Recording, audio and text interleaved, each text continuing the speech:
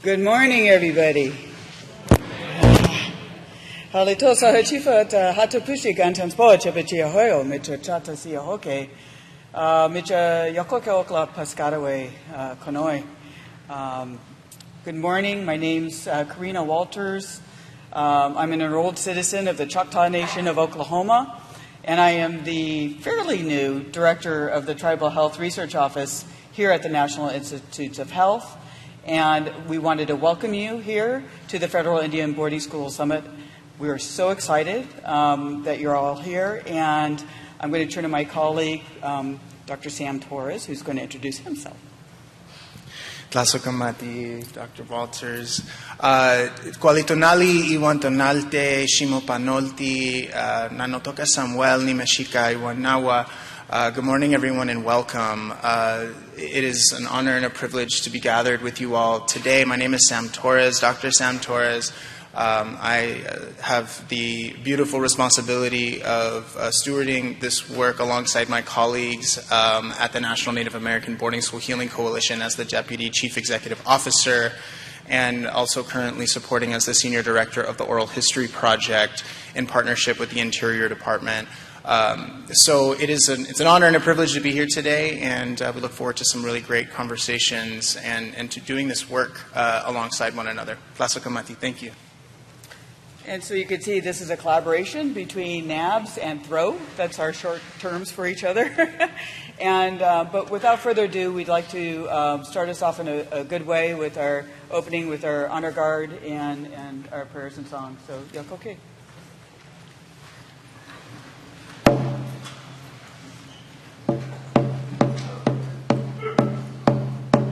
Yahweh, Yahweh, Yahweh, Yahweh, Yahweh,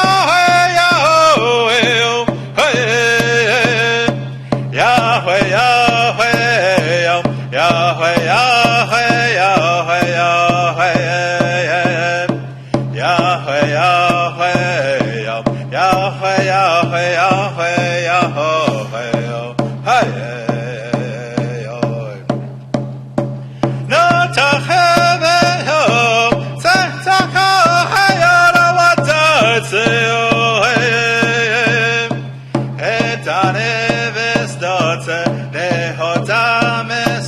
no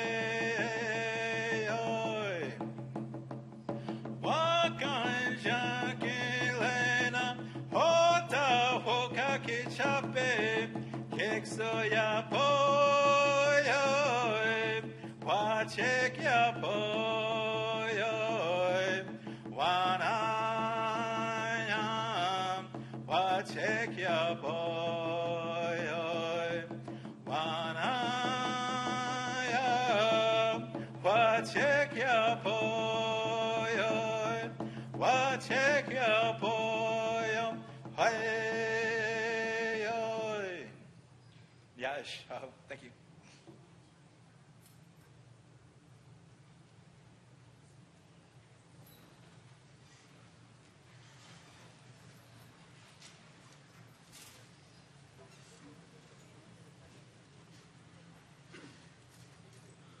OCM, friends, relatives. Just want to give thanks for today, those songs that was shared. The prayers that go along with those songs, the color guards, each and every one of you, the place you call home, the stories you have, the healing that needs to happen. You know, I pray that throughout this time of our visit here that, you know, that you find a little bit of healing. We have a song that we're going to offer up and share. In our coastal ways, we come from, we're born and raised in Lummi, Washington, on the other side of the United States, but we're enrolled Snoqualmie tribal members. But wanted to share this song in our way, in the Coast Salish ways. So again, just thanking each and every one of you.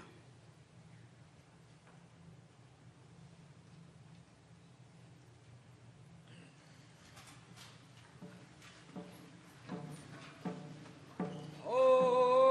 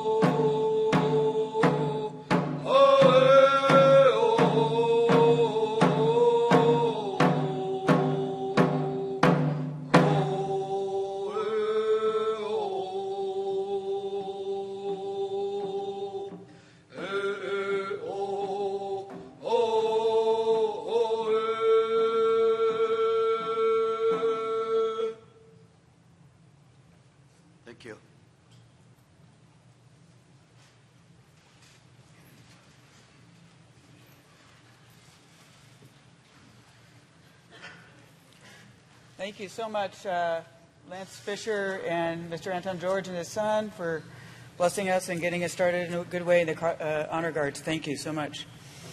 I'm really, first of all, I want to say greetings to Secretary Holland and Director Bertinoli, who are here and are going to offer words this morning to really kick us off in this important summit. I also want to acknowledge I'm particularly grateful to collaborate with the National Native American Boarding School Healing Coalition and their team, and thankful for the leadership in our creation of this first monumental event. I also want to particularly thank boarding school survivors who are in attendance and participating in this summit. Your voices are central to the healing of all of our nations and in identifying a healthful path forward for generating a future that's not defined by trauma, but defined by love. Love for ourselves, for our Indian ways, for our cultures, for our knowledges, our languages, our traditions, and our ceremonies. And I just wanted to open up with just sharing that, you know, as we talk about trauma, let us also talk about love and vision and power. My ancestors attended boarding school and walked the Trail of Tears, and they did that with a vision of love and life for me. I know this, too, as our ancient ancestors carried the bones of our ancestors across their backs for thousands of miles. That's how much they love them, and that's how much I know they love me. So we have an obligation, indeed, a responsibility to reconnect to that ancestral love and vision and act today. And if we act, we not only impact the present generation and our families and communities, but we also have a great opportunity to heal our future generations and prepare their pathway for them. And importantly, we have an incredible opportunity to heal the hurts that we still carry in our bodies that our ancestors didn't get the opportunity to heal. And that's not a place of disempowerment. These conversations are quite often turned into, not our conversations, but outsiders' conversations about this being disempowerment. And I said, no, this is about our place of power. We have that power to make that change today. So let's keep that love, vision, and power at the heart of our conversations today. I just want to acknowledge this is NIH's first step to address the intergenerational harms and suffering caused by the Indian Civilization Act and the federal Indian boarding school policies on American Indian, Alaska Native, and Native Hawaiian communities, and to lean into and respond to the findings of the federal Indian boarding school reports and the leadership and vision that Secretary Holland has gifted us. Thank you, Secretary Holland. Really, thank you. There's not enough thank yous for that. It's also bigger than NIH. It's an opportunity to bring together numerous federal agencies and programs, tribal leaders, activists, and survivors. And that presents critical next steps needed to support healing and prioritizing initiatives that promote community-led healing and health promotion efforts. Our Esteemed Summit includes all of these groups, which is really unique and different than most things at NIH, I have to say, in general. So I'm really glad we're all here together. We hope to foster meaningful and authentic conversations. It's a working summit, so everybody has a role in their participation because your voices are so important. We will learn from each other. We'll identify cultural revitalization practices because these are critical pathways for healing and regenerating that which was stolen from us, and fostering healthful futures for Native communities and families. We hope to achieve better understanding of current gaps that are surrounding intergenerational trauma and healing practices and how we begin to close those gaps and shift. We want to align priorities across federal agencies in a more whole-of-government, coordinated way so we can be in sync with one another and responding properly and working with communities for a community-informed response. And we want to pave the way for new initiatives focused on individual, family, community, and population-level healing, including very positive initiatives such as the ones around language revitalization, because that's directly connected to our well-being and our wellness. So this is our first step to imagine and activate our health sovereignty, to live the life our ancestors dreamed and imagined for us, and to ensure that we hold that promise and that dream for future generations. So let's get to work. Let's be amazing ancestors today. And so, yakoke for that, I want to turn to Dr. Sam Torres, who's going to share some words on behalf of NABS. Thank you.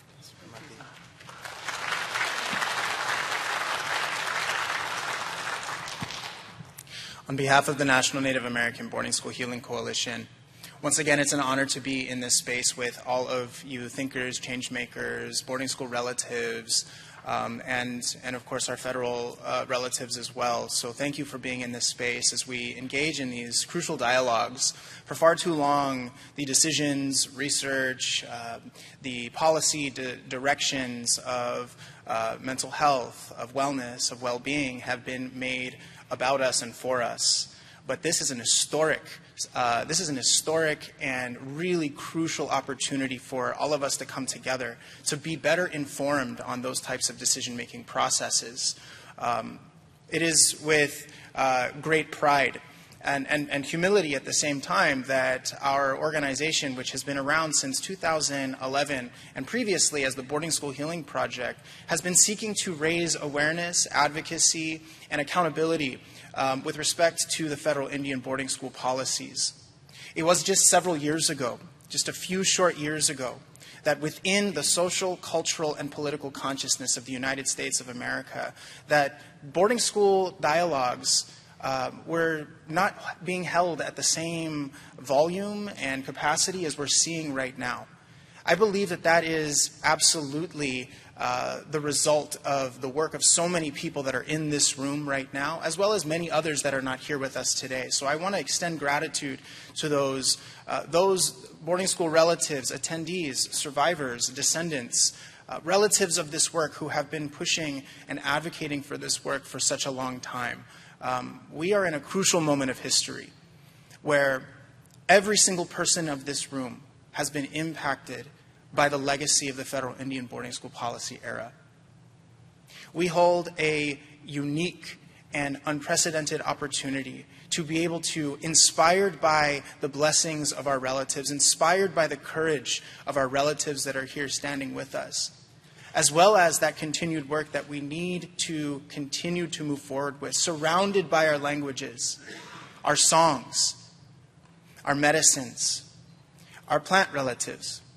As a Mexica person, as a Masewal of the Mexica and the Nahua traditions, seeing our indigenous plants and our medicines right here, Cuetlaxochitl, this plant here is from these lands, right? We would utilize these plants medicinally and ceremonially in this time of year and throughout the course of the year. And it is no coincidence that it is here with us today. I invite everyone to be able to visit our altar in the back here as well. It comes with us and the Healing Coalition every time we gather and we convene.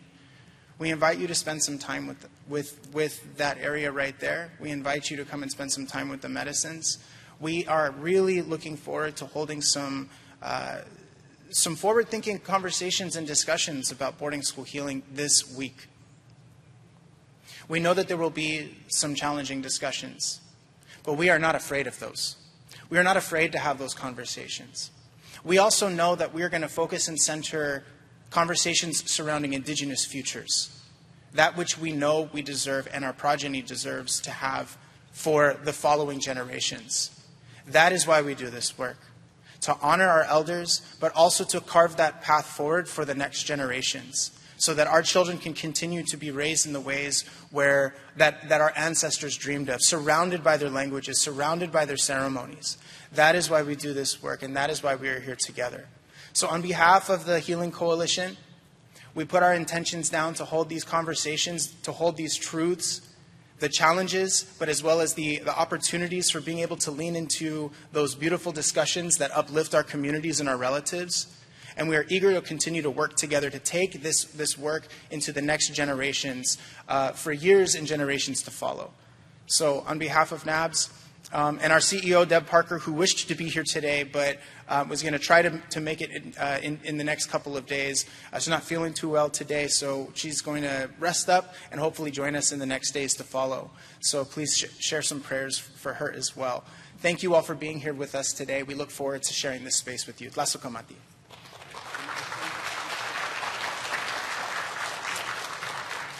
Okay, without much further ado, it's my honor and pleasure to introduce to you the Director of the National Institutes of Health, Dr. Monica Bertinoli.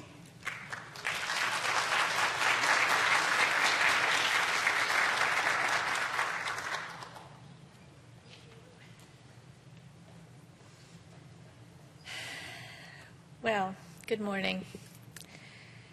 I'm Dr. Monica Bertnoli, the Director of the National Institutes of Health. It is my privilege and my great honor to welcome you to the NIH campus.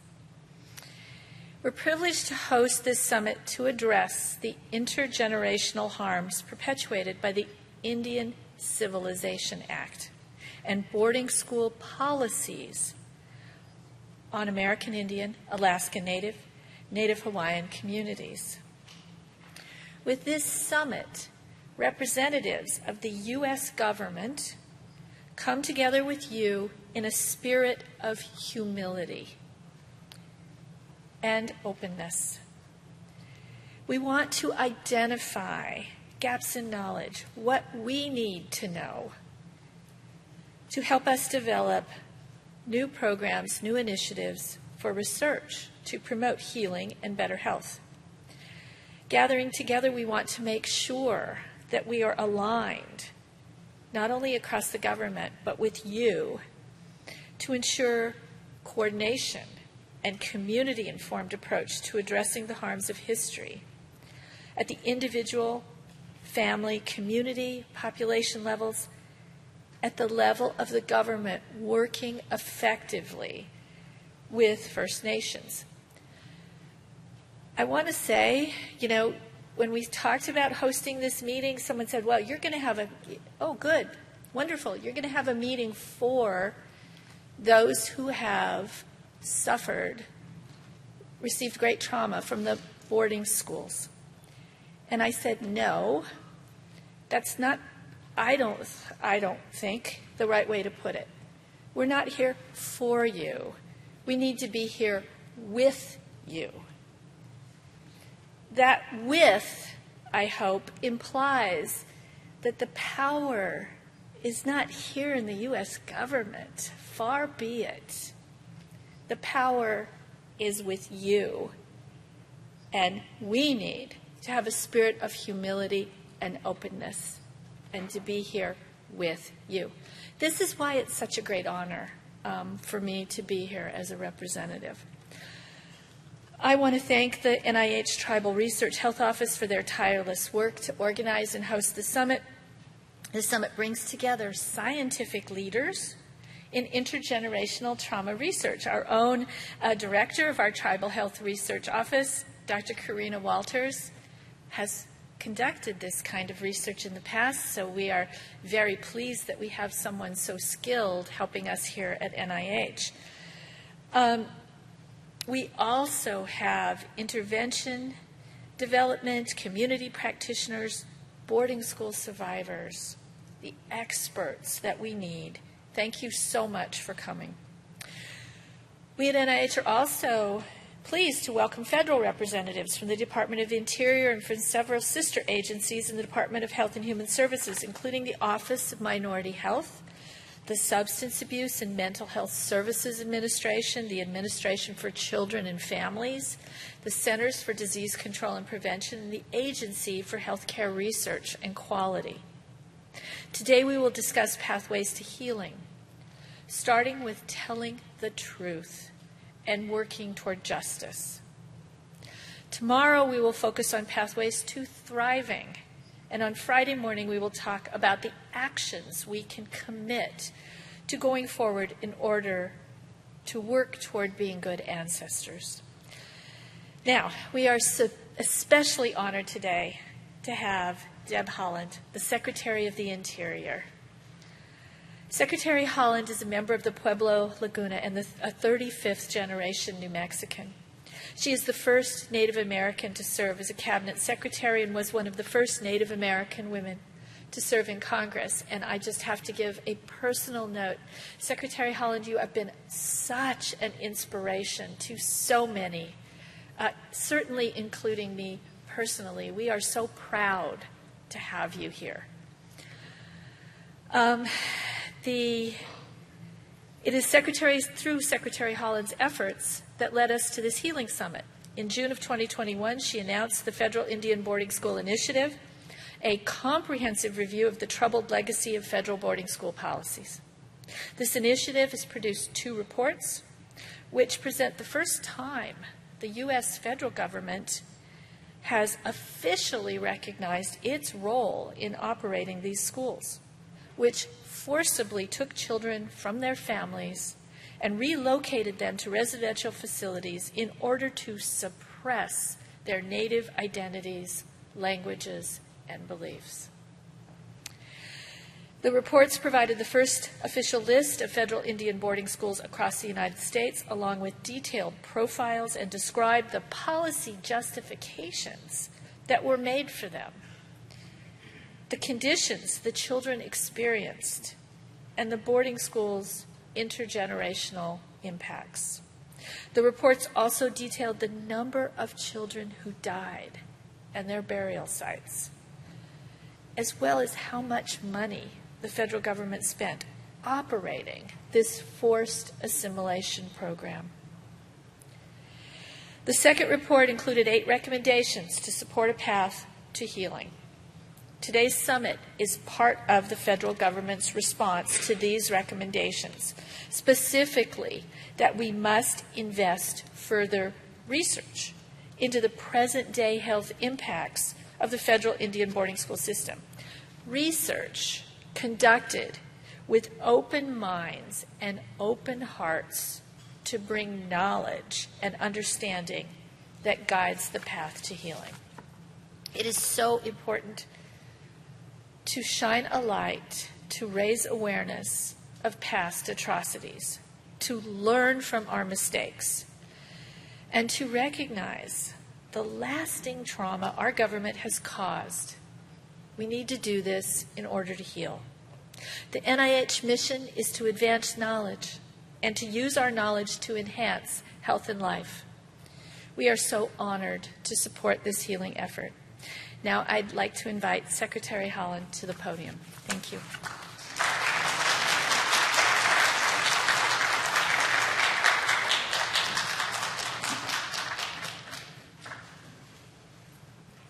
Good morning, everyone. I'm going to move this. I'll try not to mess anything up here.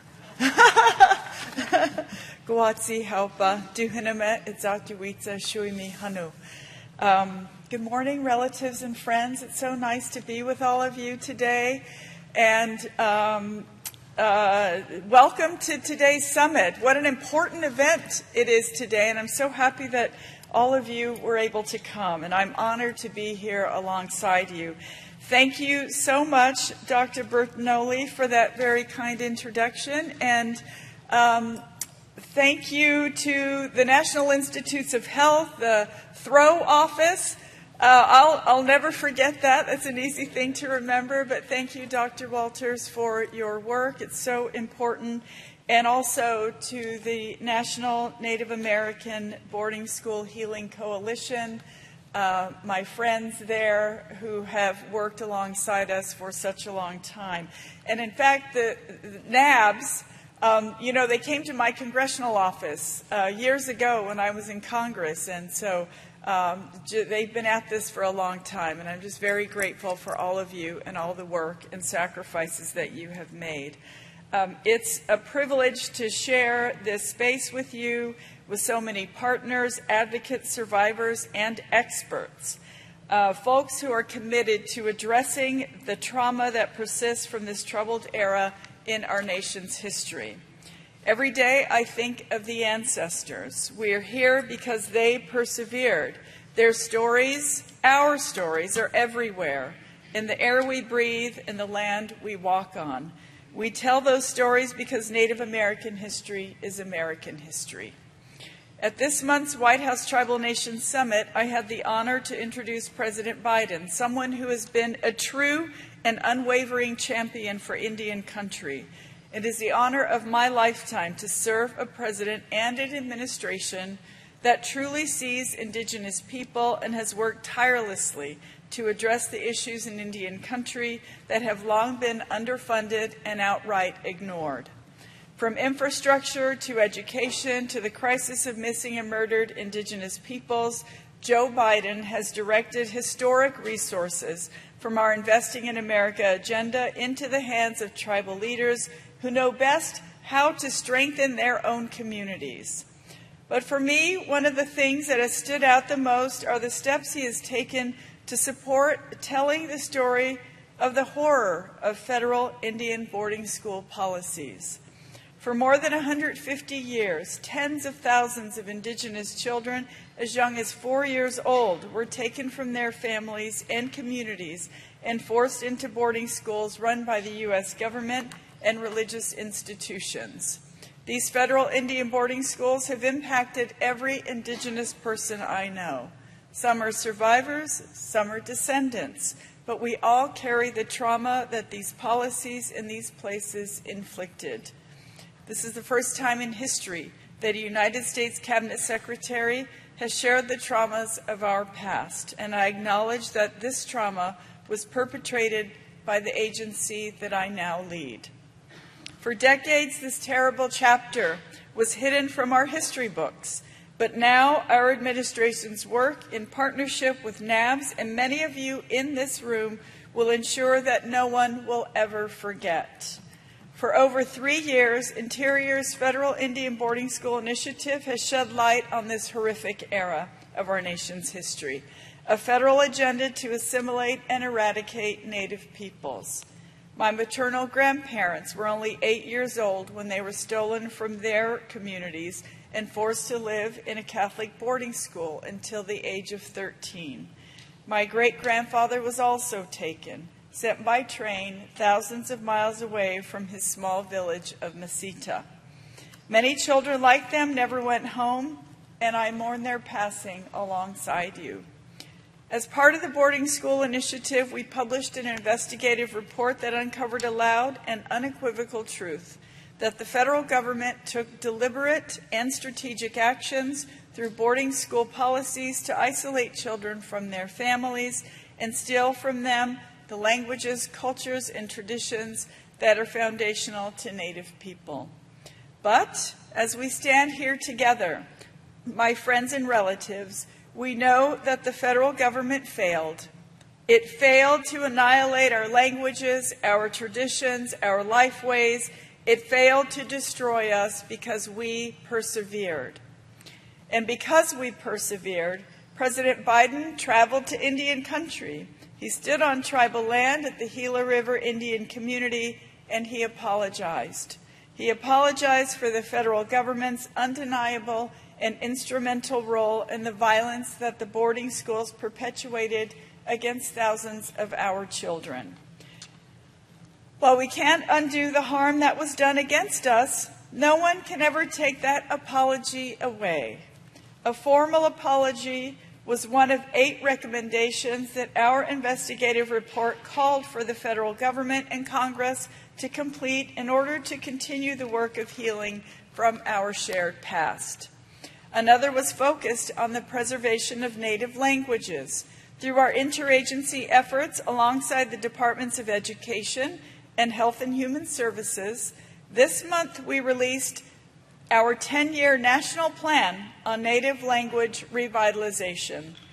The plan, guided by tribal leaders and Native language teachers, charts a path forward for protecting the languages that our people have stewarded across millennia. Together, we must protect our languages before our elders grow too old to pass them on. The painful loss of Indigenous languages has been a consistent topic as we have met with survivors across our nation, from Hawaii to Michigan to Arizona. We are also continuing to ensure our stories are told so that the future generations will understand the impacts and intergenerational trauma caused by boarding school policies. Assistant Secretary Brian Newland and I spent more than a year on what we call the Road to Healing, 12 visits to Indigenous communities that allowed survivors and descendants to share their boarding school experiences and the aftermath those schools left behind. In collaboration with NABS and with support from the National Endowment for the Humanities and the Mellon Foundation, we are creating an oral collection of first-person narratives from boarding school survivors. And thanks to newly finalized agreements between the Department, the Smithsonian's National Museum of American History, and the Library of Congress, these oral histories will become part of an upcoming and far-reaching educational resources such as online, traveling, and long-term exhibitions that will share the history and legacy of the federal Indian boarding school system with the world. Because that's what our job is, right? To tell the story as it happened, to spare no detail, and to shine a bright light on the cruelty that our people have endured, and in spite of the odds, that we overcame. Telling our country's story has been one of my priorities since taking this job. The whole and unadulterated truth about our nation, the good, the challenging, and the painful. President Biden shares this value too. That's why he has formally established the Carlisle Federal Indian Boarding School National Monument as the 432nd site in the National Park System. What happened at Carlisle ultimately inspired how Indian boarding schools across the nation would be run. It was an institution of pain and brutality and must be remembered as such. Now, with our newest national monument, we can honor those we lost to this horrible institution while ensuring everyone understands this history to their core. When I started this journey, I had no idea it would lead to accomplishments like national monuments or federal investigative reports that included an analysis of more than 103 million pages, or an apology from the President of the United States himself. I just knew it was necessary. That, I believe, is why you are all here today, because you understand that addressing this trauma is necessary for each of us. It's necessary for our children. It's necessary for our children's children, who, if we do our jobs correctly, will determine the course of their futures without the weight of our shared past holding them back. It's this shared commitment to doing what's right, in spite of how painful it may be, that we stay committed to this work. And it's thanks to each of you that we are making our ancestors proud. So as you gather today and over the next several days and determine our next steps for the future of this most important work, know that I am so grateful for each of you. Serving in this job has been the honor of my lifetime. Though this is my last month as Secretary of the Interior, this is a body of work that will stay close to my heart forever. Thank you for everything you will continue to do to carry it all forward. Dawa'e. Thank you all so much again for being here and wishing you the best summit. Thank you so much. Thank you. Thank you.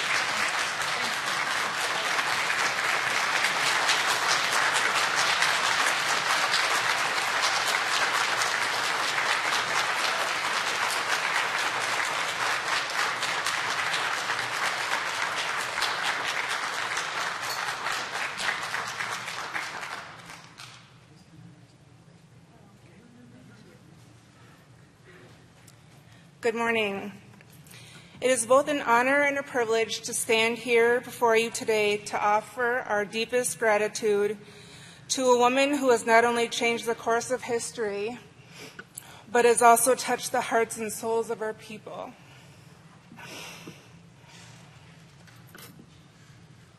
Secretary Deb Haaland is a trailblazer, the first Native American to serve in a U.S. cabinet position, and a granddaughter of Indian boarding school survivors. Her journey, both personal and professional, is rooted in the pain and resilience of our ancestors. It is through that lineage that she has gained the courage and strength to lead, to speak truth, and to fight for justice in a way that none before her ever have. 27 days after the discovery of the unmarked graves of children in Kamloops, Secretary Haaland launched the Federal Indian Boarding School Initiative. That moment and that decision marked a turning point for our nation. Without her leadership, without her unwavering commitment to the truth, this movement would not have the momentum it does today. Through her courage, 2 investigative reports have been released, an incredible step toward reckoning with the dark history of this country. Through her bravery, a year-long Road to Healing tour began, offering survivors and descendants a chance to share their stories with their communities and the federal government. And through her vision, a historic oral history project is now set to visit 20 states, with 8 visited so far, ensuring that our voices will be heard and our histories will be preserved. And to date, 168 interviews have been conducted, with many survivors here having participated in that project. As the granddaughter and niece of boarding school survivors, I can personally tell you that it is an honor of a lifetime to be part of this movement and to help lead the monumental oral history project. Secretary Holland's creation of this project has given voice to those who have been silenced for too long. The opportunity to help guide this effort to collect and share the stories of survivors and descendants is deeply meaningful to not only me and NABS, but for all of Indian country, and most importantly, those that attended those institutions. These efforts are not just an initiative, they are a lifelong journey to healing, a path to justice, and a testament to the strength of our people. The ripple effects of this work will continue for generations. Your leadership, representation, has brought Native voices to the table where they've been long silenced. You've made it clear that the truth cannot be ignored, that the horrors of this past must be acknowledged, and that healing is not just a possibility, but a necessity. Not only am I your self-proclaimed #1 fan, but we are your #1 fans. NABS loves you, we respect you, we honor you. We see you not just as a leader, but as family. You have shown us that we can overcome the unimaginable, that we can reclaim our narrative, and that we can demand justice for our ancestors when they were denied that justice. As your term at the Department of the Interior comes to an end, we are filled with both gratitude and anticipation. We know this is not the end of your work, and wherever you go, whatever you choose to do next, we will be here standing beside you, supporting you. Secretary Holland, our dear Auntie Deb, your legacy is historic. It is monumental. You have paved the way for this healing movement, and the truth you brought to light will echo in our communities for years, decades, and centuries to come. We thank you from the bottom of our hearts, and we stand with you always. Miigwech. Thank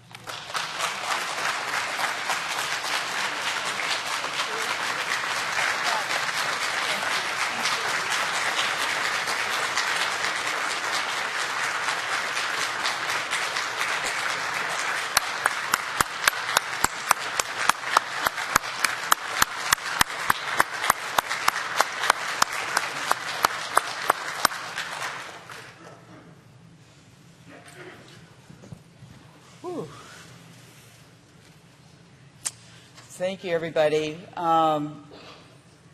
Just a couple of brief announcements before as we're getting ready to set up for our first panel. We have an area just outside here. We have permission to smudge, which is a kind of a big deal for federal government spaces. We met with the fire department and the fire marshal, and we actually did a demonstration. We actually had to light some smudge in here, so we had to know that the laser sensors in here would not set a shower sprinkler system on us during our time here. So we are allowed to light sweetgrass in this space. Outside, we can light whatever smudges you want outside there. On the patio, we have set up, we'll set up a space there, whatever you need. We have also brought some sage, and different sages too, because we know regionally there's different sages, and sweetgrass is out there. There's even Hawaiian salt for our Hawaiian relatives who are here as well. We also, backstage is a green room where we're setting up to have a healing and decompression space, prioritizing our survivors, but it will be a place for We have 2 massage tables and some indigenous therapists who are ready to go to work and to help with some self-care as needed and as enjoyed. It's also a place that if you just want a break from the room, you can go. If you need assistance with the stairs, not a problem, just let us know. We also have wheelchairs that can wheel you around to that room. It's just right around the corner here. Restrooms are right to the right outside of the door here. Women's over here, men's over there. And I think that's it for our initial issues around logistics. And I think we now need to set up for the panelists. And we have a very brief break. And wow, we are actually on time. That is amazing. But it doesn't matter. So we will go with the flow for the day. And be back in just a few minutes. The first panel up will be our boarding school survivor panel. Truth-telling is a pathway to healing. Yakoke. All right, we're on to our first major panel. Thank you, moderator Charlie Brissett. Take it away. All right, miigwech. Ani bojo and denaway maganadok. Nimidam magizi kwe indigenakaz. Mako odedema namamian bawating minwan nopaming donjaba. Hello, all my relatives. My spirit name is Dancing Eagle Woman. My given name, my English name is Charlie Brissett.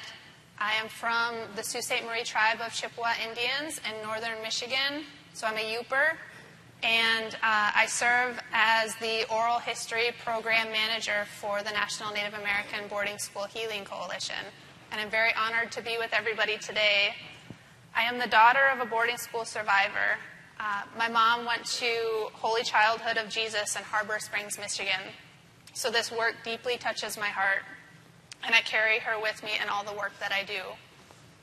What an honor it is to be here today at this incredible event where we get to hear directly from our relatives and our elders what it is that healing means to them. Our panel is titled, Truth-Telling as a Pathway to Healing. For so long, our family stories and experiences were kept quiet.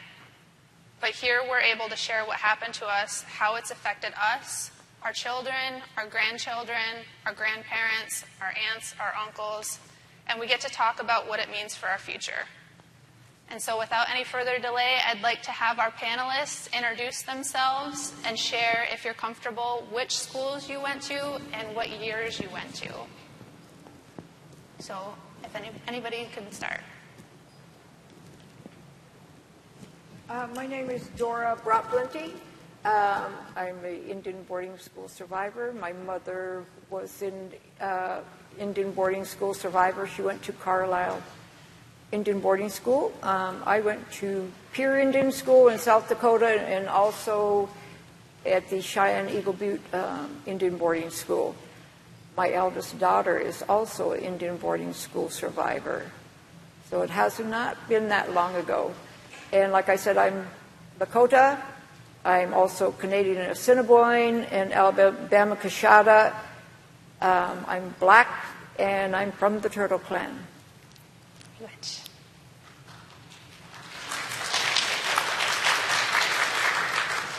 Greetings. I welcome all of you with a hearty handshake. My name is Donna Council. I'm an enrolled member of the Yankton Sioux tribe, and my father's also Oglala from Pine Ridge. I'm also a product of the boarding school. I attended the St. Paul Indian Mission boarding school, which is Marty, South Dakota now, and it was in the 60s.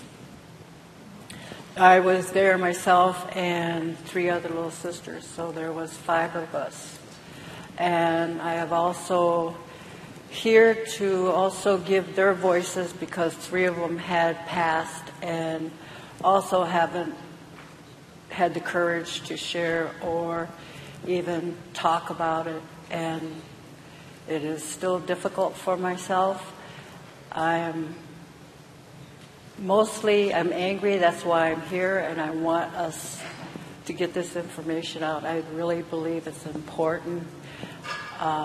Maybe I won't see it, but my grandchildren will, and also the upcoming youth will also know the truth, and then also they could be proud to be who they are.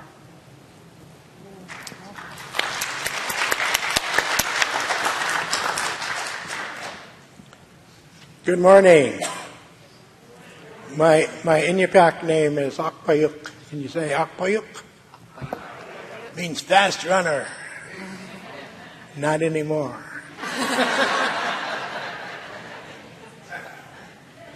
I was named after an uncle who is well loved and revered in our culture, and so I'm proud to wear his name and carry it forward. I am a product of 2 boarding schools. The first one was an elementary boarding school from 1955 to 1961 in a place called Wrangell Institute in the southeast Alaska Panhandle. And my second boarding school was Mount Edgecombe High School from 1961 to 1965. I'm a Vietnam era veteran. I'm a retired professor at the University of Alaska Anchorage. And I want to share, and by the way, I'm one of the past presidents of NABS as well. And I'm real grateful to be here to share our story.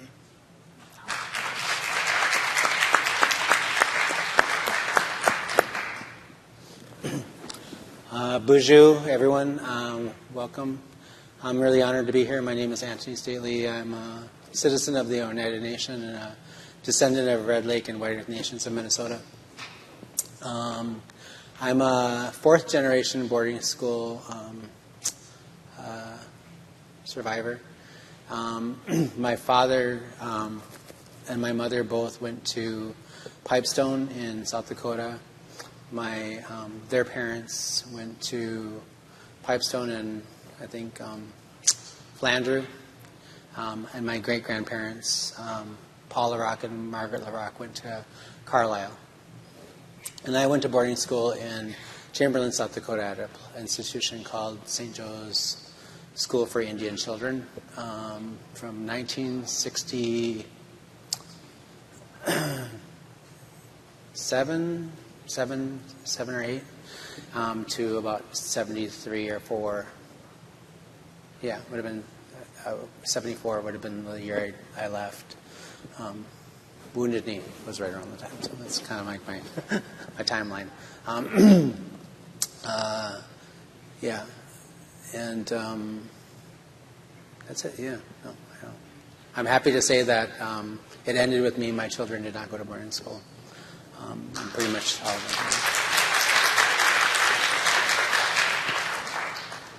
them. Yeah. So anyway. Yeah.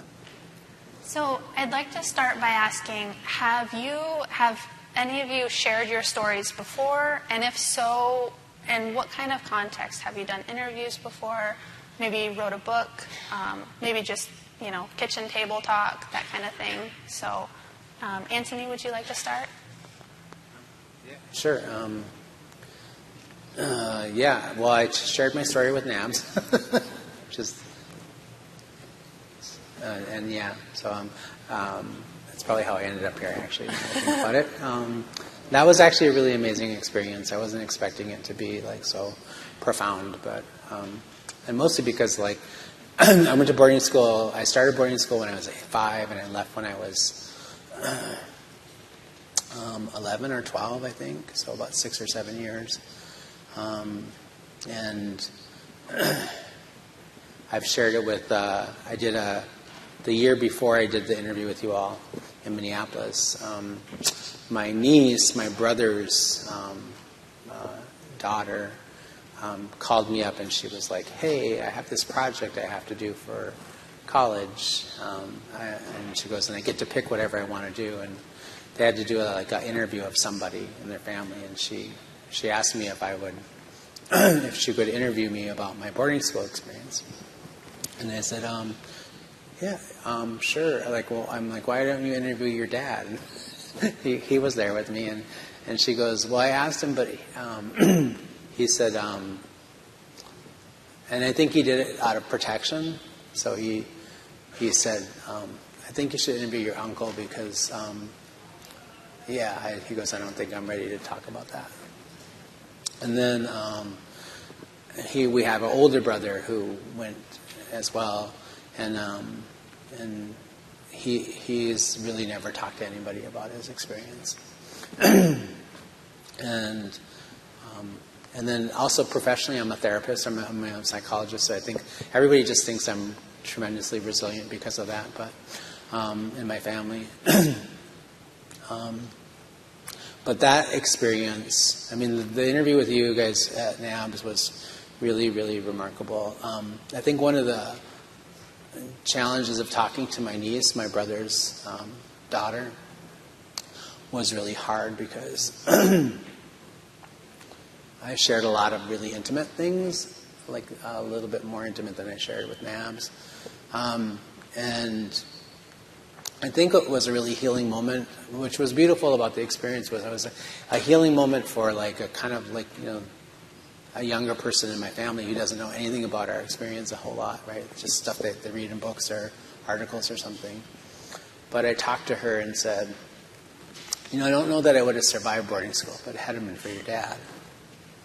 Right, because he got in a lot of fights all through boarding school and all through high school, mostly because he spent, he was my bigger brother, and I think he just spent most of his life just protecting me, And so it's like a really profound moment to just talk about that, to talk about what it was like to be in that space and just have a moment where I was really grateful that I didn't have to be the person that was the older person in that situation, because I don't think I would have been able to endure. Yeah. So, I mean, I've shared it with family, not so much at kitchen tables, that kind of thing. I've shared it with some people. This has been an amazing experience already this morning, because I feel like I'm at a family reunion. I've seen more people here that I consider to be relatives than that I haven't seen in years. So it's really been a wonderful experience. But I've shared those stories with them as well. Yeah. Thank you. So it's figured prominently. Thanks. Thank you. Jim, would you like to go next?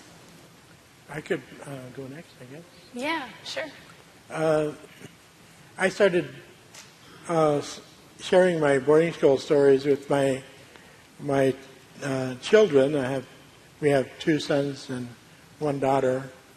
As they were growing up and as they got older, I started adding more information and details. I think they wondered why their dad was crying all the time whenever we told the stories. But I found telling the stories as often as I did, I started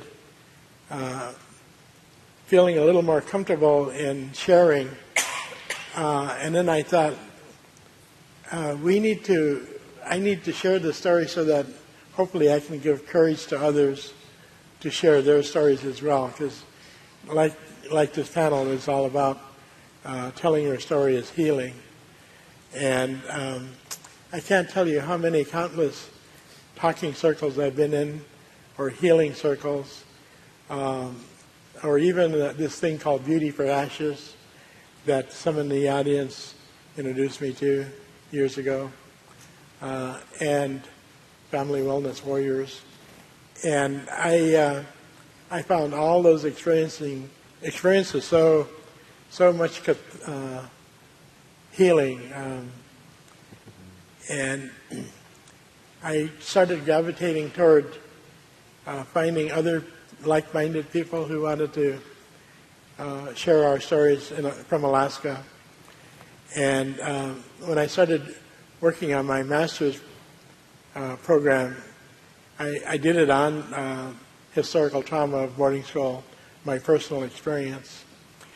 That was the first part. And the second part was, how can communities heal from the boarding school experience? Because as I'm sure many of you know, that it wasn't just 1 or 2 of us who left our villages or our communities, but entire groups of children who were just totally gone from our villages. And it created a huge void in many of our communities to a point where even our parents, our grandparents, our aunts and uncles, they no longer had a role to play with the children because we were all gone. And I think the other part of telling the story was my own bad behavior. I started acting out with drinking and carousing and running around on my wife, who's right here, Susan, and had a lot of anger. I mean, if you saw this expression or heard this expression, this guy's got chips on each shoulder. Well, I had one on each shoulder. So I'm running around, I'm waiting for someone to knock that chip off. As the anger, and I didn't know where it was coming from until Susan told me I needed help. And so I went to therapy, I went to counseling, talking circles, and I started realizing the basis of all of my bad behavior and my anger was the result of the abuses that I experienced at Wrangell in 1955 to 1961. And the more and more I shared the story, whether it was in group or in counseling, I started feeling a lot more at ease, more at peace with myself. I started learning to understand about things like forgiveness of our perpetrators, if you will. But the important thing I learned was the importance to forgive yourself for carrying on these experiences when we didn't have to. They weren't ours to begin with. So I'm hoping that the Senate Bill 1723 passes, because in that bill there is a provision for creation of healing centers across America to address specifically boarding school survivors and their descendants. Miigwech. Thank you. Yeah.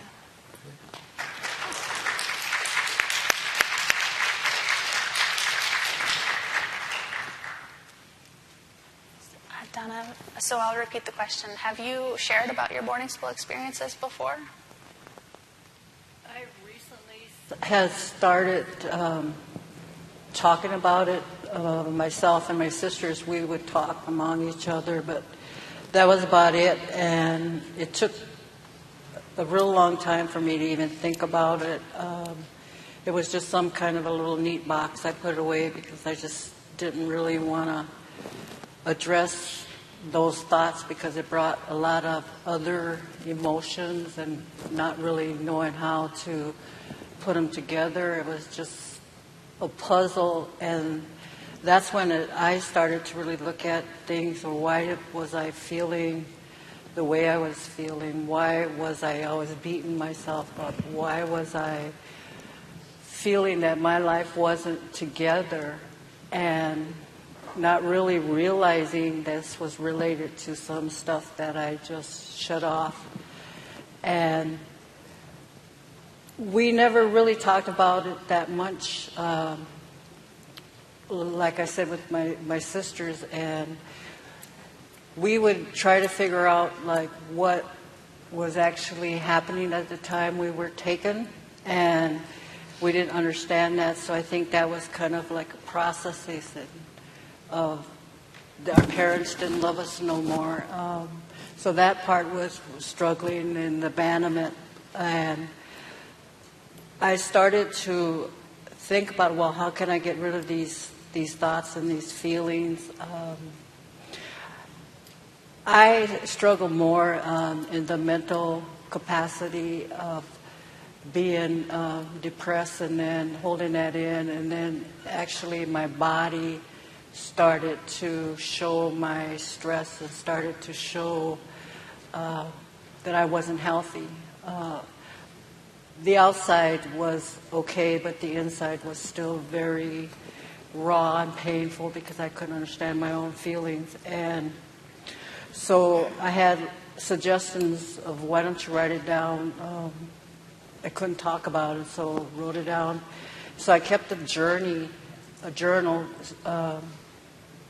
trying to figure out where I stood and where I was going. And I began to write that down and then starting to really find the directions why I was in this kind of like this chaos and mental state. So I turned my journal into a book that I wrote about myself and the experience that I had, and hoping that that would heal me. It was very shameful. Didn't know exactly what I wanted to address, and I mean, there's a lot of things that I think all of us hold as deep secret we're never going to share, and things that had happened that you don't really talk about it. And so in this book, I thought, well, okay, if I put this down, I could be able to, just toss it away, and then I can move on and go on with my life. But that hasn't really has happened. And so, I mean, I haven't really talked it publicly, but I had the opportunity at first, again, just building my trust up. NABS approached me and had asked to do this interview. And at first I didn't, again, it's just like the trust level. Well, what are you going to do with my feelings? What are you going to do with this information I share? It's not that easy. It's like reopening something that is still there. And I have my 3 sisters that had passed recently. They were the ones that struggled more than I have, and dealing with it. And so I seen the struggles that they had gone through and how painful that is. And I was hoping one day they would feel that comfort to say it and to get rid of that, but they didn't get that opportunity. So I know, and that's why I'm here too. Hopefully in spirit they're here to let them know that I love them, and I want them to let their voices be heard, because they were in pain. I've seen that, and I want to be able to embrace their healing, and they're in a spirit world, but I'm hoping that they see it wasn't their fault, because I believed all of us thought it was our fault, and we carried that. And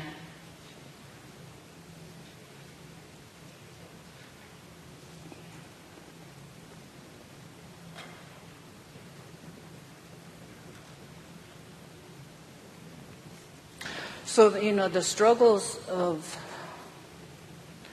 living, with this happen, it's difficult, especially it had really turned my whole way of thinking, especially because I went to a Catholic boarding school, never knew about the religion, never knew about the Catholic ways, always had our ceremonies. I've always, knew about, the Creator and what the Creator was about, and the Creator, what the gifts that He gave, and how He embraced us as children. We were gifts, and that's how we were taught. And so my Wakantaka was very loving, and he cared about it. But when I went to this boarding school, they told me that, if I prayed every day and everything is going to be okay, and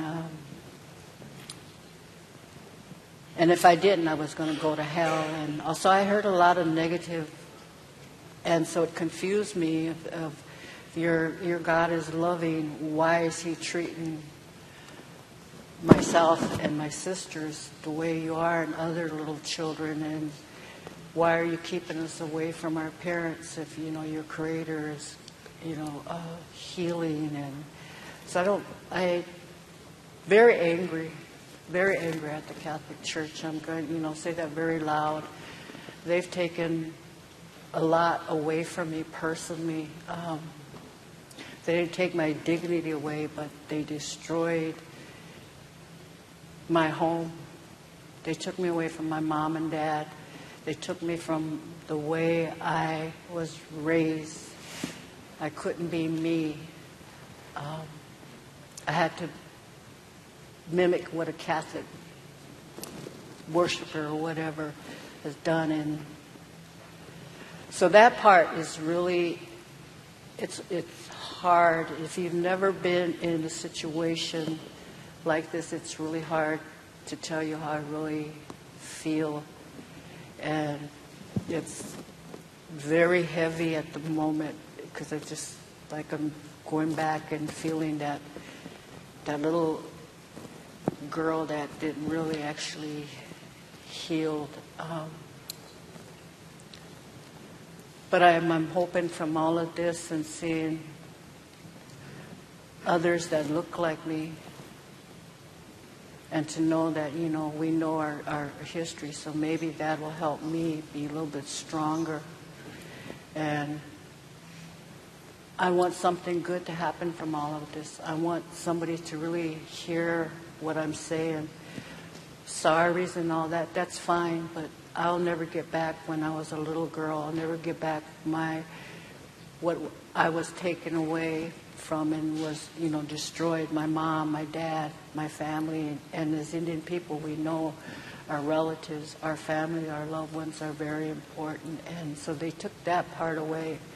And so trying to regain that, and I'm praying and hoping that something good will come out of this.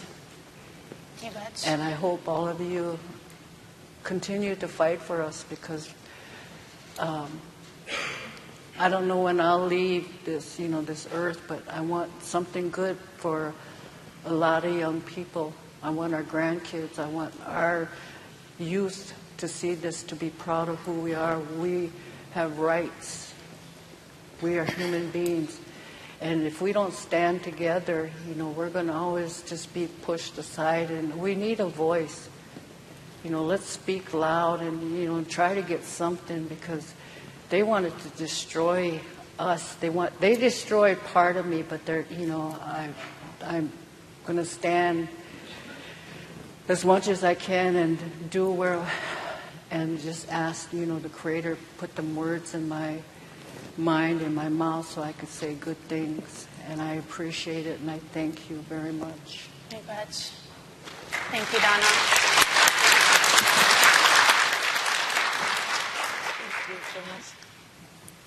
As you said, it can be a very hard thing to do, to share one story, and it brings you to a vulnerable place. So thank you all for sharing so much.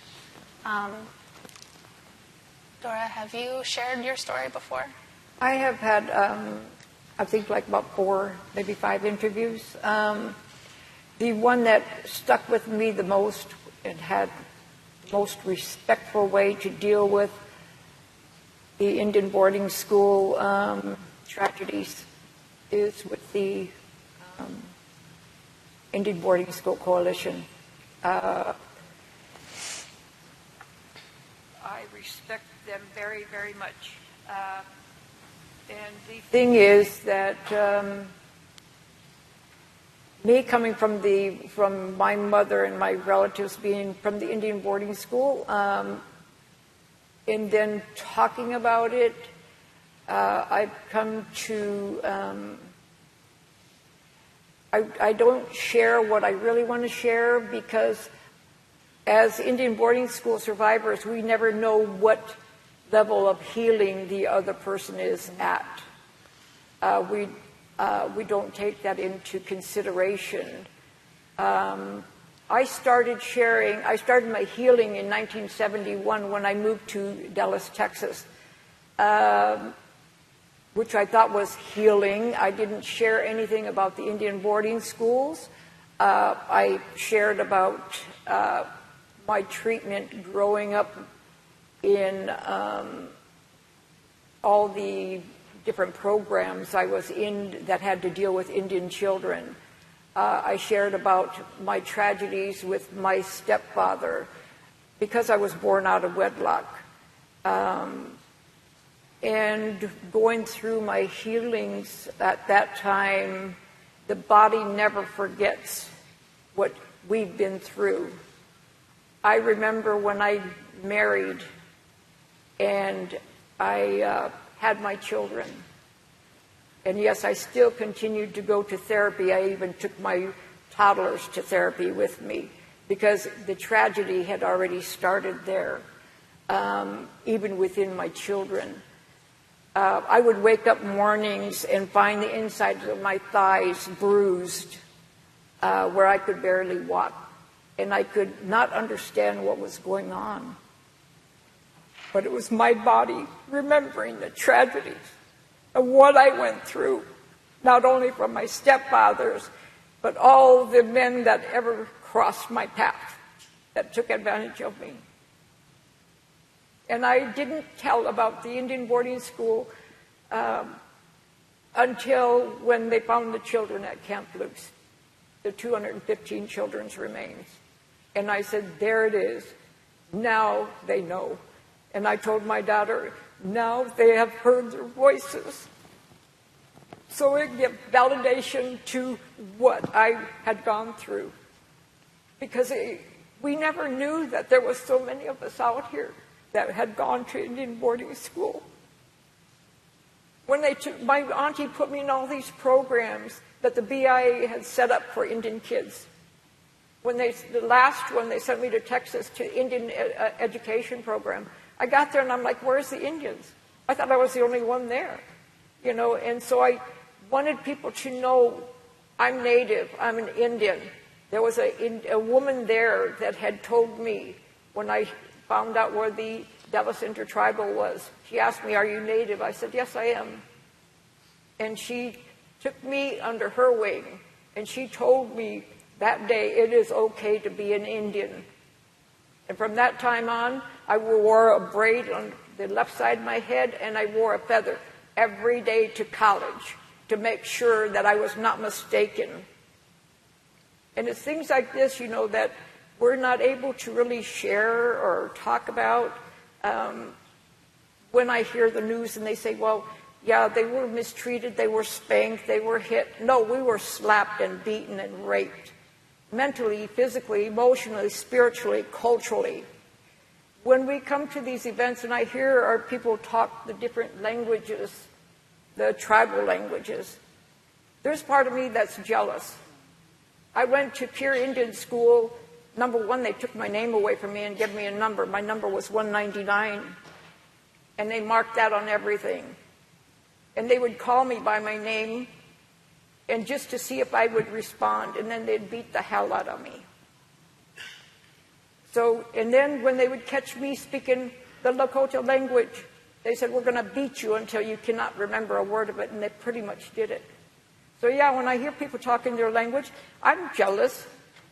That's an emotion that was stolen even from me in boarding school. We couldn't be jealous. We were taught to hate and mistrust each other. We couldn't show any emotions.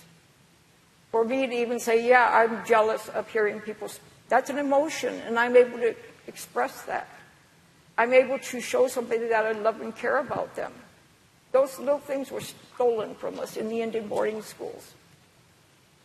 And I taught my children to feel the emotions. And I am happy. I even tell my grown son, it is okay to cry. That does not mean you're less than a person. That is only to show you that you're happy, if it's happy tears, or sad tears that you are hurt. And so it's things like this that we're able to share, My daughter was the one that asked me, right after the children were found, Mama, I want you to tell me about what happened at the boarding schools. That was my youngest daughter, and I never thought that I would ever share anything about that with anyone. But she started asking me, and I started telling her. Now my youngest grandson, which is 15, knows what we've gone through. And so now we are healing.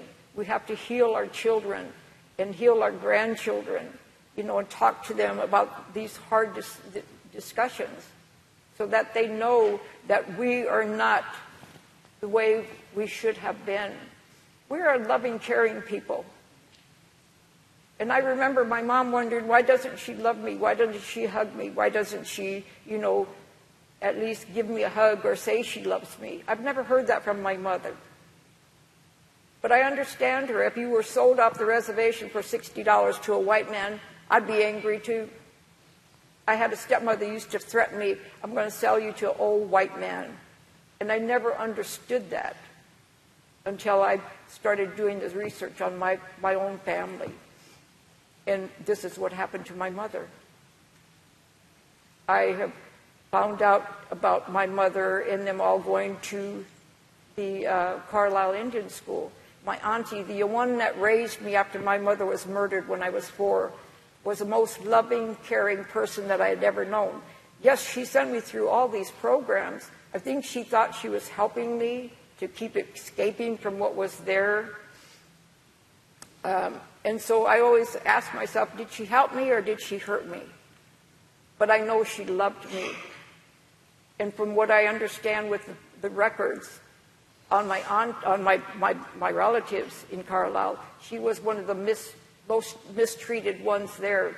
As a very, very small 5-6-year-old child, they put her outside in the wintertime to freeze her, to teach her a lesson. And I can't understand that. I mean, I know what I went through at the Indian boarding schools, but to think of my auntie, the warm, wonderful, loving woman that she was, for someone to do that to her as a child, it's very painful. We were not, like I said, not just slapped or hit or whipped. We went through all those tragedies. And I keep trying to write a book, but I call it what is scatterbrain. And I jump from place to place, and I don't know where to get started. So I'll write a little bit about this and write a little bit about that, and hopefully someday it'll come together. I'm hoping. But yeah. Thank you much. Again.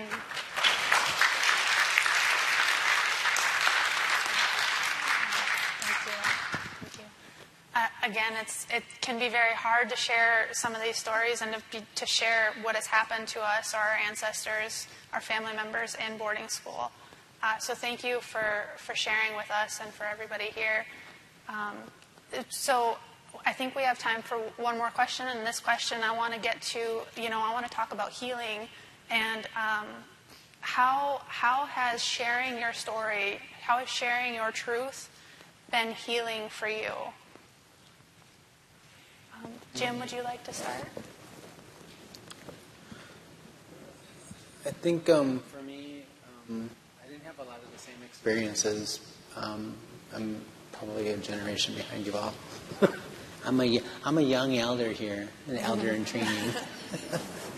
Somebody said an elder with training wheels, so I'm gonna go with that. I'm an elder with training wheels. I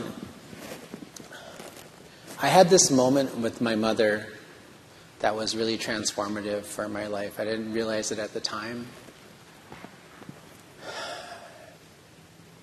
We had a really, really challenging relationship as a teenager. That's funny as how big as my sons are 17 and they are. It's like, oh, God. You know that thing that your parents say to you, like, I hope you have a child that's exactly like you? Yeah, like, that's the worst. Do not say that to your children. It's the worst curse ever. It's like, just don't do it.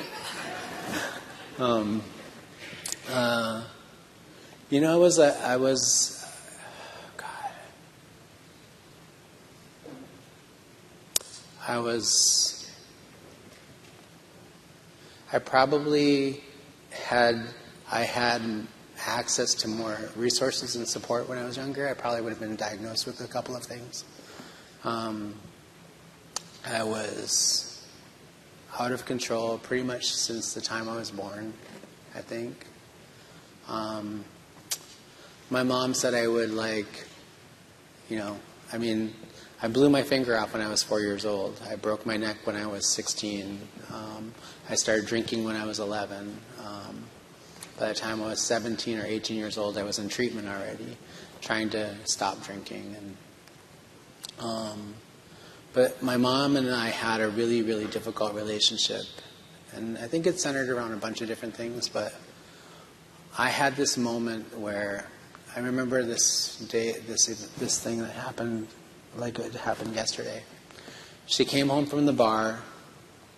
I had been working on a puzzle. We used to do that stuff this is pre-technology, so we used to put puzzles together before there was a game system. So, and I started smoking too when I was young, and anyway, she caught me. She came home from the bar, she caught me, and turned into this big, huge thing, right? So, and then she was drunk, and she was yelling at me, go do the dishes, and I was, I was 15-ish, 16-ish years old. I think it was this year I graduated from high school. And I was I forget exactly what happened, but of course I rebelled, right? That's what we do when we're teenagers. So I said something back to her, and she got up and she came towards me, and I grabbed her by the arms, and I kind of spun her around, and I kind of tossed her onto the couch. And that moment, I think, was really pivotal for me, because what I said to her was yeah, we're not doing that no more. Because I had pretty much for my whole entire life had been beaten, all the kinds of things, sexually violated and a few other things. And then I was I yelled, I was you're always on top of me. My brothers get to do whatever they want. My sisters are gone all the time. I'm a good student. I take care of your kids. She had 2 more kids after me. I was I was real angry and kind of like what you were describing. I think I was just angry, and it all came out on her. And I had this moment where I was and I just said I want to know why you sent us to that school. Do you know what they did to us there? Do you know what they did to me? And of course she didn't know, because I never said anything. I never voiced it right before that moment. And then, 10 years later, I'm in graduate school, and I'm reading an article by Maria Yellow Braveheart, Yellow Horse Braveheart, and I'm reading about historical trauma, and I'm reading about, and it's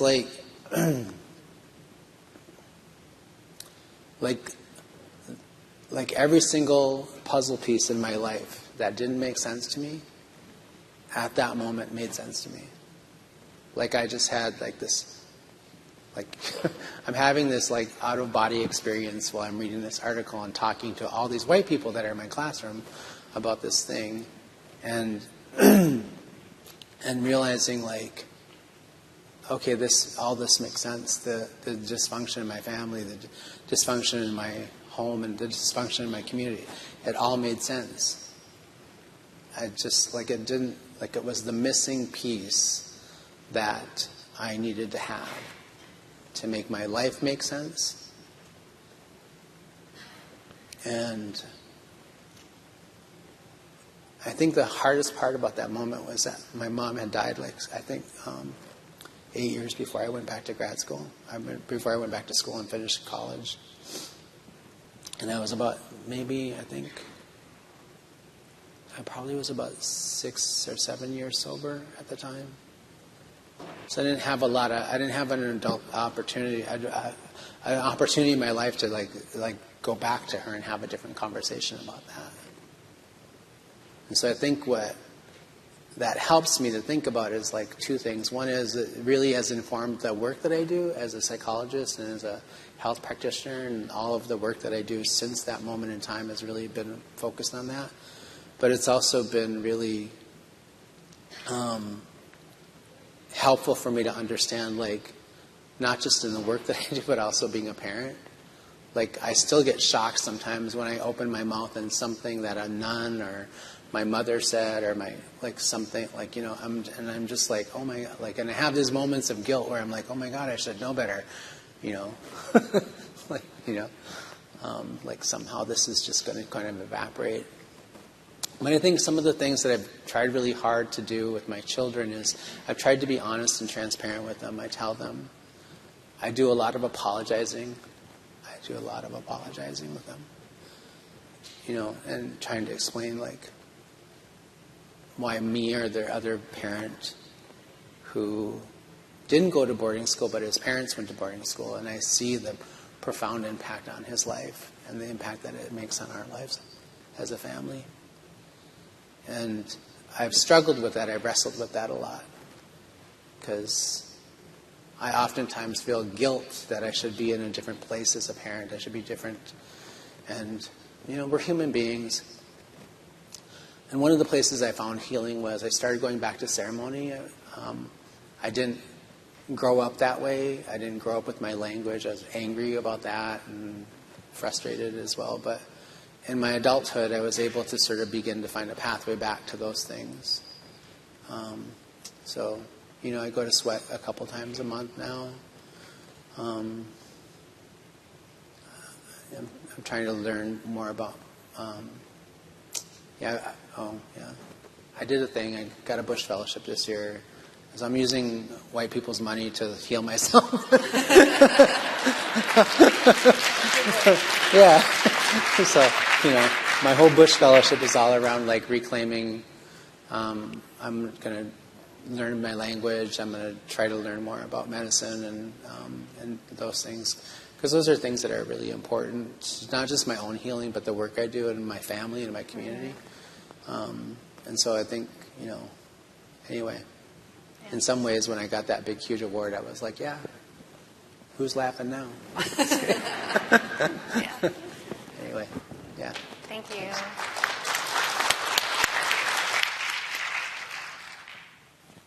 So, Jim, if you've found healing through sharing your story, how has it been healing for you? Well, I think for me the telling of the story in the beginning was I could barely get it out. It got stuck right here. I could not breathe.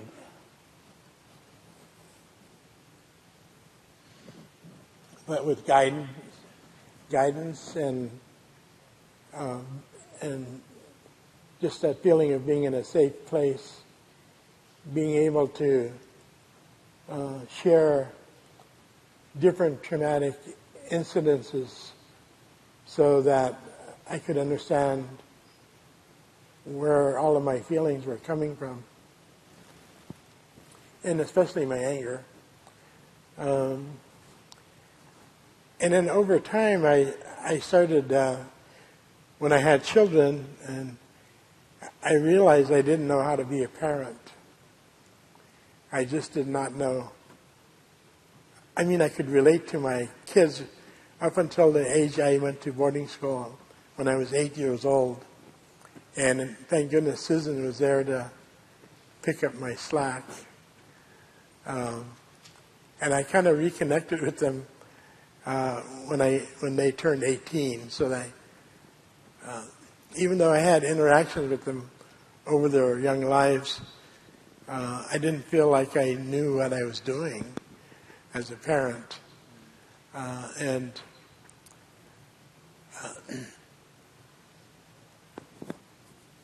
then, of course, at the university, I taught in the Alaska Native Studies department, and when I saw the curriculum that we were going to be talking from, I noticed there was really nothing there that talked about the real history of what we experience with historical trauma, which began with contact first with the Russians, then the Americans. that kind of thing. And so I started introducing things into my classes, and I started introducing my own stories into the classes. And I started realizing that as a university, we're not doing a very good job of even sharing our own history. And slowly but surely, there have been more and more professors out in that world that have understood how painful our experiences have been, to a point where they're starting to teach it in their own classrooms now. They're doing research. Diane Hirschberg is in the audience. She'll hopefully share some experiences that she had with this effort. But I think when I first started telling the story, I got sick. I got physically sick. So I went and I ended up in the hospital. I ended up in ER.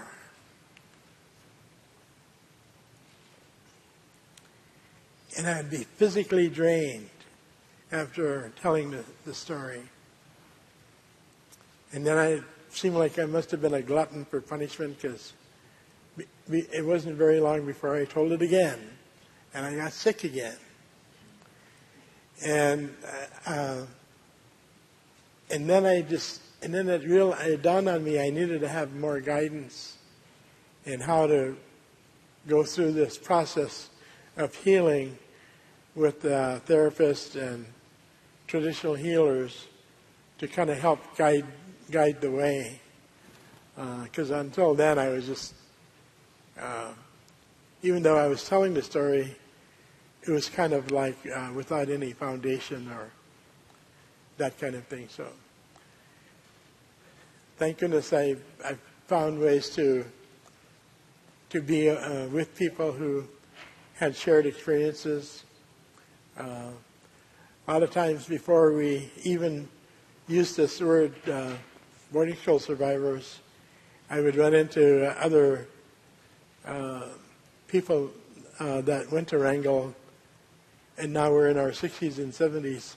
And sometimes one of the first things they say to me is, "We survived. We survived." And so the term boarding school survivor is a really strong term. In that phrase, boarding school survivor embodies a lot of the abuses, a lot of the fear of the punishments, fear of the unknown, becoming physically sick from fright. I started learning those were all part and parcels of the experiences I had. And I hope that we have a process or a program for all of you and your descendants and your relatives, so that they can go through a program more structured and more safe and more aware. Thanks. Mm-hmm. Thank you, Jim.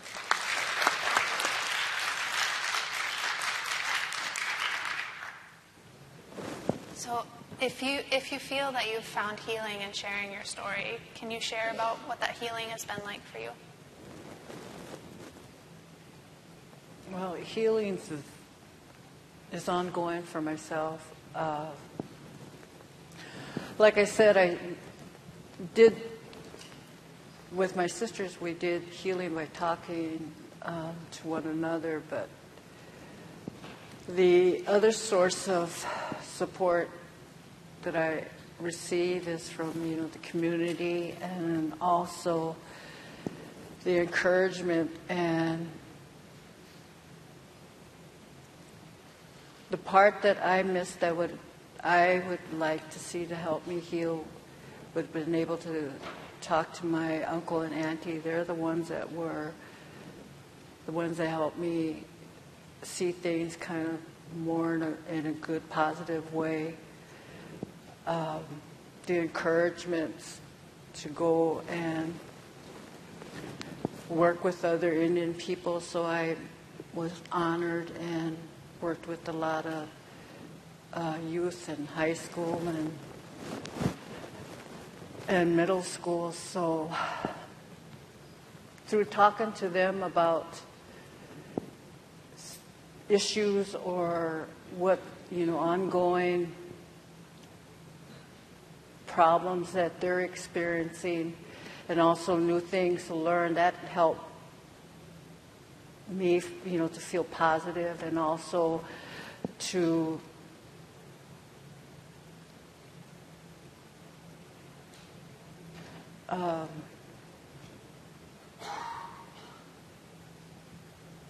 just understanding that it is hard.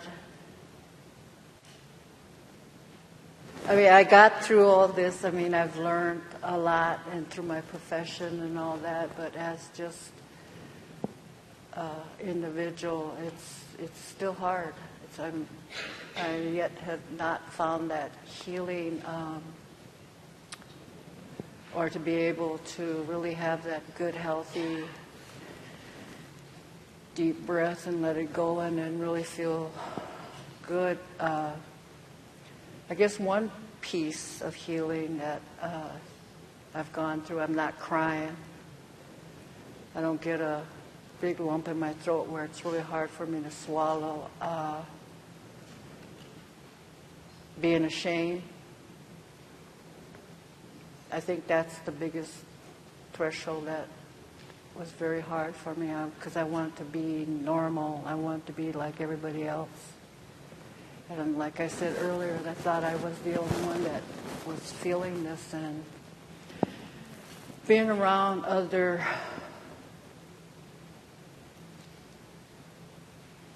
that experience the same thing I have, that's another healing part, because I don't feel left out.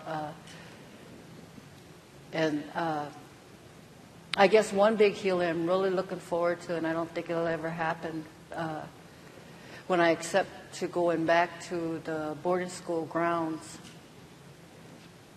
We used to pass that every time I took my mom down for ceremonies, and I never looked that way. And I said, I'll never step foot, never, this place doesn't exist.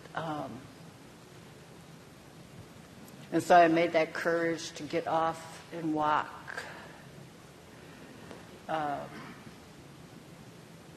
We had boundaries, we had restrictions, and we couldn't go here, we couldn't go there, so it was very empowering for me to be able to walk where I couldn't. I actually felt, as a big girl, an adult, where I wouldn't get hollered at. So that was a healing piece for me, because I didn't want to even acknowledge that place. I still don't. And it's a beautiful campus. Before they start tearing down, they tore down like 3 buildings of dorms, which I was glad, but then again sad. I wish they turned that into a learning place where the community could come and see and learn. I try to heal, like talking to former boarding school ones that I went to school with, and my little sisters. They wouldn't talk about it.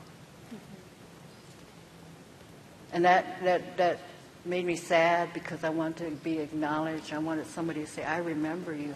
I knew you were there. And I couldn't find that, because they would say the same thing. They survived. They made it. Again, that didn't give me a reassurance that, I was okay, I was normal. Maybe it was just me. But I was hoping that was going to be, part of the healing. But I wanted my records. I wanted to see my school records. I wanted to see my name in black and white and say I was here. And then the main thing, I want to find out the reason. Why was I here? Why was it for my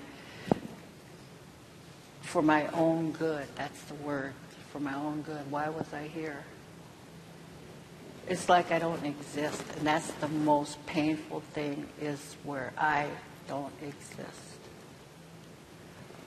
I went back there not too long ago and to renew my red card, my tribal ID, and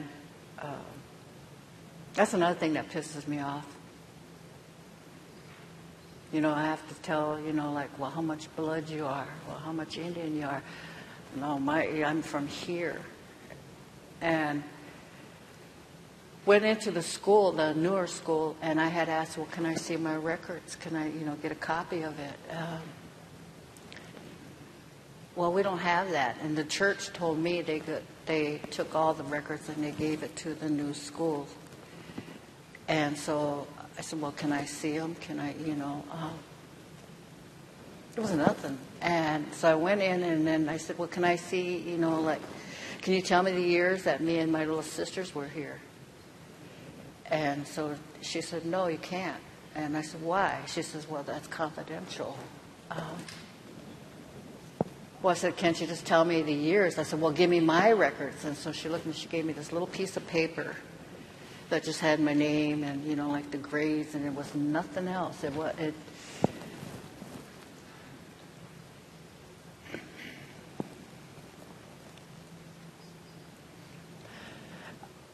But the healing part would be where I want it to be acknowledged. I want it to be known that I was there. I want the witness that I was there.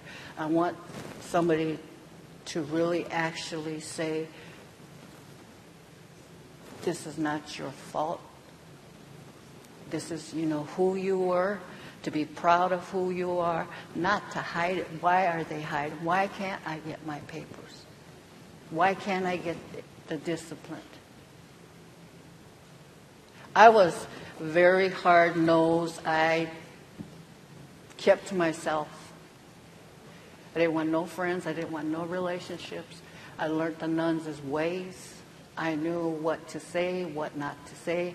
I was like a robot. I went and did my chores and did this, got up, prayed, did all that, and, blessed myself, and just to get by. My main goal was what I prayed to tell you, pray hard. And he would give it to you. I prayed every morning when we went to Mass, when we went to catechism or whatever they call it. And I asked, I want to go home. I want to go home. Please, I want to go home. It never happened. It never happened. And I did get to go home. My little sister stayed, but I came back and I got them. But home wasn't the same. Home was not the same. My mom wasn't mom. My dad wasn't my dad. My home was empty. It was hollow. It was nothing. I remember you could smell the food, the coffee, the laughter, my sisters playing. I went home to nothing. It was there. So, Donna, we have just a few minutes. I'm done. Minutes. Yeah, no, thank you for sharing. Thank you. Thank you. It can be so healing to share your stories, and I'm hearing so much from all of you about the different ways that we can find healing by relating to others that have went to boarding school, by finding it in ceremony, and reconnecting to language and culture, and like you said, that acknowledgement that you went, that acknowledgement that you attended, and finding out why. Dora, we have a few minutes left. Would you like to share? I think with my healing. Number one, I listen to my body. And when I have a grievance with myself or I have happiness, I'm able to share it and to understand it. and I'm able to share it with my children. Number one, I do not, and from age 14, I never had to ever indulge in organized religion again, and I thank myself for that. My step-grandmother used to say, okay, y'all get up, get ready, go to church. I got up and got ready. I never went to church. I was done with it at age 14. I was forced to kneel down in the hallways for chatting, and they put a brick in each hand. And I remember I did that up until age 14. When I aged out of the boarding schools, I said, no more of that. I learned how to appreciate and recognize children and their feelings and why they were feeling what they were. Not only through my own children, but I was a teacher, elementary. I watched children and learned a lot from them. I think that's how I learned how to show and feel my emotions. And so I was able to do that and then to share my art. Art was what saved me in the boarding schools. I used it as a tool there to save myself. From the time I got out of college, I learned that, yeah, this is something I can use to heal myself. And so it was before I started college, at age 21. I started using my art, and it was healing for me. It was a way for me to escape. And so I use it today in all my art that I create. And I teach the art yet, cultural arts, to the Dallas-Fort Worth community. So I'm still able to use that to heal myself, heal my children. It's something I share with my children, with my grandchildren. We have a lot of artists in my family, and for that I'm very happy. I've been able to re-grasp my cultural spirituality. I remember when I started college, I didn't think I could go because I was always told in the Indian boarding schools by the nuns and the priests and the matrons, you're nothing but a stupid Indian, a dumb Indian. So when I started college, I was afraid, and I went back to South Dakota to see a Yuwipi man. And there I learned that I have value. And I went back and I was able to attend college. I'm 73. I'm going to turn 74 this month. I'm getting myself prepared to go to my first sweat. And I've told my Native community, I want to do a sweat before I get too much older. And so they're walking me through it. Because in my mind, I have to be at a certain point in my healing. I could have it totally wrong, but it's in my head. I have to be at a certain point of my healing where I understand and recognize who I am, why I'm the way I am, and it's okay to be me. And so I'm going to do a sweat, and I'm getting ready. I'm getting real close, and I'm getting excited. And like I said, I have people in our community that I can trust and that are going to walk me through it. And I'm learning how to trust even men because of what happened to me. I'm terrible at relationships. I was married twice. I have 4 children. My Granny Annie always told me, don't be alone too long because then you'll never want to be in a relationship again. Well, it's been 20-some years now. Yeah, I understand her, but it's okay. I'm okay with myself. And so it's been a long healing, and I'm not healed yet. I'm still a work in progress, but I'm okay with that. I'm understanding why it's taken me this long. And it's going to take even longer to heal our children, our grandchildren, for what they did to us. And my words, the Lakota language is coming back to me, but it's one word at a time. I'll be dreaming. I get messages from my ancestors a lot, and I'll catch a word that they say, and so I wake up and I say it to myself, and I tell my children, say this, and I tell them what it means. So it's coming back, and I know it's still there. So I'm satisfied. I'm still working on myself and my family, and hopefully we'll get there one day. But we're still here. I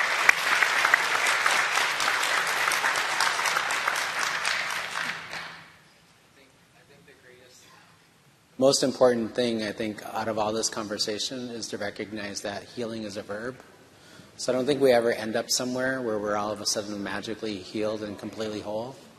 I mean, I think I haven't met a human being on the planet yet that has arrived there, except maybe Gwyneth Paltrow. I'm joking. Goop. Joking. But the point being is I think it's a process. Like we are works in progress, and I think actually that's what Creator actually intended us to be. Like, you know, we come to this earth as spirits. We're perfect, and our whole process here as we walk this path, at least this is what I was taught by my Dakota relatives that I was hunked into, is like, you know, our process here is all about learning how to be human beings and being relatives to one another. And that process, we get that process and we learn that from engaging in conversations like this and engaging in ceremony and being intentional about being, you know, like the only moment we have is this moment right now. And we can, every single time we can make a choice to make this the best moment we have. The ones that are already gone, even the one that just happened, is gone.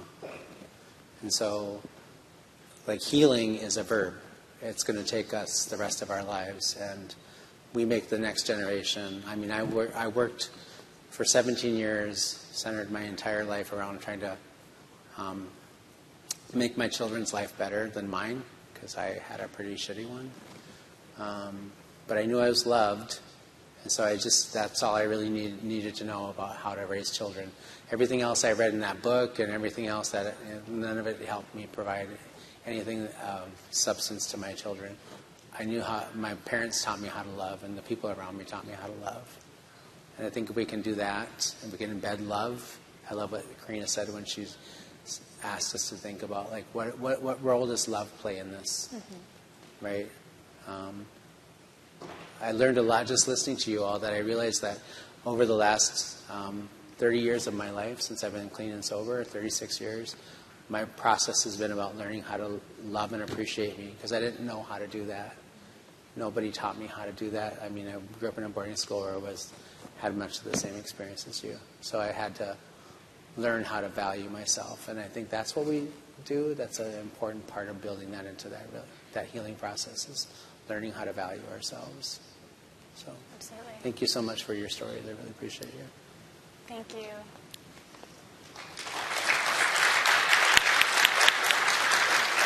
Thank you so much.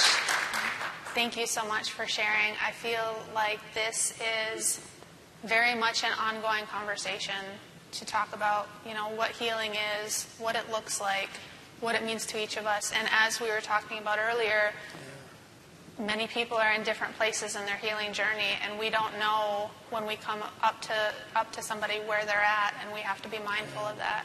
And as Anthony was saying, healing is a verb. It's something that we're always going to be practicing and striving for. And healing is not linear. You know, it takes us through a journey. And so I want to thank you all for sharing. And I just want to ask, just really quick, if it would be okay if people come up and, you know, maybe ask you a little bit more, since we didn't have time for question and answer. If people can come up and ask you a little bit more, please feel free to ask our panelists if you have any further questions. But I want to thank you all so much for allowing me to share space and allowing me to be your moderator today. And I would be really happy if we could all just take a moment afterwards and maybe go smudge all together. That would be really great. So, miigwech, thank you so much.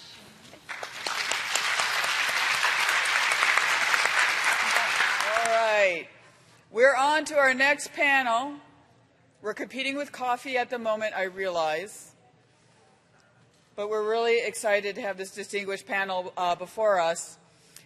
This is the Federal Boarding School Investigative Reports and Road to Healing panel, and it is moderated by Captain Karen Herod, also known as Carrie, also my cousin. Really? Yeah, not just in the Indian way. All right, and without further ado, I'm giving it over to Captain Herod. Thank you. Thank you. Halito, everyone. As Karina shared, I'm Carrie Hurd. I'm an enrolled citizen of the Choctaw Nation of Oklahoma, and I'm director of the Office of Tribal Affairs and Policy for the Substance Abuse Mental Health Services Administration, or SAMHSA. I just wanted to share briefly, I had the honor of attending the first Road to Healing listening session in Anadarko, Oklahoma, back at the very start of that initiative to provide counseling support there. And listening to the stories of the earlier panel, it struck me that the biggest thing that I took away from that session was that many survivors who spoke brought their sons and daughters, their grandchildren, and those sons and daughters and grandchildren told me many times that was the first time that they had ever heard the stories of their grandparents and their moms and dads. And it was a gift for them to be able to hear that, because that led to understanding of why things were how they had been in their families. And I very much think that it was the start kind of that healing process for many of those families. So I was honored to be a part of that. I was also struck by Secretary Holland and Assistant Secretary Newland. We had many more people because it was the first session, so we didn't know how many people would come. And we went several hours longer than we had been scheduled so that everyone could share. Never once did I see them on their phones or like inattentive. They were present and listened. And I believe that they did that for all 12 of those sessions. So I think the report really represents that commitment as well. So I also want to have an opportunity for our distinguished panelists to introduce themselves. Sure. Can you all hear me? Sakoli, Swagwage, Tracy Kennard, Good Luck, Nunyats, Awage Slewage, Niwa Kitaloda, Okale, Oniot the Agani'i, and also Hingste Stango, and for any of my Dene relative in-laws in the room, Yat Eabene. So my name is Tracy Kennard, Good Luck. I'm a member of the Oneida Nation of Wisconsin. I am Bear Clan, so I introduce myself as I'm Bear Clan, and I'm a Oniot Da'agani'i means I'm people of the Standing Stone. We're part of the Haudenosaunee people. Like my brother that was on stage earlier, who I have not met yet, and I'm excited to go up and meet him and thank him for sharing his stories. I'm from the Wisconsin part of Oneida Nation. There's Wisconsin, Canadian, and then our original homelands of the New York Oneidas. And I'm also Muskogee Creek, so Hingste Stango, belonging to Flapflaco Tribal Town, which is out of Oklahoma. And I'm Bird Clan, Muskogee Creek Way. It's very much an honor to be here. I serve as senior advisor. My biography in the panelist packet is a little wrong. It's an older version of my bio, but I actually serve as senior advisor to the Assistant Secretary for Indian Affairs at the Department of Interior. So Assistant Secretary Newland sends his regrets. He wanted to be here today. Our Deputy Assistant Secretary for Policy and Economic Development, Catherine Isom-Claus, who is very much a part of leading the boarding school initiative and the Road to Healing with the Assistant Secretary, and Secretary Holland also sends her regrets. She's sick today. I'm getting over a cold, so I apologize for my scratchy voice. I'm not contagious, I promise.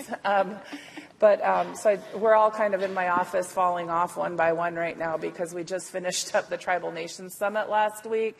And now that we're kind of on the other side of that, it seems like we're all kind of now the sickness is taking in. So please, keep us in your thoughts. And Assistant Secretary Newland and Catherine do send their regrets that they couldn't be here today. And I'll do my best to represent them. I just really quickly, because I think it's important when you're in front of a lot of your Native relatives, no matter what tribe we are, it's important to know who we are, our families, and where we come from. So I'm the great-granddaughter of former Principal Chief of the Muskogee Creek Nation, Rolly Kennard.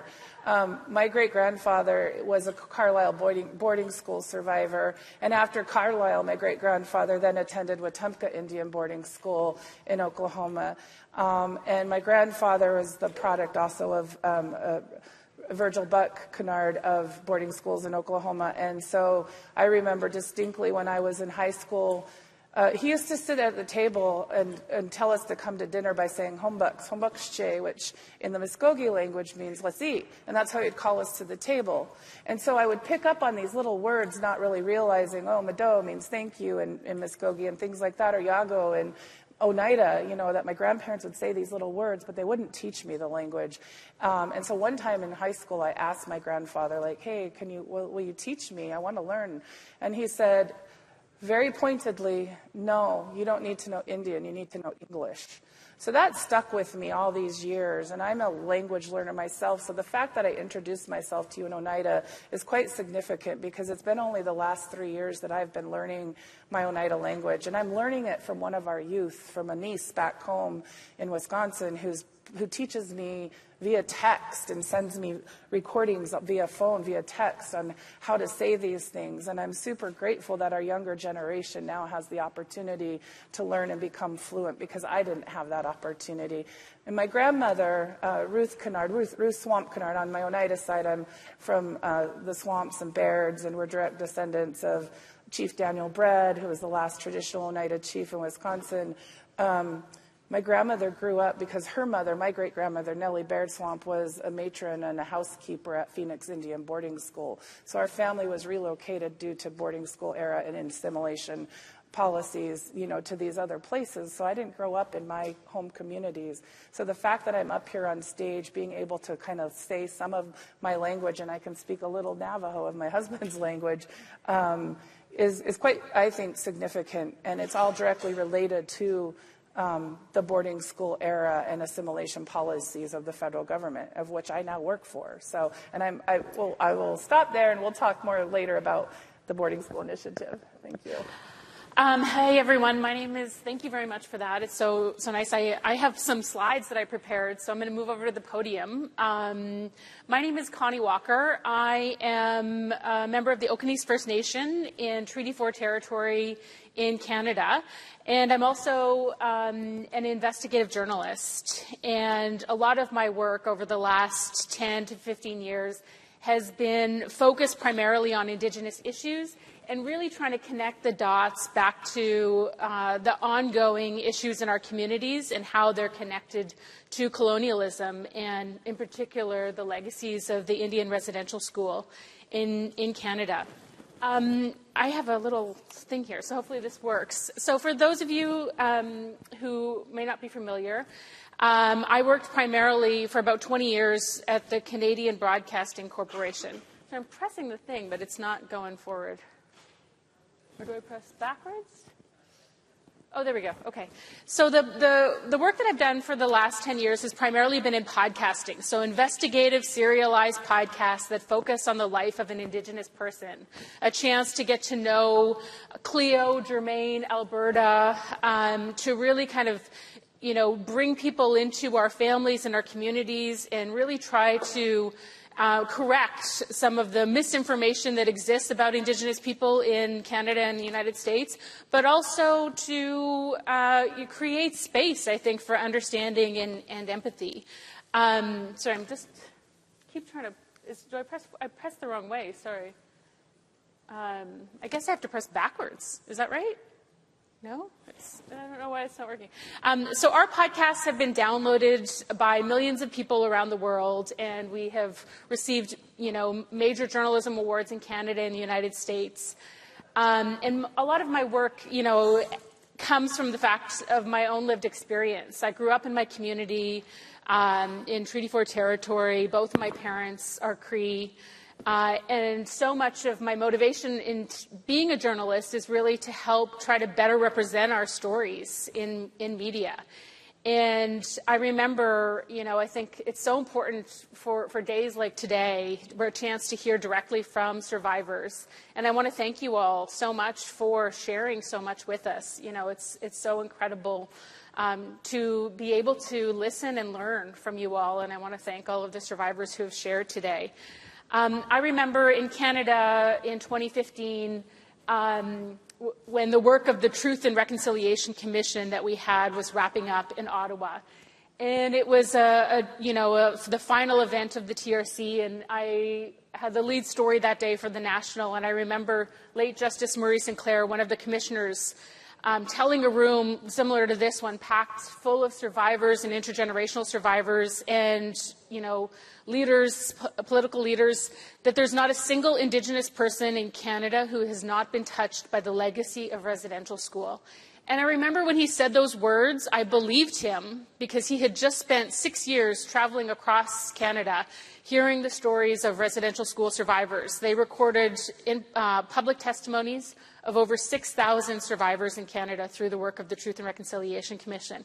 And when they presented their final report and he said those words, I believed them, and I knew they were how they were true in a broad sense, having grown up in my community, having experienced, a lot of the intergenerational effects of residential school, but I'd never really connected the dots back to my own life and in my own family's history until May of 2021, when, following the discovery that was made in Kamloops. I'm sure you all remember that time because it was, international news, but I think especially in Indian country, it was such a raw and sensitive and painful time. Finally, it seemed the world paused to acknowledge what survivors had been saying about their experiences for years and decades. And it was around that time my brother shared this post on Facebook. And I remember just scrolling through my phone one day and reading it and stopping in my tracks when I read it, because he told this story about when our father was an RCMP officer in rural Saskatchewan in the late 1970s, how he pulled over a vehicle because he thought the driver might have been drinking. And when he got to the window, he realized that he had recognized the driver as the priest who had abused him when he was a boy at residential school. And I do want to just give a little trigger warning, because some of the content, obviously, that I'm going to be talking about today is just, deals with childhood sexual abuse and trauma. And I know that, especially if we have personal lived experiences, it can be difficult. But I remember, this was the first time that I had ever heard this story, reading it on Facebook in 2021. And it made me realize how little I knew of my own story and my own family's story, and how my dad's experience at this residential school, the abuse from this priest, affected the father that he was to me. And so I decided then to investigate my dad's experience at the St. Michael's Indian Residential School, and to see if I could try to also find the priest who abused him.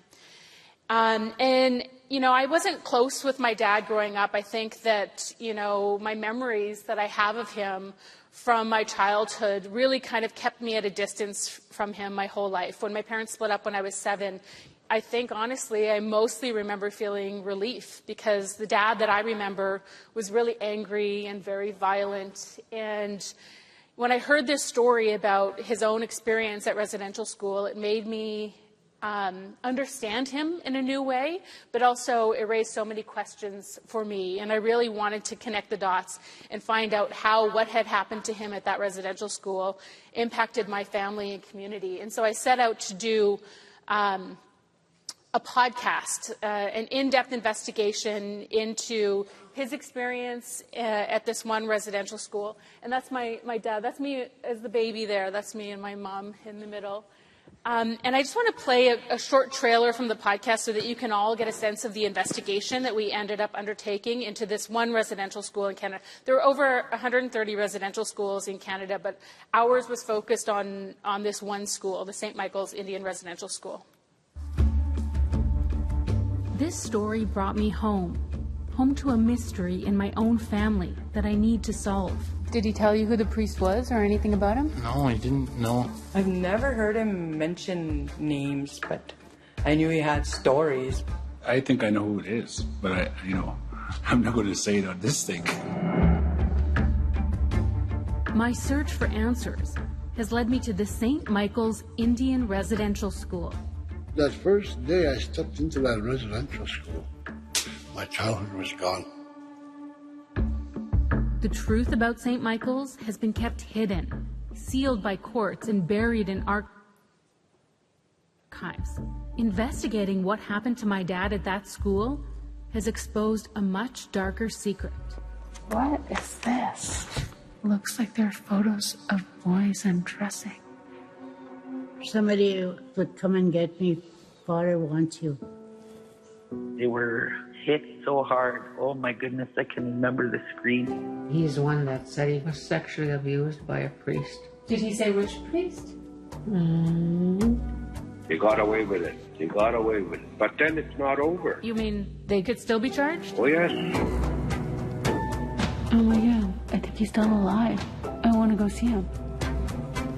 Father, are you telling the truth about your own experiences? Huh? Are you telling the truth about your experiences with children? Stolen, Surviving St. Michael's premieres May 17th. Follow and listen for free, only on Spotify. If those were workers of God, I hate to see what the devil would do. That was a trailer for our podcast, but it was released in May of 2022. And it was an 8-part episode and basically a culmination of a year-long investigation into the residential school that my father attended.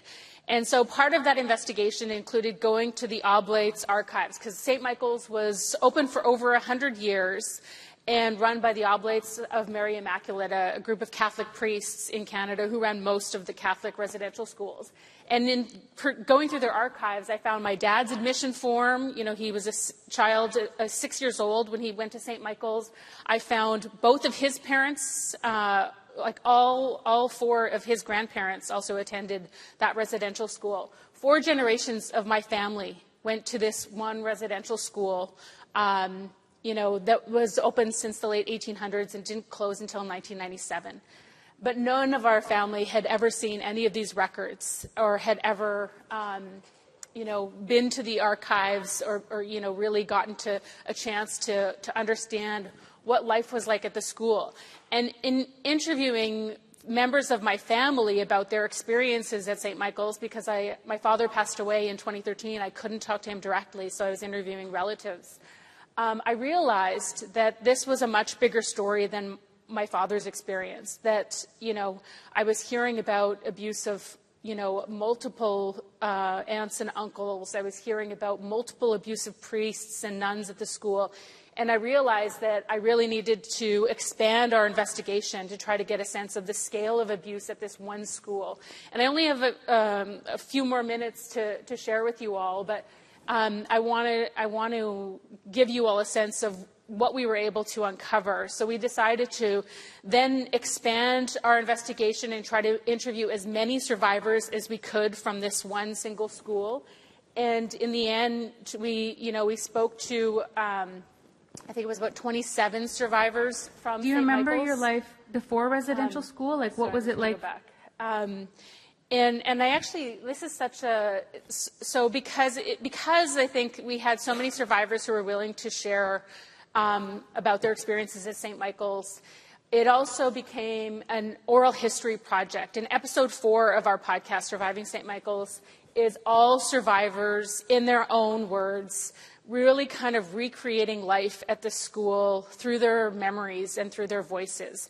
And if you actually, this next slide is just a snippet of that episode and of survivors speaking. And all of the photos that you see in that next slide are actually photos from this one school that, like I said, was open for over 100 years in this very small community in northern Saskatchewan.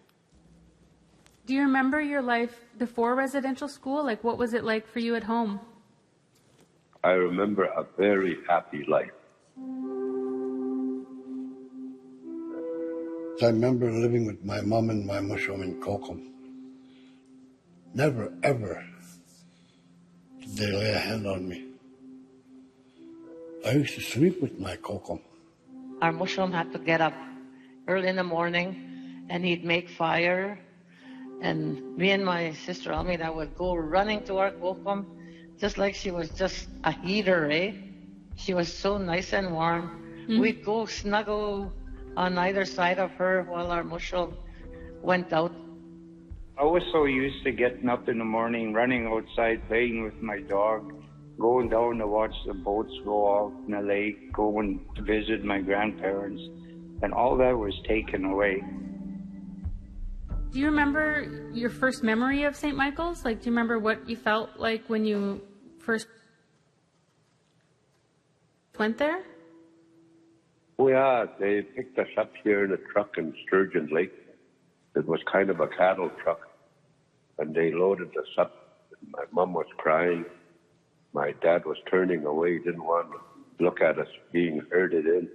There was an RCMP officer, a priest, and the Indian agent. And they told my parents they have to go to a Catholic school in St. Michael's, and if you don't send them to school, you will end up in jail. That's what they told our parents. And the priest says, we will look after your children, we will love your children. I will be the father to your children, and we have nuns and sisters in school over there. They will be the mothers of your children. If anyone listens to any episode of any podcast that I've done, and now I've done, several, I hope it's episode 4 of Surviving St. Michael's, because as we were witnessing today, survivors have so many important truths and stories to share with us. And it's, this critical window of time right now for us to hear them and to document them and to seek accountability and justice for the terrible abuse that they experienced and generations of our family experience. And I think journalists in particular have an important role to play in helping to not only expose those stories, but also to, create a space for survivors for their memories and their experiences to be protected for future generations. Because as everyone has said here today, we're all still dealing with these impacts of residential schools. And we are going to need their lessons, their teachings, their strength for our healing for future generations. And I'm so grateful, even as difficult as this project was, because it ended up becoming like a very large data project where, we ended up, unfortunately, uncovering hundreds of allegations of sexual abuse at this one school by 15 priests, 13 nuns, and 15 staff members.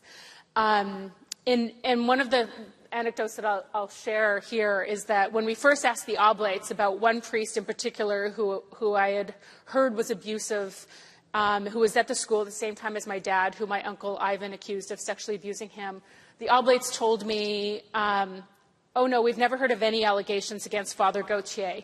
And then when I asked again, they said, we asked around and nobody's heard of any allegations against Father Gauthier.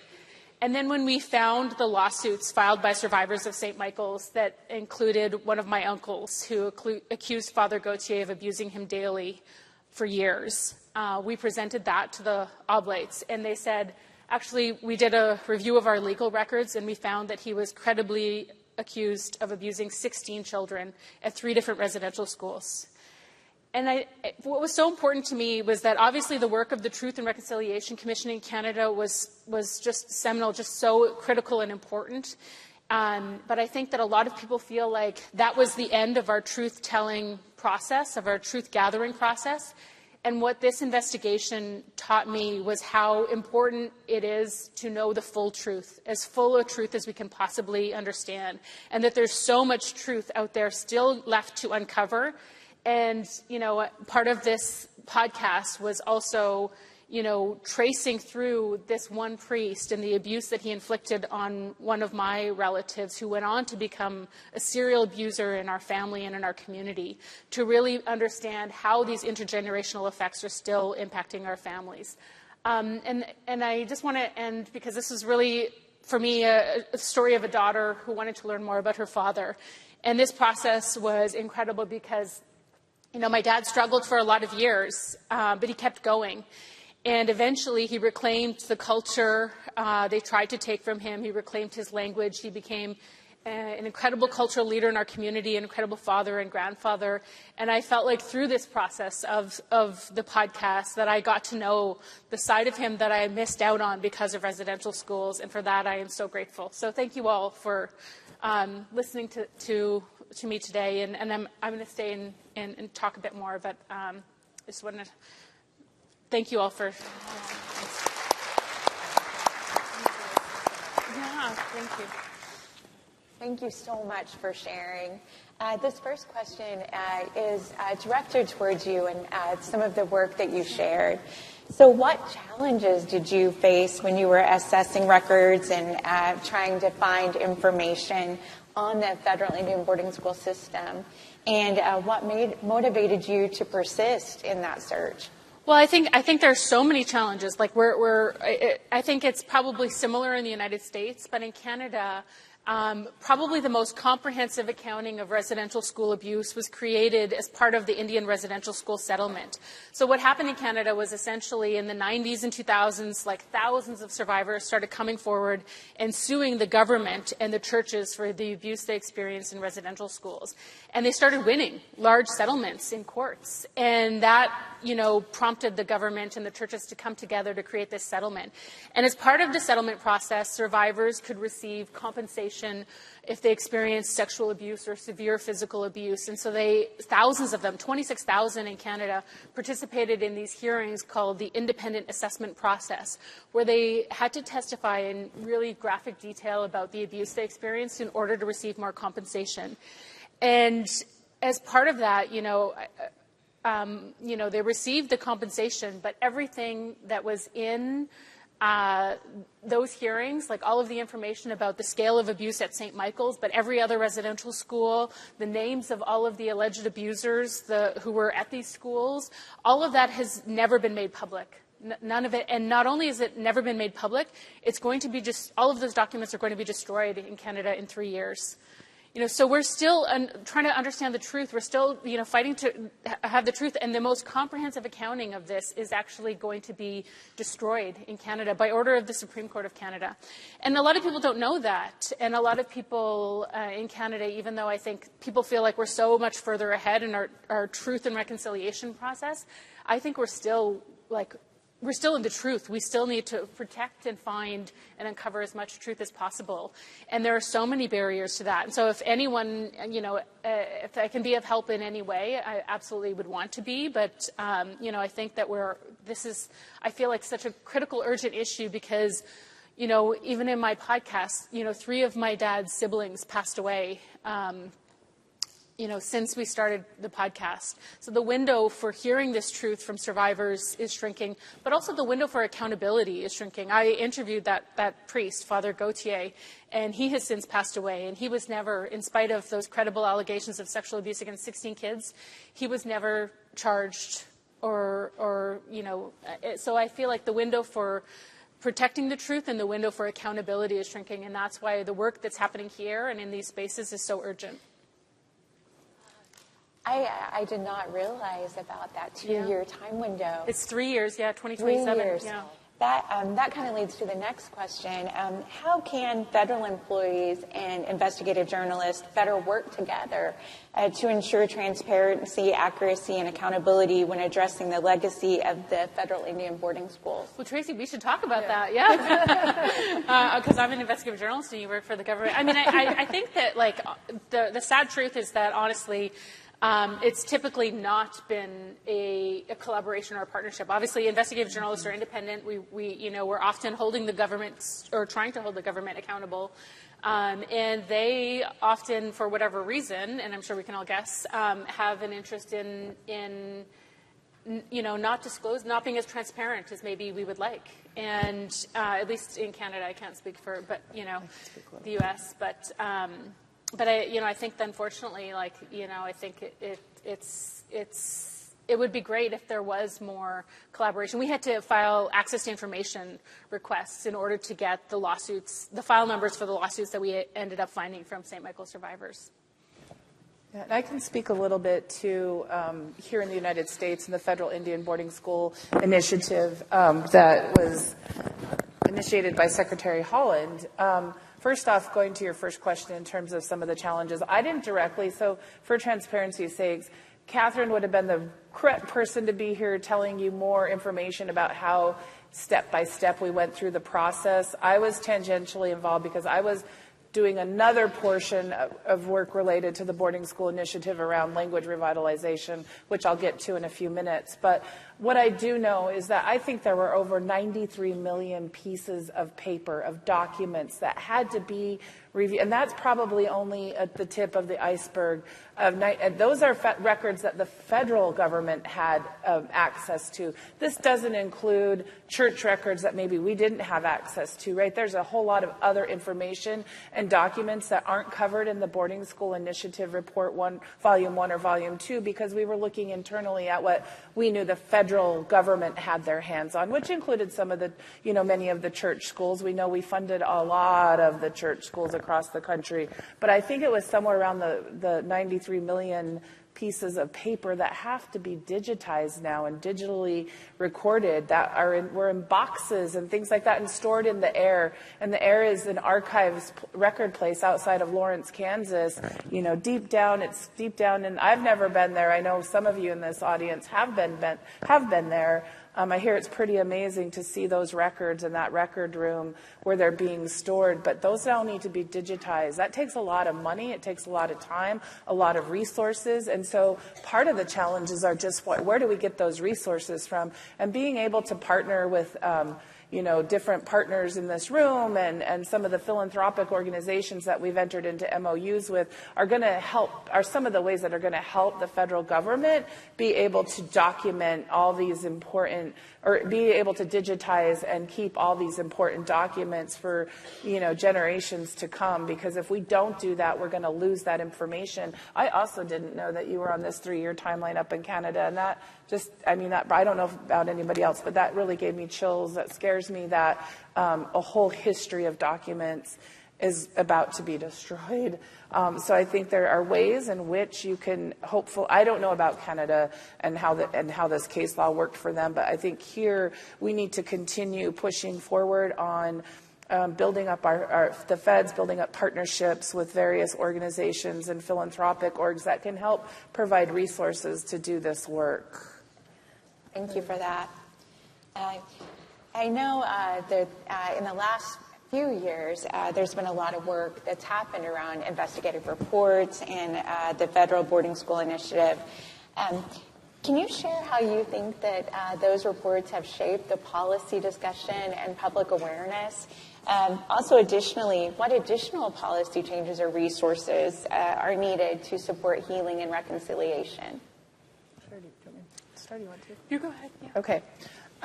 So I think both the Federal Boarding School Initiative Volumes 1 and 2 were groundbreaking and amazing work. And I need to start with the perspective of, at the beginning of this Biden-Harris administration, it was really the priority of this administration to recognize the political relationship that tribal nations have with the United States government. That's based on, Supreme Court case law, it's based on treaties, it's based on the Constitution, it's based on executive orders. It's really important to recognize, and this administration from day one has really tried to change that tide and recognize that we have a nation-to-nation relationship with our 574 federally recognized tribes in the United States, and we have to start from that viewpoint, that it is a nation-to-nation relationship. It's extremely important, and President Biden, appointed the first Native American cabinet secretary, Secretary Deb Haaland from the Department of Interior. She needs no introduction. I know everybody in this room knows about Auntie Deb. She's been an amazing leader for not just the department, but for the country on issues around tribal, affairs and nation-to-nation building.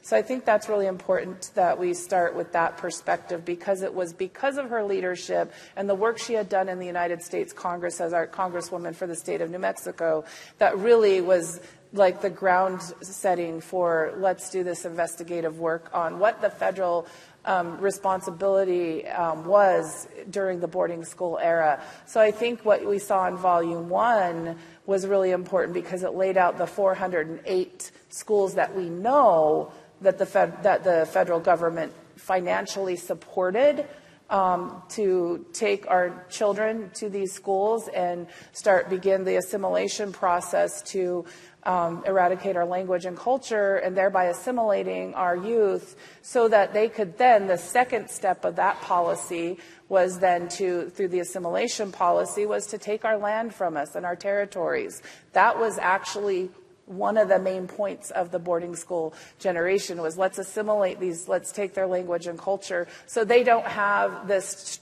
strong connection to the land anymore. Then we can land grab, and then they don't have any land, and that was really a big piece of what happened during this era.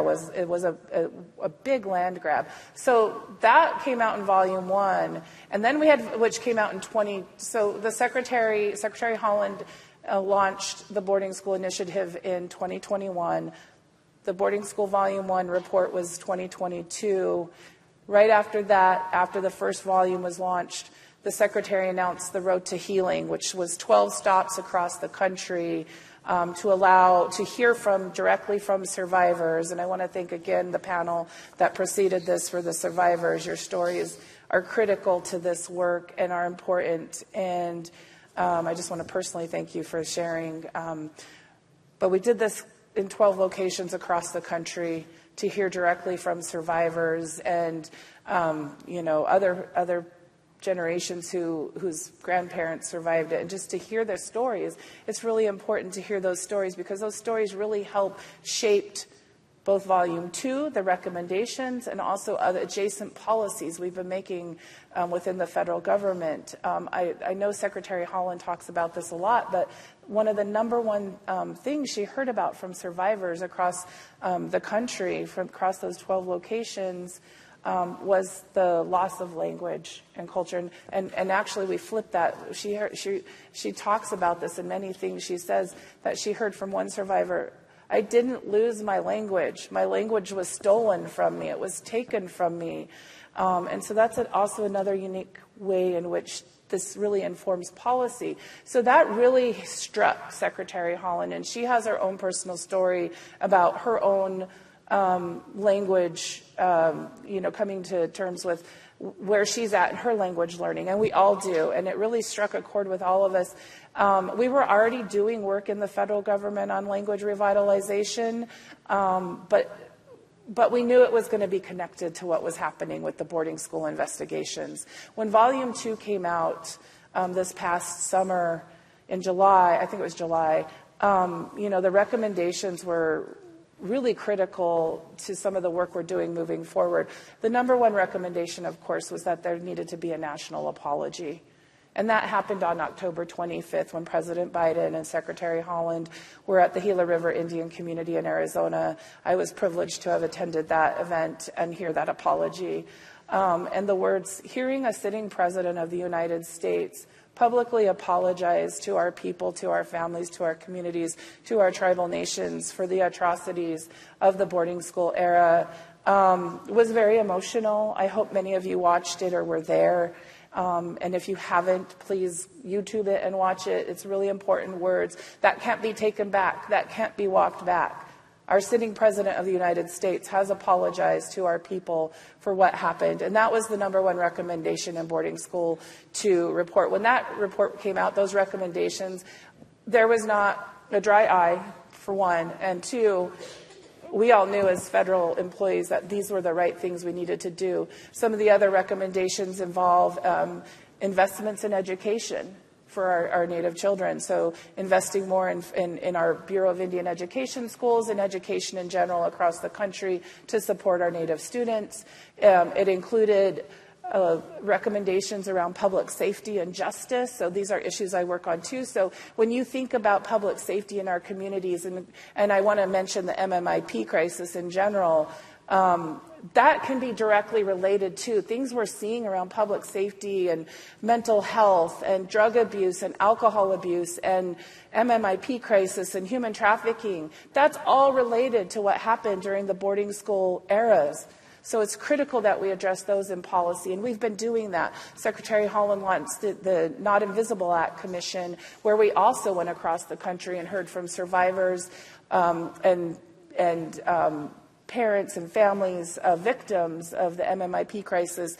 So it's been really, and that is its own healing, truth and healing process as well. So these things are all related. And lastly, I want to talk about something that's really important to my heart, near and dear, because I mentioned it earlier. But we were able, over the last several years, like I said, we've been working on Native language revitalization in this administration. And just last week at the Tribal Nations Summit, we were able to launch our 10-year national plan on Native language revitalization. There's some really important, we cite the boarding school reports in here extensively in the executive summary and the importance of why this is important work, because I think in volume 2, the ceiling was that we invested $23 billion. The federal government invested $23 billion in 2024 money into the boarding school era. And that's just the floor. That's what we know that the federal government did in terms of subsidizing these schools, whether they were religious schools or federally run schools. That's just the floor. We also know that there's other funds out there that the federal government spent on land and other things that should be calculated in that. So $23 billion probably is a lot more. And this plan calls for a $16.7 billion investment in Native language revitalization over the next decade from all our agencies in the federal government that have a role in assisting tribes with their language revitalization movement. It's calling for 100 new Native language immersion schools, which, K through 12 type of schools, 100 Native language nests, which is early childhood education, 100. Then it turns to shifting to adult learning, because many of us in this room are learning our languages too. So how do we invest in grassroots, community, tribally led Native language revitalization movement? And so it calls for like 100 mentor apprentice programs for tribes. There's a lot more in there. It calls for the philanthropic community to invest in Native language revitalization. So if you haven't seen this, I really encourage you. You can Google, you could probably just Google 10-year national plan on Native language revitalization, and the press release that we put out last week will pull up, and this is linked in the press release. But I'm also now working with the national organizations to get this PDF on like NIEA, NCAI, USET, other organizations, and if you represent an organization today and would like to link it to your org, I would really appreciate that, because I don't know what's going to happen in the next administration. I'll be really honest with you. I don't know where this plan is going to go. It might just sit on a shelf, but there's things that we can do on the outside as tribal advocates to advocate for this work. And this is really part of the healing process. People are like, okay, so we have the boarding school reports, we have the presidential apology, now what? Well, now we really need to start investing in healing, hearing your stories, continuing to hear the stories and healing from that, but also investing in things like language and cultural revitalization for our communities. Thanks so much, Tracy. It was a lot. Yeah, we know that investing in that language is so important, and I appreciate you sharing that long-range plan. So I know, Connie, I know you have to leave us, but I wanted to just give you a chance to say some last words of guidance for us in this process.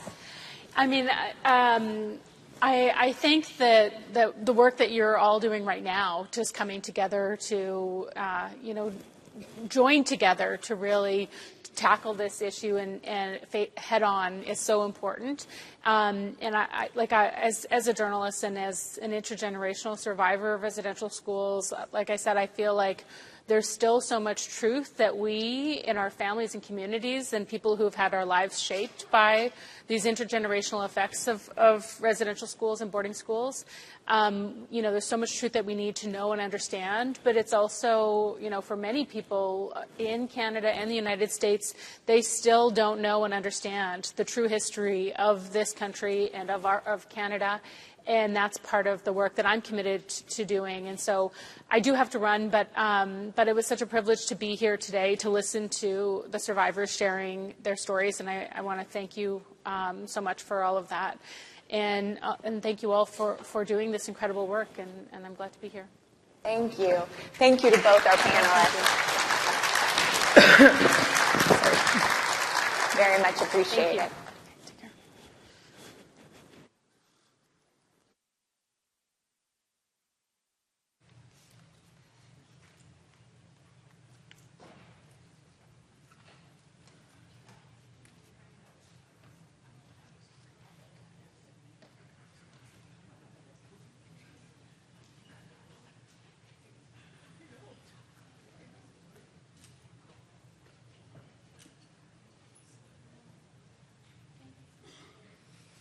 Okay, we're going to get set up right away for our next panel. Dr.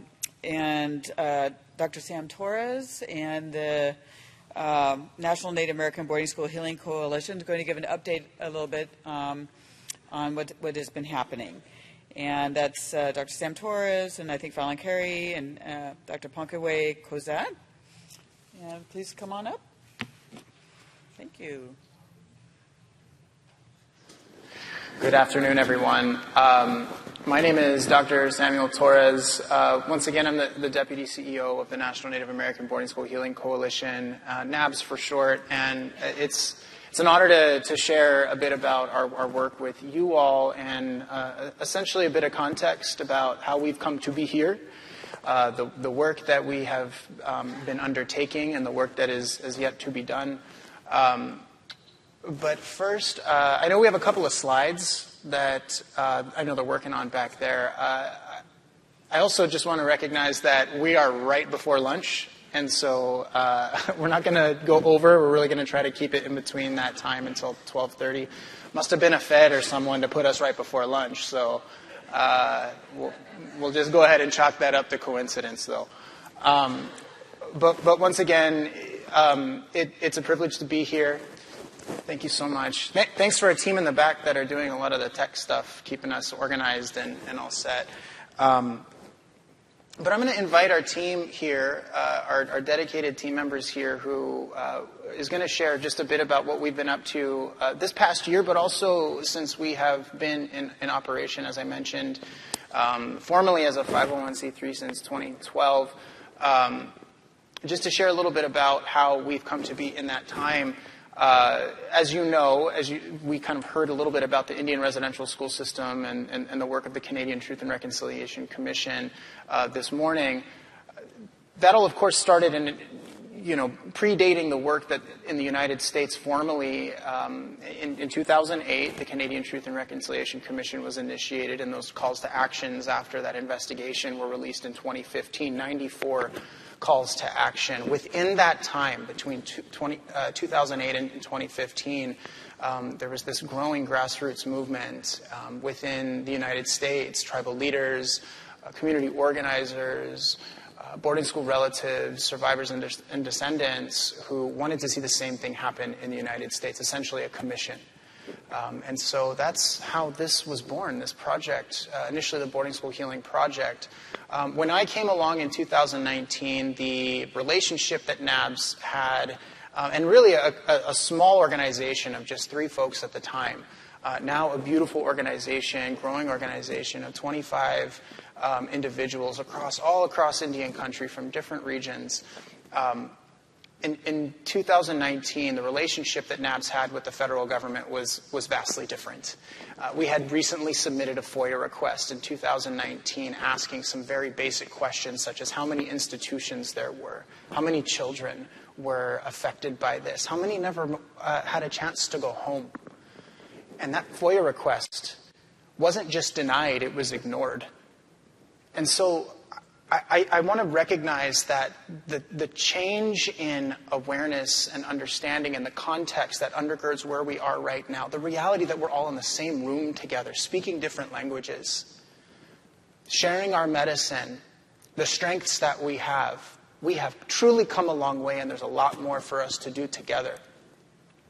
We also know that I think it's important to recognize, some of you may have seen the movie Sugarcane, the documentary investigating the Indian residential school system that just came out this year. They screened that at the White House just yesterday. I want to recognize the labor and the work that they have done.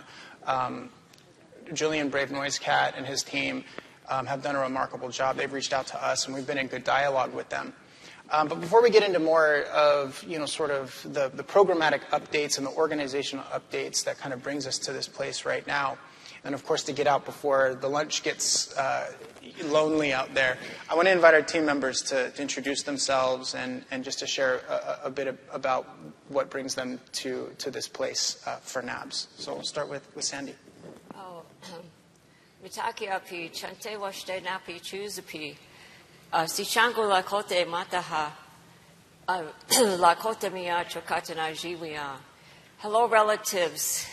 It's a good day, and I'm glad to be here, happy to be here. I greet you with a warm heart. I'm Sichango Lakota from the Rosebud Reservation in South Dakota. And I am the elder in residence at NABS. I wish I could always say that with a straight face, but for some reason when I say elder in residence, like, do I live there? Do I sleep there? I wonder who came up with that term. And I wish I could be so, cool that it doesn't make me laugh internally. So I just got to say it out loud.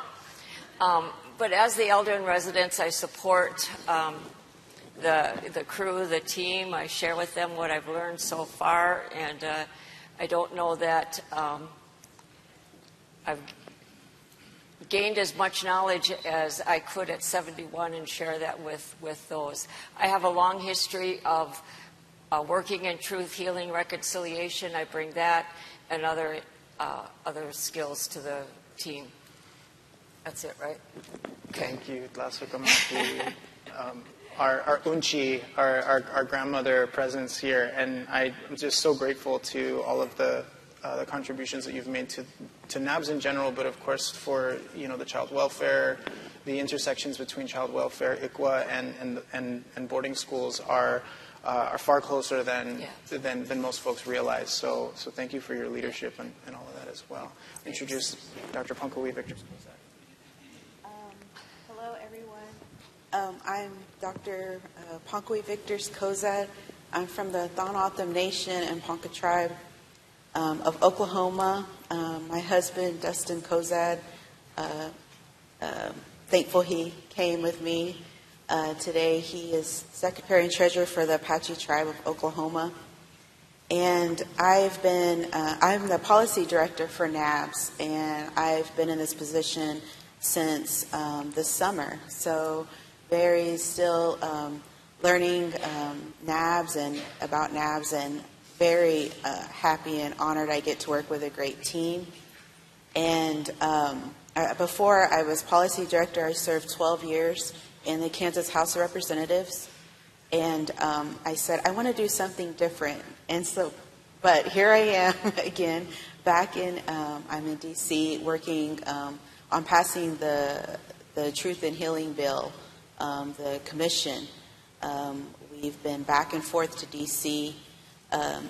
Since the summer, trying to get the bill passed to create a commission that would investigate the boarding school era and locate our missing relatives and also begin healing for our survivors. I'm a descendant of a boarding school. My great-grandmother attended Shilako Indian boarding school, so I grew up hearing about her stories. I remember one time I had a conversation with my grandmother, and she had the numbers that were tattooed on her arm. And I remember when it was my time to go to kindergarten, I was terrified because I thought I was going to get tattooed as well, numbers on my arm. And then my great-grandfather went to Haskell boarding school, and he passed away there at the age of 9. So this bill would help make it easier transition for our relatives to come home to be buried at our family plots. And so this has been meaningful work. On the House side, it's a bipartisan bill. We've had 80 co-sponsors. On the Senate side, we had 32 co-sponsors. So it's a bipartisan bill, which means that no matter what office we walk into, we have to always educate about the boarding school era. And so it's been an honor to work on this piece of legislation and to be a voice. And so I'm from Wichita, Kansas, born and raised, but also keep close roots with my tribes, both my tribes in Oklahoma and Arizona.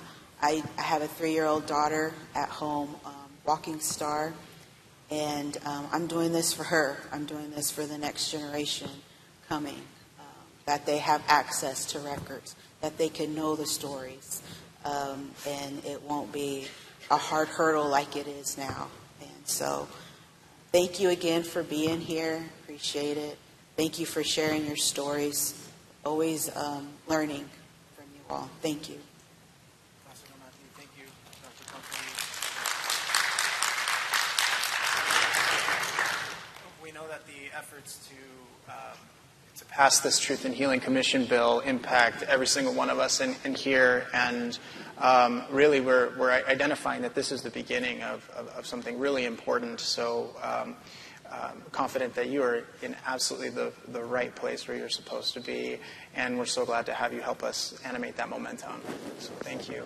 And I want to invite Joe Tadanipa to introduce himself. Hello, everybody.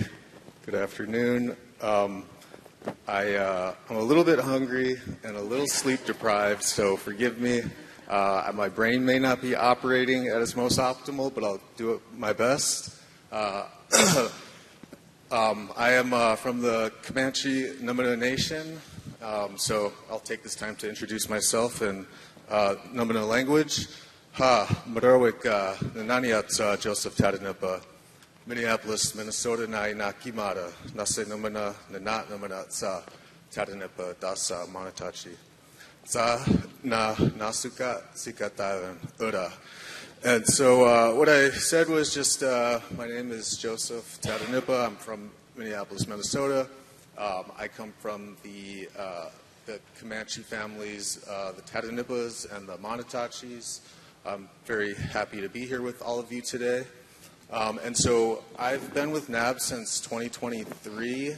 I joined the Department of Research as a research assistant.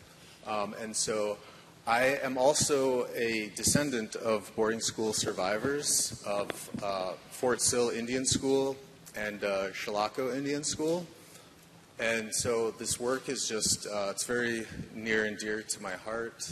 And I just, I feel very connected to our relatives, our communities, how all of the boarding school policies have really affected where we are today as Indigenous people, and the intergenerational trauma that we have been facing for many generations, and like the healing journey that we're on right now, and in this movement that we're a part of. I feel very connected and just so honored to be a part of all of that. And so, I'm just really happy to be here, and thank you all for attending this summit.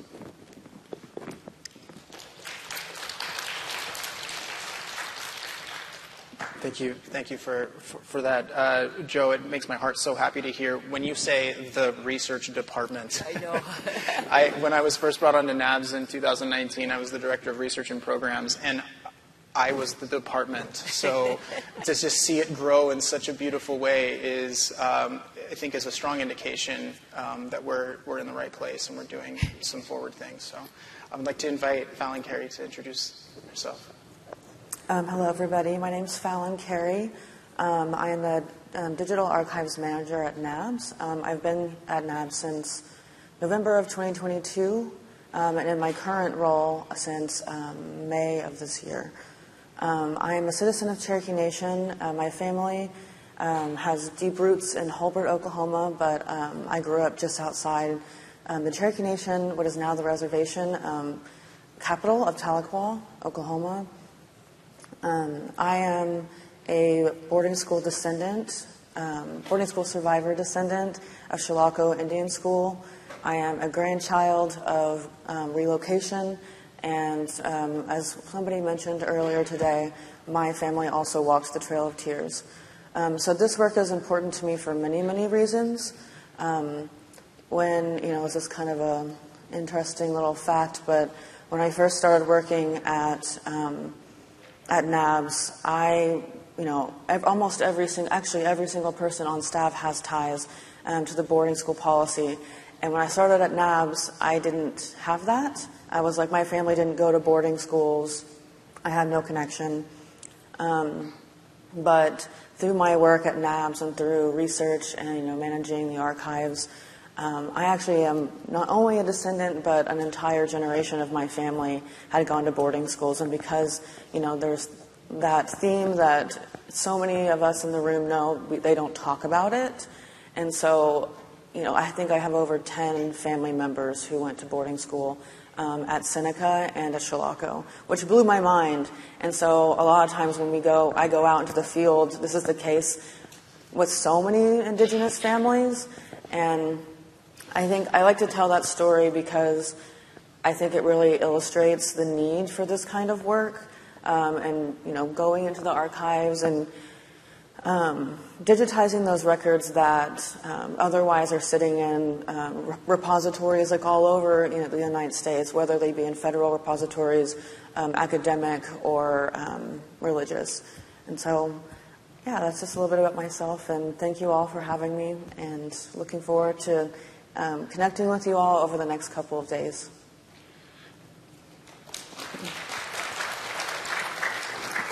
Thank you, Fallon. What we're going to do right now is we're going to go through a bit of a speed round to share some specifics about what the work actually means to us. And so we wanted to just greet you as relatives first, though, before we share what it is that we are doing with respect to the organizational priorities as they reflect and are reflected by truth, justice, and healing, our organizational pillars.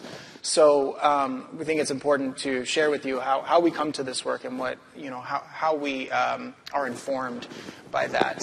So I'm going to go ahead and offer the mic to Joe to share with us a little bit about some resources and some tools that we have made available in the past several months and what our plan is going forward. So Joe, please go for it. Thank you, Sam.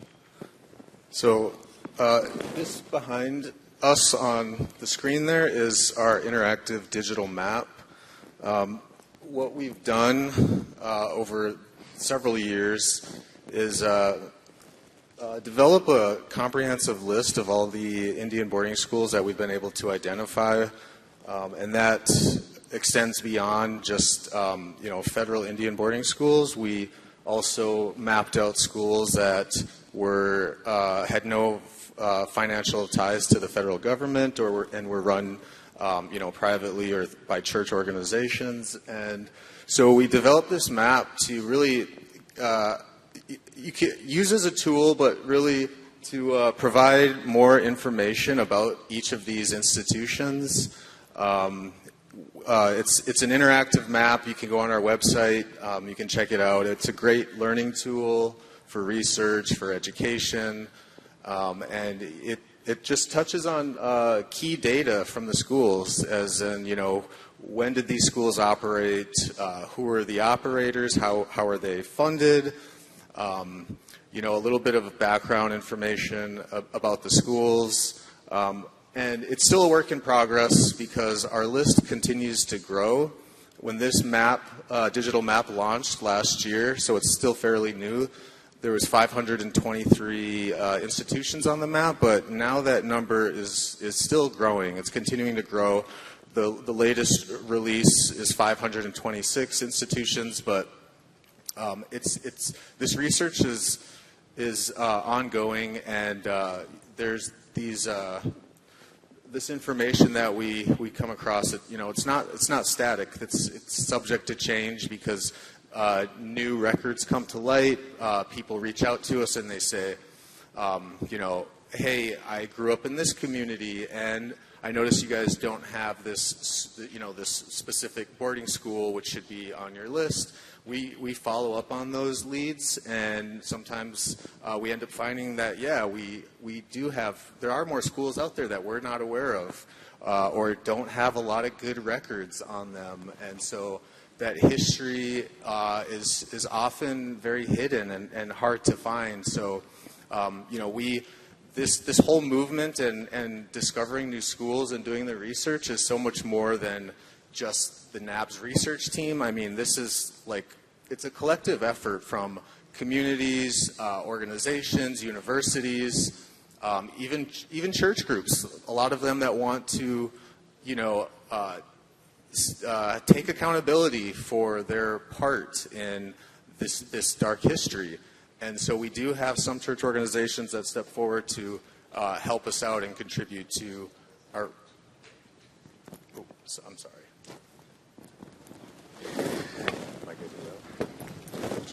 It is, so 526 is a staggering number to even conceptualize. When you put that into comparison with the Indian residential school system in Canada, there was nearly 150 institutions, right? So this is even, in multiples. There's a large difference. Now, this is important to state that this is also inclusive of those institutions that were started and operated by Native people as well. Really, the criteria to be on this list is that those institutions that were designed for Native youth, that have a K-12 or a vocational type model, and that had lodging on the premises.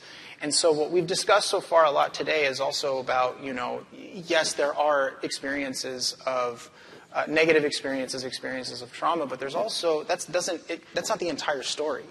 And so we deserve to know the entire story, the comprehensive experiences of each of these institutions has a story unto itself. And within that, there are students that have their own story unto themselves. We deserve to explore that as well. So thank you, Joe, for bringing that to our attention.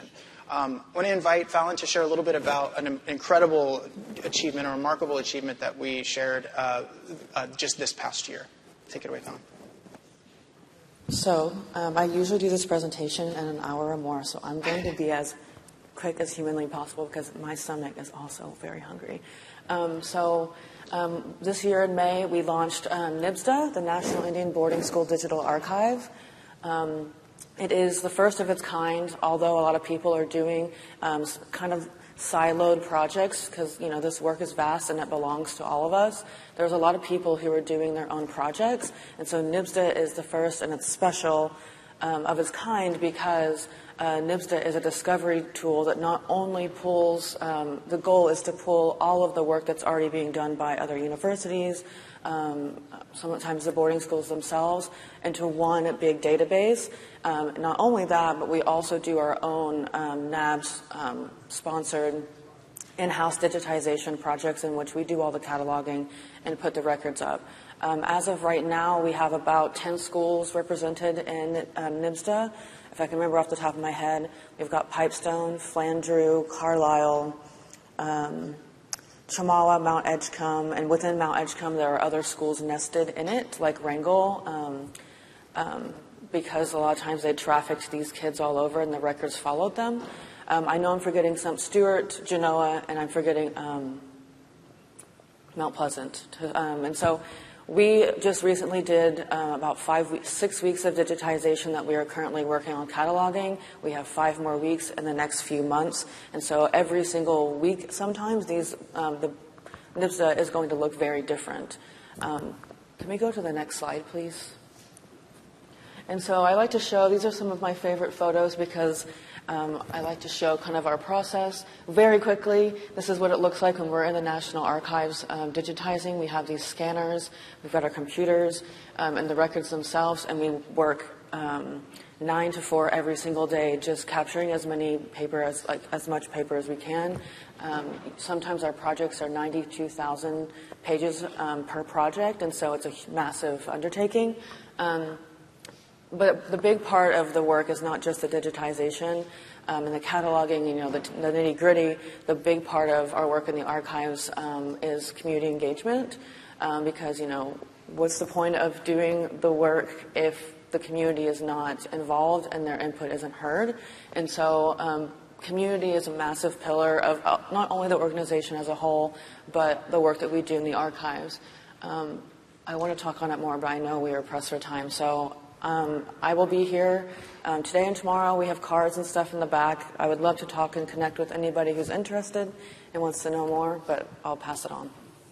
Thank you, Fallon. Yes, I know each of us up here could have our own half-day seminars on the work that we do. So thank you for for doing a quick highlight of the NABS tool. We invite you to check it out online. It's linked on our website. Essentially, the main goal is to create this centralized search engine where you could find more about those individual institutions, but records pertaining to relatives as well, which is why it's so important to work in community contexts, because the folks that these information and these records are pertaining to deserve the opportunity to be able to have their voice be heard and known, whether those documents should even be online or not. So those consent pieces, data sovereignty pieces are conversations that we have on a regular basis as well. And so as we get to sort of the end of this sort of legislative session, I want to invite Dr. Pankawui to share a bit about what our efforts are right now and what our work includes going forward. Yes, so this is the closest we've ever been to, I think, within the past 4 years to getting this legislation passed. It's passed all its committees, went through that process. On the House side, it had to pass 3 committees. It passed that. On the Senate side, it passed the Senate Indian Affairs Committee. And so it is ready for action.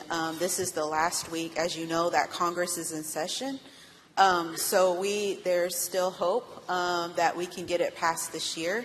We appreciate your prayers and your support. Thank you for your continued support as well. And so Joe was talking about the research part. Fallon was talking about the records part. In order to hopefully have more access to those records, we need to get this bill passed. The bill does have subpoena power teeth in it. And so we'd appreciate your support. I've worked with tribal leaders in CAI across Indian country to get their support. Tribes have passed resolutions in support of the bill as well. On our website, there is a where you can view churches have been in support. They've passed resolutions for the bill. Other partners and supporters, that is all listed on the website. If you wanted to see, you see your tribe is missing, come talk to me. I have a template ready to go to pass with your respected tribe. And so we had, like I said, we have 80 co-sponsors in the House side. We have 32 in the Senate side. Working with, on the House side, Representative Cole, Representative Sharice Davids. On the Senate side, our lead is Senator Elizabeth Warren. All have been great. And so we're at this point right now. If for some reason it's not time and it doesn't pass, we're going to go forward and in the new Congress and do it again. We're not going to give up. We're fighters, and we are going to continue this work, and we don't stop. And so, but that's just a little bit about the bill. There was the picture before was actually we had Hill visits, and this is me and my regalia, roaming the halls of Congress, because I said my first day in the state legislature in Kansas, when I came to get sworn in, I wore my traditional regalia, and I said, "This is my best suit I have, Mr. Speaker." And so this is the best suit that I have, is my tribal regalia, but it stopped and it raised awareness about our bill. What's going on here? How can we help you from our allies? And so this is a Hill visit that we had. So we've been back and forth to D.C. We've talked to NCAI at their main conference that was in Vegas this past year. They've been great supporters. And so, yes, that you can use the QR code behind me and write a simple email to your congressional leaders asking to back this bill and get it across the finish line to the president's desk. Thank you, Dr. Punko. We appreciate your updates on that. And please join us in this mission to get this bill passed. It's really one of the first and foremost reasons why NABS was formed in the first place, was to hold a commission, to push towards the formation of a commission. And as you stated, I think eloquently and really beautifully, it is all connected. For us to keep the momentum in the right direction, to have additional access to records, to have culturally informed and relevant spaces for public hearings and testimonies where boarding school relatives can share their experiences in a safe way. It's processes like this that can open up more pathways. So thank you for sharing that.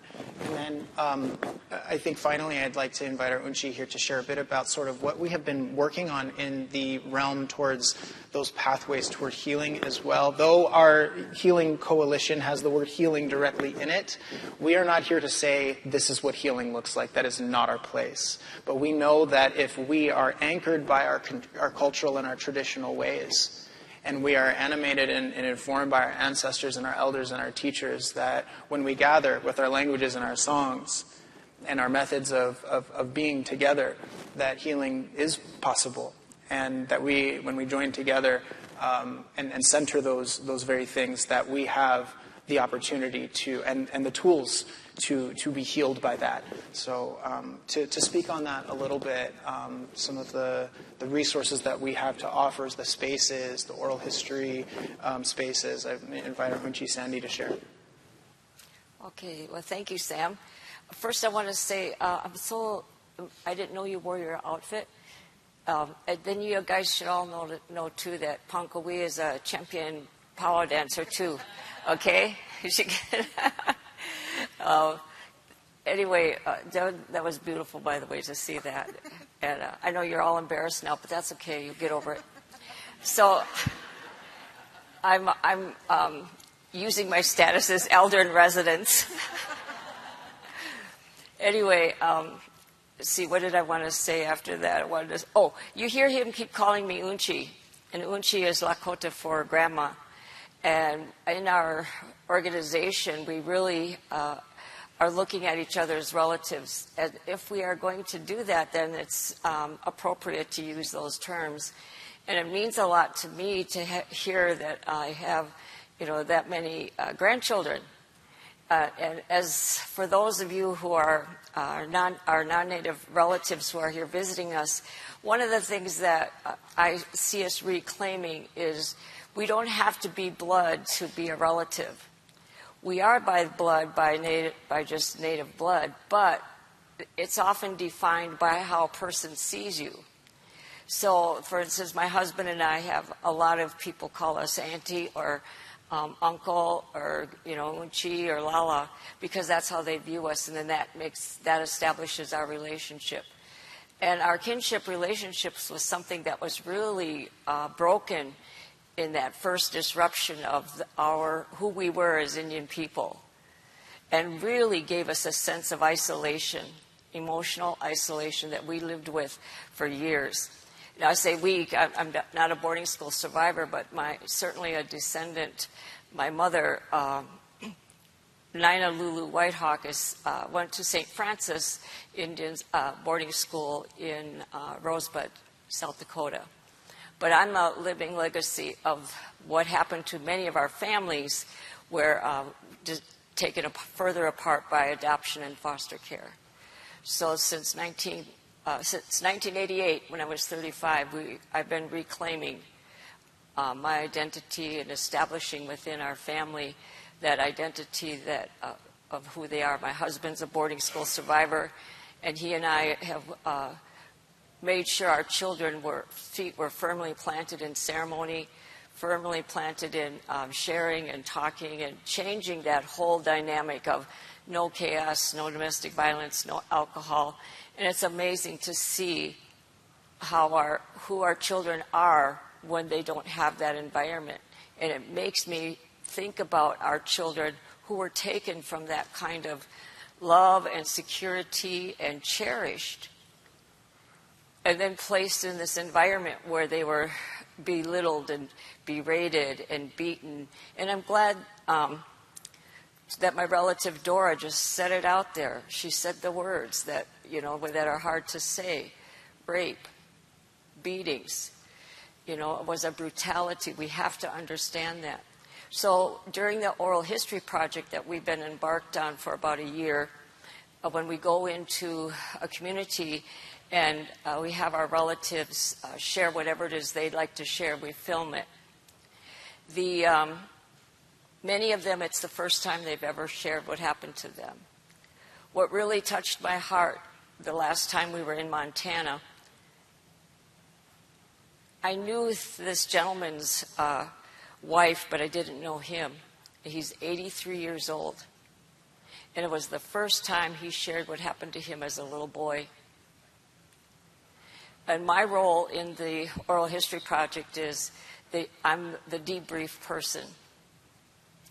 So I ask them, is there anything else they want to share? How are they feeling? Or even if we sit quietly. But many of them said it was the first time that they share things like, I wish I would have known what I know now. I would have been a better parent. Because let's remember, relatives, that the way we learn to be parents, the way we learn to be in family is by observation. We are the only mammal. Yeah, we're mammals. We think we're so smart. We're the only ones, though, that don't have an innate information on how to keep your baby alive if you're alone and the baby's born. If you had no experience whatsoever, you don't know what to do. So picture someone in boarding school from age 5 to maybe 14. They never witnessed any of that. So that was, then the legacy of removal through adoption and foster care takes place. But anyway, back to the Oral History Project. These individuals, I think my role and the role of everyone that they interact with is to validate them. Yes, we believe you. Yes, you deserve all this respect. It's really interesting to watch them come in to the registration table, and everybody's so kind and welcoming. You could tell they're a little nervous. Maybe they do pick up a mint. But then the next place they go is to get their picture taken. And our man who takes the pictures is just a lovely individual who gets them relaxed. And then they go into their interview. And then they come back out, and then we say, do you want something to eat? We just really nurture them. And I remember one of them said, geez, I feel kind of like a movie star. And we said, well, you should feel good. We want them to, we want to replace the shame, the hurt with dignity and respect and nurture them. Because when they're coming into this environment to talk about what happened to them, that's bringing up your child's self. So we like to put that nurturing in there. We use sage, and you hear us call it medicines. And the reason we do is because it is a medicine.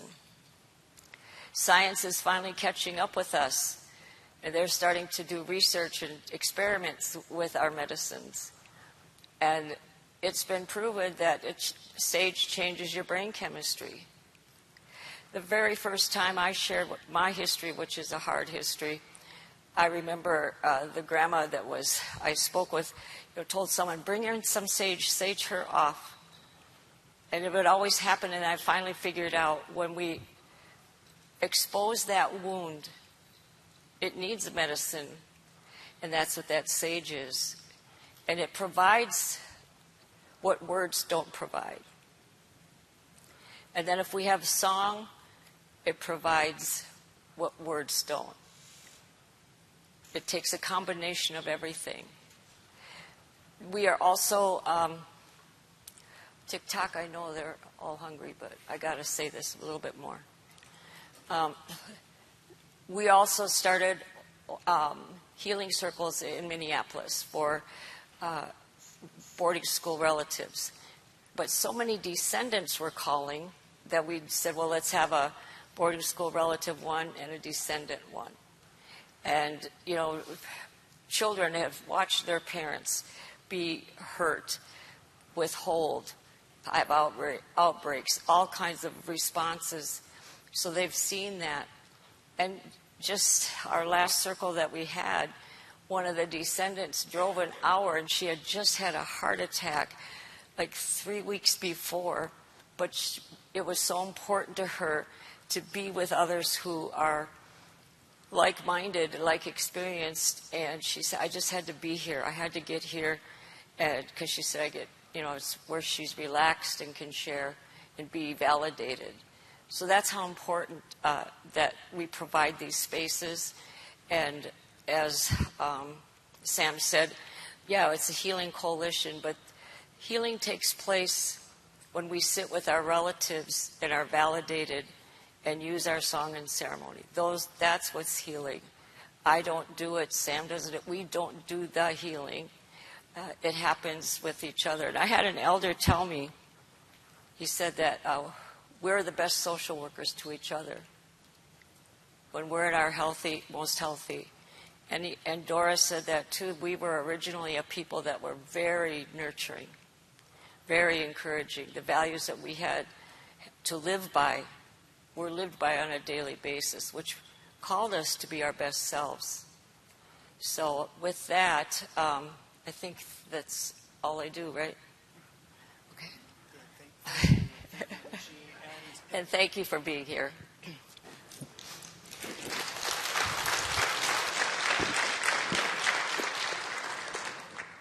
I would just like to close by reminding that there are 5 seats up here, but there are also 20 other folks in our Healing Coalition that have their own initiatives and objectives and intersections with this work. And we invite you to come and speak with us and connect with us, and we're happy to deepen that work a little bit with you. So please join me again in thanking our guests up here and in appreciation and gratitude.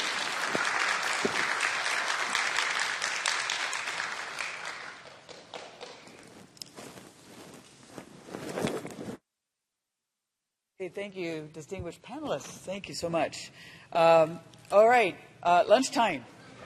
For those of us that are in here, I'm just going to take us through a short breathing exercise so we can kind of get grounded before we start our next panel.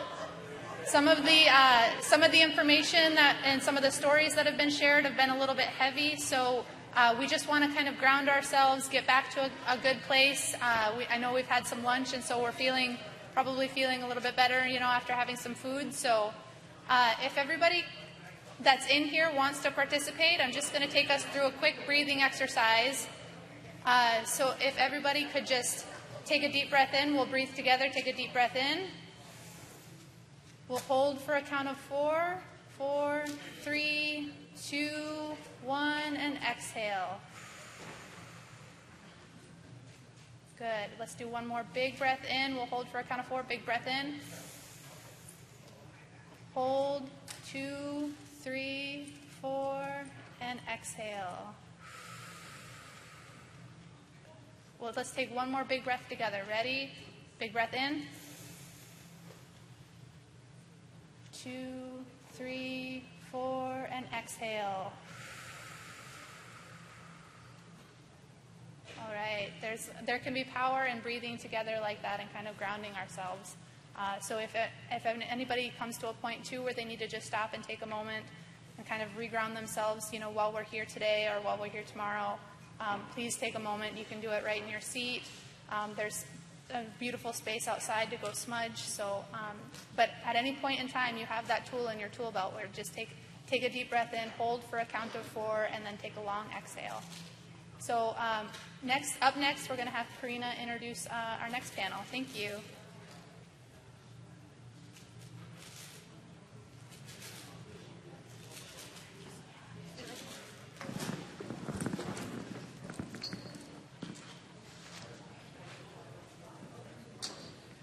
As we're getting ready for the next panel to come forward, I've invited Mr. Anton George and his son Patlas to share a song to get us started off after our break in a good way. Thank you.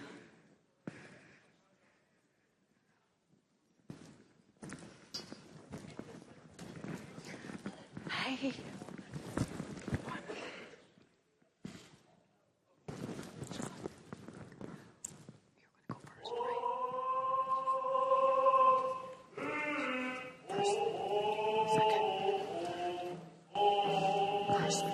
Your last.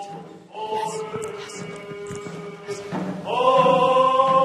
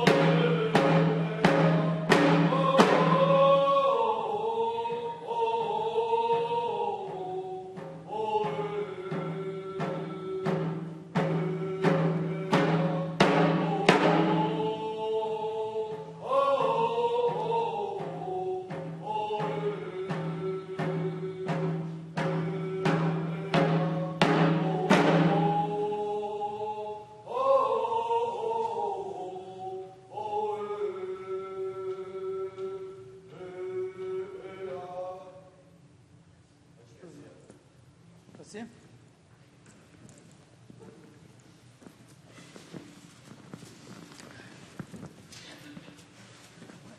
Would you prefer to sit here or be able to on stage?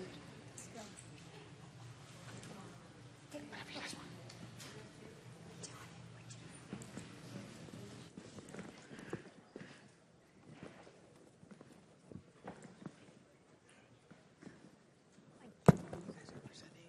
I was just thinking, it's going to be hard to see. Well, it's okay. Yeah.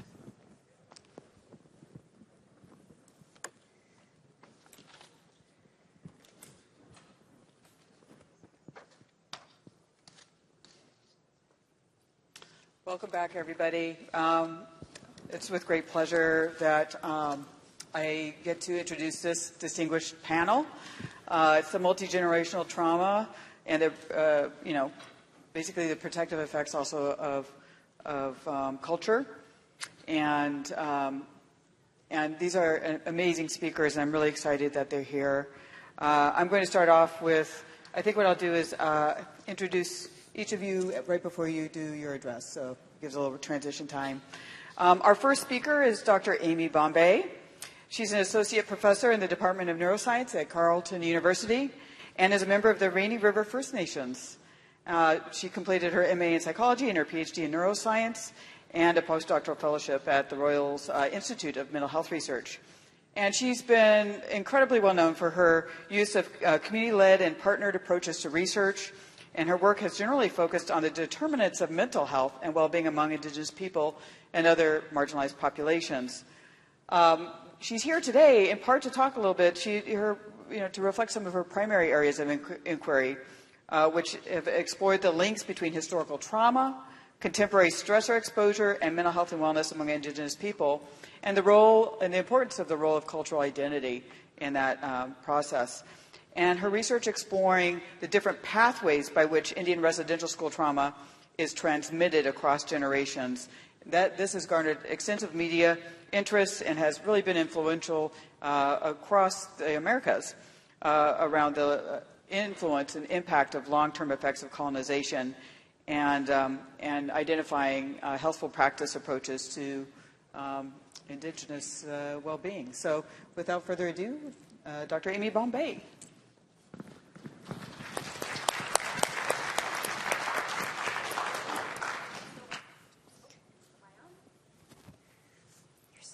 Thank you so much. So my name's Amy. I'm really happy to be here. I want to acknowledge the survivors here and thank you for sharing your stories. It really means a lot. So this is a picture of my ancestors from Rainy River First Nations.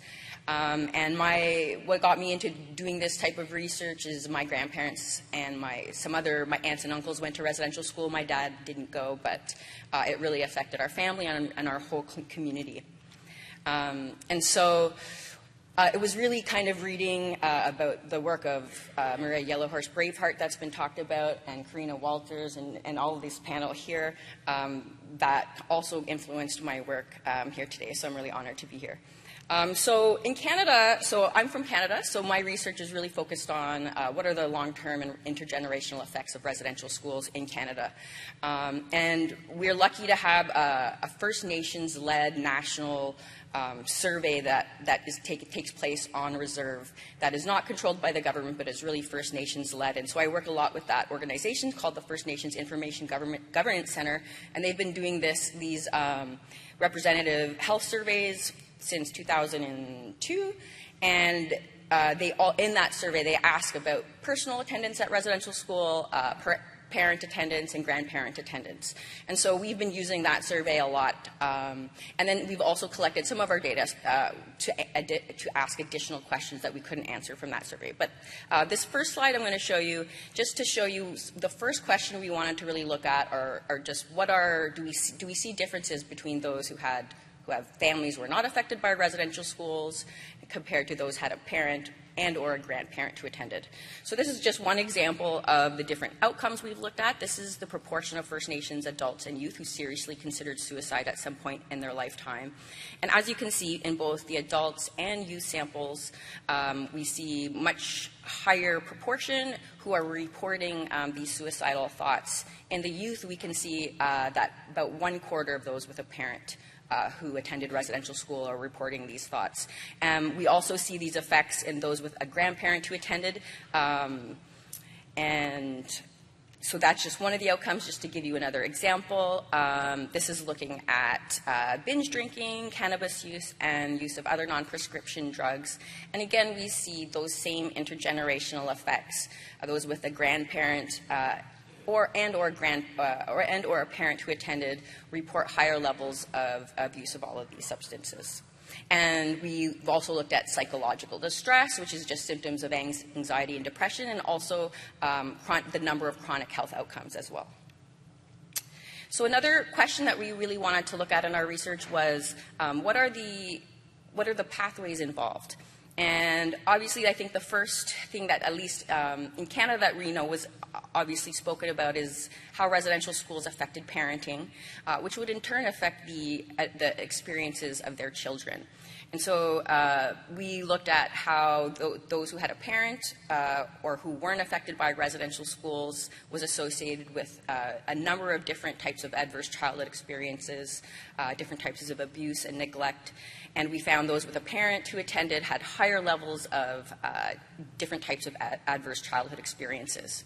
In turn, we found that was associated with more trauma throughout their lifetime and higher levels of perceived discrimination when they're adults. And in turn, all three of those stressful and traumatic experiences contributed uniquely to predicting the increased levels of depressive symptoms in those with a parent who attended. Another question we wanted to look at was not only do children of survivors experience more trauma, but are they similarly affected by these stressors and trauma? And in the same study, we looked at the association between adverse childhood experiences and depressive symptoms.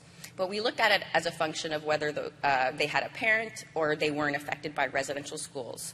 And as you can see in the graph on the left, those with a parent who attended have higher levels of depressive symptoms when they were faced with these adverse childhood experiences, suggesting that they were more vulnerable to the negative effects, which could be for a variety of different reasons. And just to show a comparison, the other graph is from a really early study in 2000 that showed a similar association in the children of Holocaust survivors, where they compared Jewish people who were healthy and those who had just been diagnosed with cancer, which obviously is a stressful experience. And similarly, they found that those with that parental Holocaust background were more affected by that stressful experience, and their depressive symptoms were much higher compared to those without that family experience. So this led us to be really interested in discrimination and why are children of survivors reporting these higher levels of discrimination. And so we looked at that in another study where we asked those with that family background and without. We presented them with a number of scenarios depicting either blatant or subtle scenarios of discrimination. And we asked them, to what extent would you, if you were in this situation, would you appraise this as being because of racism? If you were in this situation, would you feel really threatened or distressed by this situation? And what we found was that those with that parent who went to residential school were more likely to report that those experiences did reflect discrimination, and they perceived more threat to their well-being as well. And then we wanted to look at what are some factors that might be leading to this. And not surprisingly, we found that those with a parent who attended reported more previous discrimination experiences. And so when they are faced with these new scenarios, those previous experiences seem to make them more likely to then interpret subsequent intergroup experiences as being discriminatory and as being threatening. We also found those with a parent who went to residential school were more likely to perceive their Indigenous identity as being really central to their self-concept. And while that's a good thing in many ways, and it's good when that person has high levels of cultural pride and all of these other positive things, it can pose a risk in that when you're really concentrated on your identity, you're more likely to then think of that identity in intergroup experiences. So again, those with these higher levels of identity centrality were more likely to perceive these negative intergroup reactions as reflecting discrimination.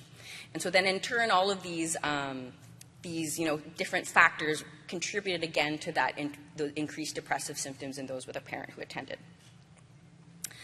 Another thing we wanted to talk about, which has been talked a lot here already today, is the lack of communication between generations about survivors' experiences.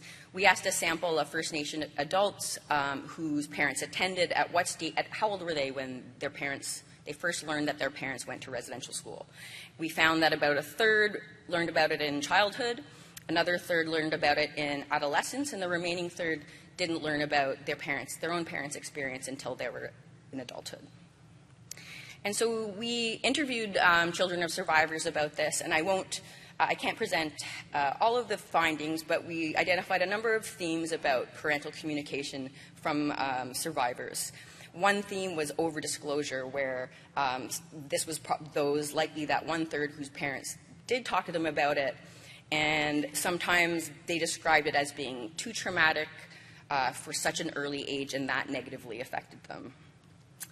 In contrast, we had another theme, and this was likely the people whose parents didn't speak to them about it, but people who talked about how their parents, never directly talked about it. They never taught them what residential schools was, but they heard about it, and they could kind of tell that it affected their parents. This person shared, I always knew my father went to residential school. We never knew why he was so angry or why he would never talk about what happened. I still have hate for him, even though residential school was why he was the way he was. Another theme, I think, again, obviously, that's been talked about a lot is the cultural disruption.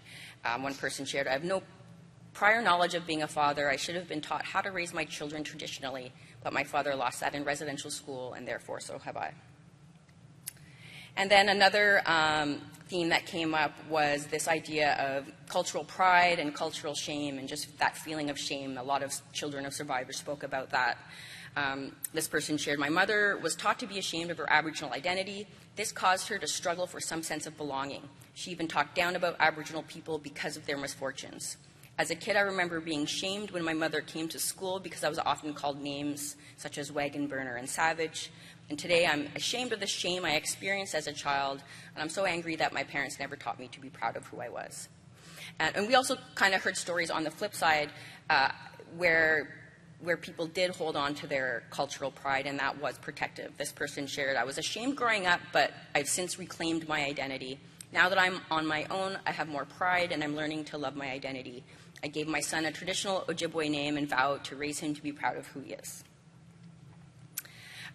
So another pathway that we haven't looked yet at research yet, but this is one of the Karina Walters' studies where she talks about the potential biological and physiological effects of these experiences. And a question I keep getting more and more as I present this research is about epigenetics. And I'm not sure if anybody knows what that is. I can talk about that after if anybody has questions. But basically, to summarize, we know that we are born with our DNA, or genetics, but what we now know only in the past 20 or so years is that our experiences and our environment can influence the expression of those genes, and that presents one potential pathway that trauma can be transmitted. And there's some evidence, this has been looked at in the context of the Holocaust, where children of Holocaust survivors exhibited these different epigenetic expressions that may be transferred across generations and contributing to that increased risk. And I just wanted to share this. So we haven't done research yet, but we have a lot of First Nations people who are interested in looking at that. And I just wanted to share, we're doing a project with the Thunderbird Partnership Foundation, and they were really interested in looking at these potential biological pathways. And we realized that this idea of epigenetics is very much aligned with First Nations knowledge across Canada. And I'll just share this quote from an Anishinaabe knowledge holder. He shared, every First Nation culture has a story of creation, which is the foundation for all truth about life. In the Medewan Society of the Anishinaabe Peoples, the story of creation holds an understanding about the stringing together of the sacred seeds of life, which is the DNA. The original language holds a vocabulary for this knowledge, which is evidence for understanding DNA and its expression. This story emphasizes the interaction between spiritual and physical development and the expression of DNA. From a physical perspective, the human experience is very much a dependent and interdependent relationship with spiritual and physical environment, including all of creation and all other determinants of health that influence genetic changes and interact with all aspects of wellness. So right now, in working with the Thunderbird Partnership Foundation, we've developed a training program for First Nations communities where we talk about human development and biology, both from Western perspectives and from Indigenous knowledge perspectives. And that is meant to provide communities who want to look at these types of factors in their research with more of an opportunity to really understand it and to lead those studies. So another thing we really wanted to look at is a lot of research looks at these effects at the individual level or at the family level. And our team was commissioned by the Aboriginal Healing Foundation in Canada to look at the issue of student-to-student abuse that happened in residential schools, which was something that was not talked about very much in the TRC and throughout. And survivors we talked to, and so we actually interviewed health service providers who had worked with survivors. And that's just because we didn't know of any studies that had looked at this, and it's a very sensitive topic. And so when we spoke to them, they identified a number of collective effects that they observed in whole communities that are affected by residential schools. One, again, was this kind of collective silence at the community level, where this person shared it's not been safe for people to make those kind of disclosures in their own families and communities for fear of being ostracized and being told they're lying and to stop making trouble. Another one of the collective effects identified was the effects on community relationships and lateral violence. We heard from service providers stories from survivors who recounted how the staff at residential schools actually encourage certain students to bully and abuse other students as a way to control all of them. And so this person shared, it's a part of the systematic way that people in power used to teach us. They were abusers, and they had to make sure we also knew how to be abusers, not only of other people, but to have hatred against ourselves. Abuse begat more abuse, and bullying was only one form of it. And today we see this in First Nation schools. Another question we wanted to look at in our research, and this is kind of based on Dr. Teresa Evans Campbell's framework of historical trauma, and one of the kind of things that they talk about with regard to historical trauma is that these effects can accumulate across generations. And because in the regional health survey they ask about parents and grandparent experience, we were able to somewhat look at this by comparing those who had a parent and a grandparent who attended, so 2 previous generations, to those with just one parent or grandparent, so 1 generation, to those not affected. And we did see this kind of cumulative effect that the more generations who attended, that greater the risk for that mental health outcome, for here, psychological distress. And then we also found the same kind of cumulative pattern when looking at those who seriously considered suicide and those who had reported a previous suicide attempt in their lifetime. And this was just a very simple analysis. We just wanted to look at what is the proportion of the First Nations population living on reserves. We looked at children, youth, and adults. And we just looked at what is the proportion who has either attended residential school, had a parent and or a grandparent who attended. And when we looked across the different survey years, we found that about 75%, so 3/4 across these years have been affected. And I think that was a big myth, at least in Canada, that, oh, it's only a small proportion of that who affected, but, you know, we're showing that it's really the majority, as was spoken about earlier. Another question that came up for us in Canada, and I know there's significant child welfare disparities in the U.S. as well, but in Canada, as the residential school system was closing down, even though it took a long time after when it started in the 1950s, at the same time a policy change happened where child welfare workers started going on to reserves. And then that led to a a huge proportion of Indigenous children being taken into the child welfare system. So this is a quote from a lot of different experts, but many have argued that the child welfare system, through its large-scale removal of Aboriginal children from their families, cultures, and communities, be considered a continuation of the policies of forced assimilation of the residential school system.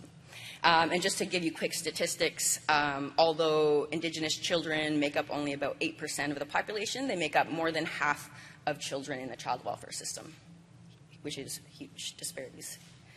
So we wanted to look at, is there a statistical association between having a parent who went to residential school and that person having a personal history of being apprehended by the child welfare system? And we did find this association. Those with a parent were more likely to themselves be taken by the child welfare system. And when we looked at one of the pathways that kind of contributed to that was, again, those that next generation was exposed to various kind of childhood adversities. That was the consequence of residential schools. And this is just another example where we used this national data set again. And instead of looking at child welfare, this survey doesn't ask about that, but they asked about, so this is with youth, and they asked if they live with none, one, or both of their biological parents. And so again, we looked at this as a function of their family history of residential schools. And we found that those with a parent, a grandparent, or both who attended are more likely to not be living with either of their biological parents, which was in turn associated with higher levels of psychological distress. So we also wanted to look at, we're still here and we're regaining our cultures, and so we wanted to look, what are the resilience and protective and strengths that we're seeing. Again, using that same national data set, we looked at the question they asked in the survey, how much do people take part in community cultural events? And we found that in the child, youth, and adult samples, that those with this family history of residential schools are more likely to be taking part in these cultural events. So, although residential schools were meant to take these away, those affected are fighting for it even more.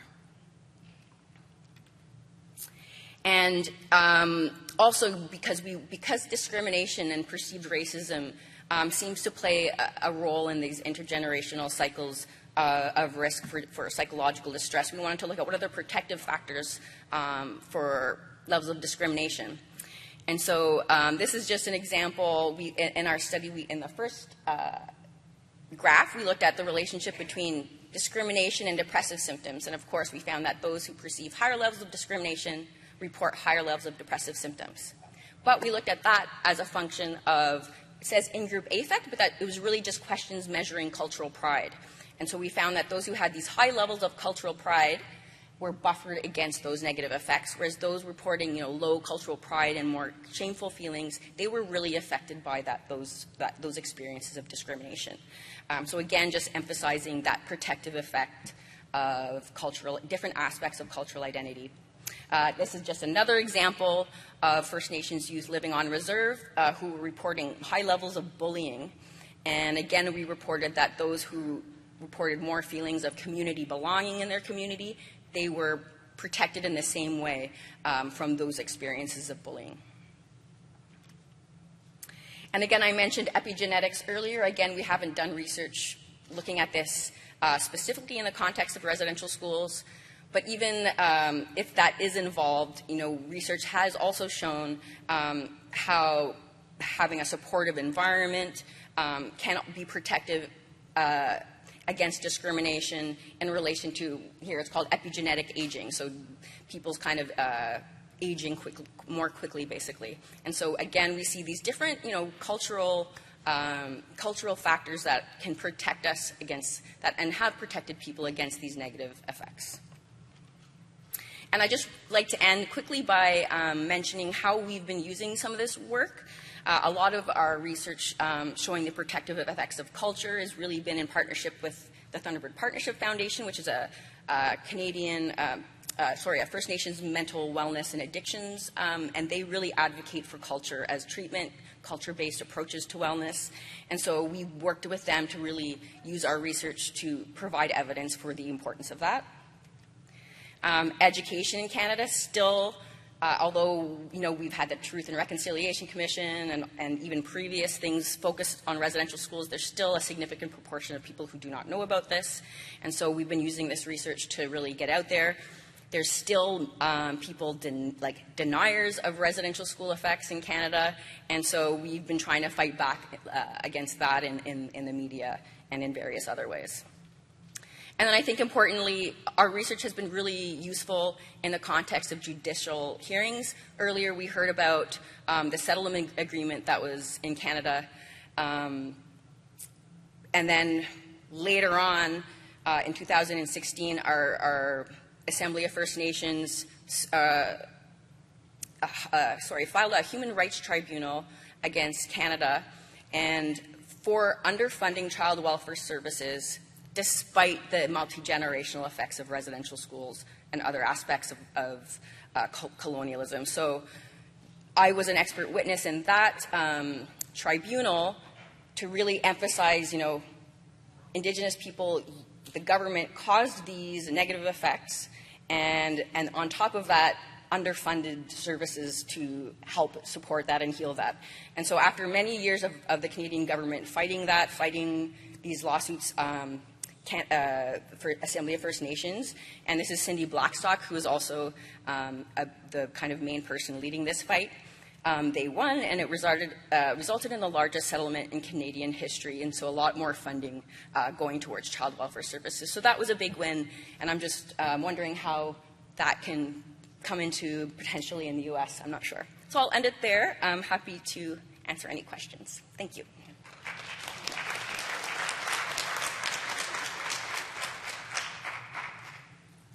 Thank you, Dr. Bombay. We'll try to have some time for questions afterwards.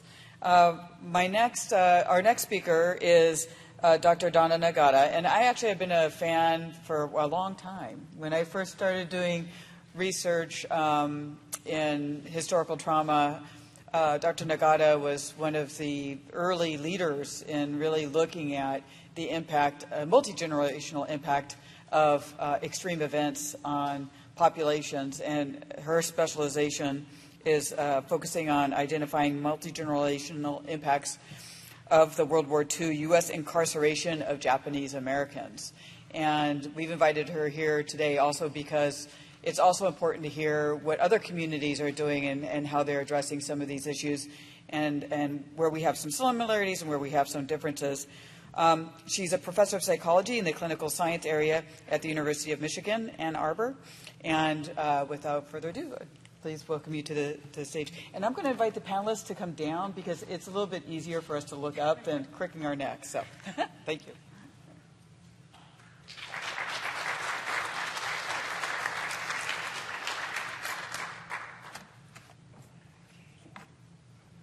Thank you very much for the introduction.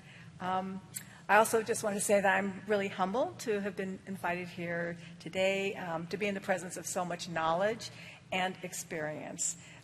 So thank you for the invitation. Before I start talking a little bit about what I've been researching around multi-generational legacies for the Japanese American community, I thought I would say a little bit about where I'm coming from, which is that to make clear that I'm a third-generation Japanese American. My parents, grandparents, aunts and uncles were all incarcerated in the camp at Topaz, Utah, during World War II, and this has clearly been an inspiration for the work that I've come to do. So before I launch into that, I do want to just recap, and this is going to be very, very as brief as I can make it, but still convey the actually the trauma that I'm referencing, and that has to do with, as you may know, that December 7th, the Japanese military attacked Pearl Harbor, Hawaii, catapulting the U.S. into World War II. And soon after that, just weeks, Senator Franklin Roosevelt issued Executive Order 9066, authorizing the military to remove all persons of Japanese ancestry from western portions of the U.S. mainland. The rationale was that no person with Japanese blood could be trusted. Those living close to the Pacific Ocean especially were risky because they were in proximity to Japan. They could be spies or saboteurs working with Japanese country. So mass removal was presented as a quote-unquote military necessity.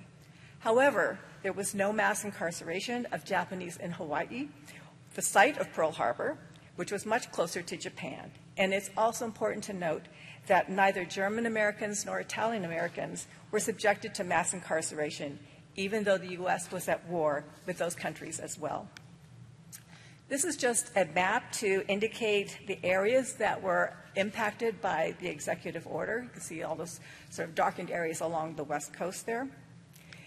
And to give you a sense of what happened, Japanese Americans basically had less than 2 weeks' notice of removal. They were given no information about where they were being taken or how long they would be gone. Sorry about that. This is really touchy. Wait. Oh, I'll just keep talking. I don't know what's happening.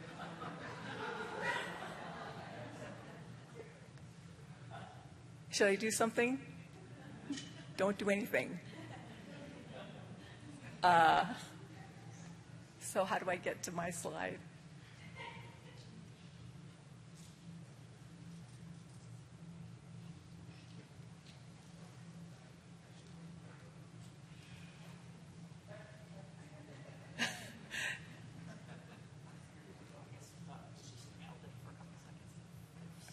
Right, so should I just go backwards now? Yes. Oh, sorry. You're good to go back.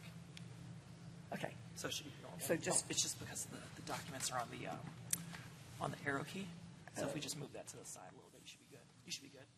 As long as we don't block these 4 keys, you're fine. Oh, okay. Sorry, this is a new. Okay, thank you. So I want to see how quick I can get through this presentation. All right. So this just shows you a picture of Japanese Americans getting their stuff together. Importantly, they could take only what they could carry. They left behind pets, refrigerators, cars, businesses, fields that had not yet been harvested. And then they were loaded onto trains. Those who were going to destinations as far away as Arkansas had very long trips. And the entire way, the shades were drawn, so people were really clueless about where they were going. And they also were worried that they might be taken to a barren area and lined up and shot. This shows a map of the Tain Main incarceration camps. As I indicated, the furthest away were in Rohr and Jerome, Arkansas, and then there were some as far as west as California, but in very desolate areas. All the camps were in isolated parts of the interior where there was really nowhere else to go other than be in the camp location. I include this picture just to convey the barrenness of the typical setting in which the camps were set up. You can see how isolated it was. The camps were set up according to Army regulation, military style, around 8,000 to 10,000 people in each camp, living in tar paper Army barracks. Typically, an entire family was kept in a single room where there were cots and a coal stove for heat. A designated number of barracks were comprised into a block, and then each block had its own communal mess hall, communal toileting, and laundry. This is a reconstruction of a typical barrack in Manzanar. They have this set up to look as it might have been at the time. Nearly all these camps, there's not much left of it at all these days, but that gives you a sense of what it might have been like to live with your entire family crammed into a room. Camps were surrounded by armed guards and barbed wire. This was something that really impressed upon people who were there that this was a prison camp. This was not something for your own benefit. The communal facilities for everything meant that there was obviously a significant loss of privacy, and there was waiting in line for everything. So this one picture shows people lined up waiting to get into the mess hall, and then the picture below that shows you a group that are eating inside the mess hall in their camp. Japanese Americans were in camp for a long time, so they eventually did make the most of what they could do. So they set up activities. There were schools, clubs, sports teams, dances. They made furniture out of the scraps of lumber they could find in sagebrush. They created gardens to help beautify their stark surroundings and made artwork out of shells that were scattered in the dirt in the desert sands. And if we have time later, I can tell you a story about my growing up, coming across some of those shells when I was a very small child. So I think it's important to get a sense of who was affected by the executive order. This included over 90% of mainland Japanese Americans at the time. Really critical is the fact that 2/3 of these people were U.S. citizens. Many of those who were imprisoned were children and older adults, and it included anyone with a fraction of Japanese blood. By the end of the war, more than 120,000 people had been incarcerated, and they lived an average of 2 to 3 years, although many were there for up to 4. In 1988, a government commission was formed to investigate the circumstances around incarceration. After reviewing volumes of documents and hearing testimonies from both officials as well as those who'd been imprisoned, the commission concluded that there was no military justification for the incarceration, and instead it had stemmed from, quote, race prejudice, war hysteria, and a failure of political leadership. A congressional act followed that followed recommendations of the commission and approved providing each incarceration survivor with a written apology and a payment of $20,000. Although it's clear that redress could not undo the wartime trauma, the government's admission of serious injustice has had important impacts on the community by publicly acknowledging the wrongdoing, and that the redress process itself helped the community and its individuals to convey to one another and communicate about what they had experienced. So government redress, obviously some 40 years later, is one thing, but the extent of impacts, I think, is important to emphasize about what actually took place. There were a variety of traumatic stressors while people were incarcerated, including ethno-racial targeting, the loss of their freedom and rights, sudden removal and dislocations. Most people actually were moved twice, once to temporary centers and then to the more permanent camps. Prolonged isolation from society, fears about their safety, and clearly an unknown future. And then there were also the conditions within the camps that caused trauma, the loss of privacy, the loss of family structure, really harsh weather conditions being in the places where they were located, inadequate medical care, and poor sanitation. So in researching multi-generational consequences of this event, I will be using some terms that I just wanted to help define up front. And these are the first generation, so the terms in Japanese for first generation immigrant is Issei. Nisei is for the second generation, so they're the first group born in the U.S. Sansei are the third generation, that's my generation, offspring of the Nisei, and then Yonsei are fourth generation, offspring of the Sansei. So the goal of my work that I've been doing has really been trying to identify what is this full range we can think of what multi-generational impacts might look like. And so to do this, I've done my research using what are called mixed methods. These are basically including both rating scales and numbers, as well as qualitative interviews and open-ended survey questions. These are just the names of my projects I'll be referencing. Essentially, I've looked at Nisei who were incarcerated, a separate group of Sansei who are children of incarceration survivors, and then most recently looking at grandchildren of survivors. For today's presentation, I'm emphasizing the qualitative data across these studies because I think they're really useful in conveying the impacts people experienced in their own words.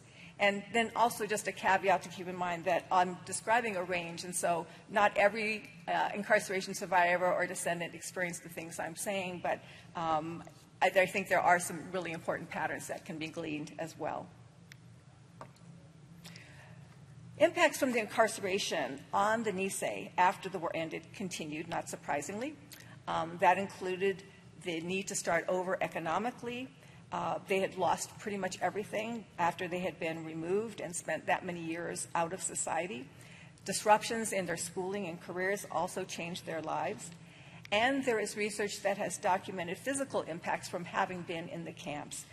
Gwendolyn Johnson is well known for the studies that she had conducted, where she found that those who were imprisoned were 2.1 times more likely to get cardiovascular disease than those who had not been incarcerated. Because you'll remember that even though most Japanese Americans were impacted, there were some who were on the East Coast or Midwest who did not get taken up in the executive order. And also Nisei who were incarcerated are more likely to die prematurely before the age of 60 than those who were not incarcerated. Nisei, from my own research, also really described the impacts on their psychology and their ethnic identity. It was clear that the communication, having gone through this, was that it was very bad to be Japanese. And so there was a sense of shame and humiliation about their own heritage. This is in one of the quotes, one of the Nisei gentlemen said, "It really confirmed, it really emphasized that I didn't belong in this country, that my face, my yellow face, made the difference and I will never belong." And then another person said, "Being labeled as an enemy alien and incarcerated in a concentration camp was the most traumatic experience of my life. There is still a feeling of bitterness, which I will have the rest of my life." And he said this when he was in his 70s.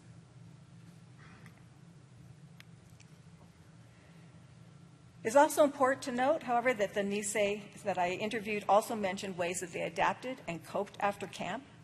They really focused on rebuilding the lives, and indeed they needed to do that. And also they were influenced by Japanese cultural framing that helped to sort of give a certain mindset about what they had been through. One phrase that people would say was shikata ga nai, which is translated into "it cannot be helped." And it really reflects a sort of an acceptance or letting go of things that are beyond your control. And gaman, which is to persevere through hardship and to endure. When the Nisei started their families, they also engaged in some forms of protective parenting. They wanted to protect their children, and one key strategy was, as we've heard here as well, not to talk about the trauma that had happened. So silence was a common approach. As one Nisei described, "I did not discuss the internment with my children to prevent them from feeling uncomfortable when forming Taijin friends. I particularly did not want to burden the children from anguish over Nisei internment experiences." Another protective parenting strategy I learned from the Nisei I researched was not to pass along the Japanese culture, focus instead on assimilating and blending into the mainstream society. So how did the Sansei then experience these kinds of impacts that the Nisei experienced themselves? Certainly the economic and material losses continued to go forward. That loss of income, businesses, inheritance, land that would have been incredibly valuable in California, for example, there was nothing to pass on, no nest eggs of any kind. And there were also material losses of actual objects. One of the things that happened that people aren't always aware of is right after Pearl Harbor, and of course, if you were of Japanese descent, you were very on edge and concerned about what would happen. Families burned and buried their heirlooms, things that were from their homeland, because they were worried that they would be arrested or sent to prison for what they had. So photos and things of that kind often were destroyed as well. And that meant that the Sansei did not have those in their lives.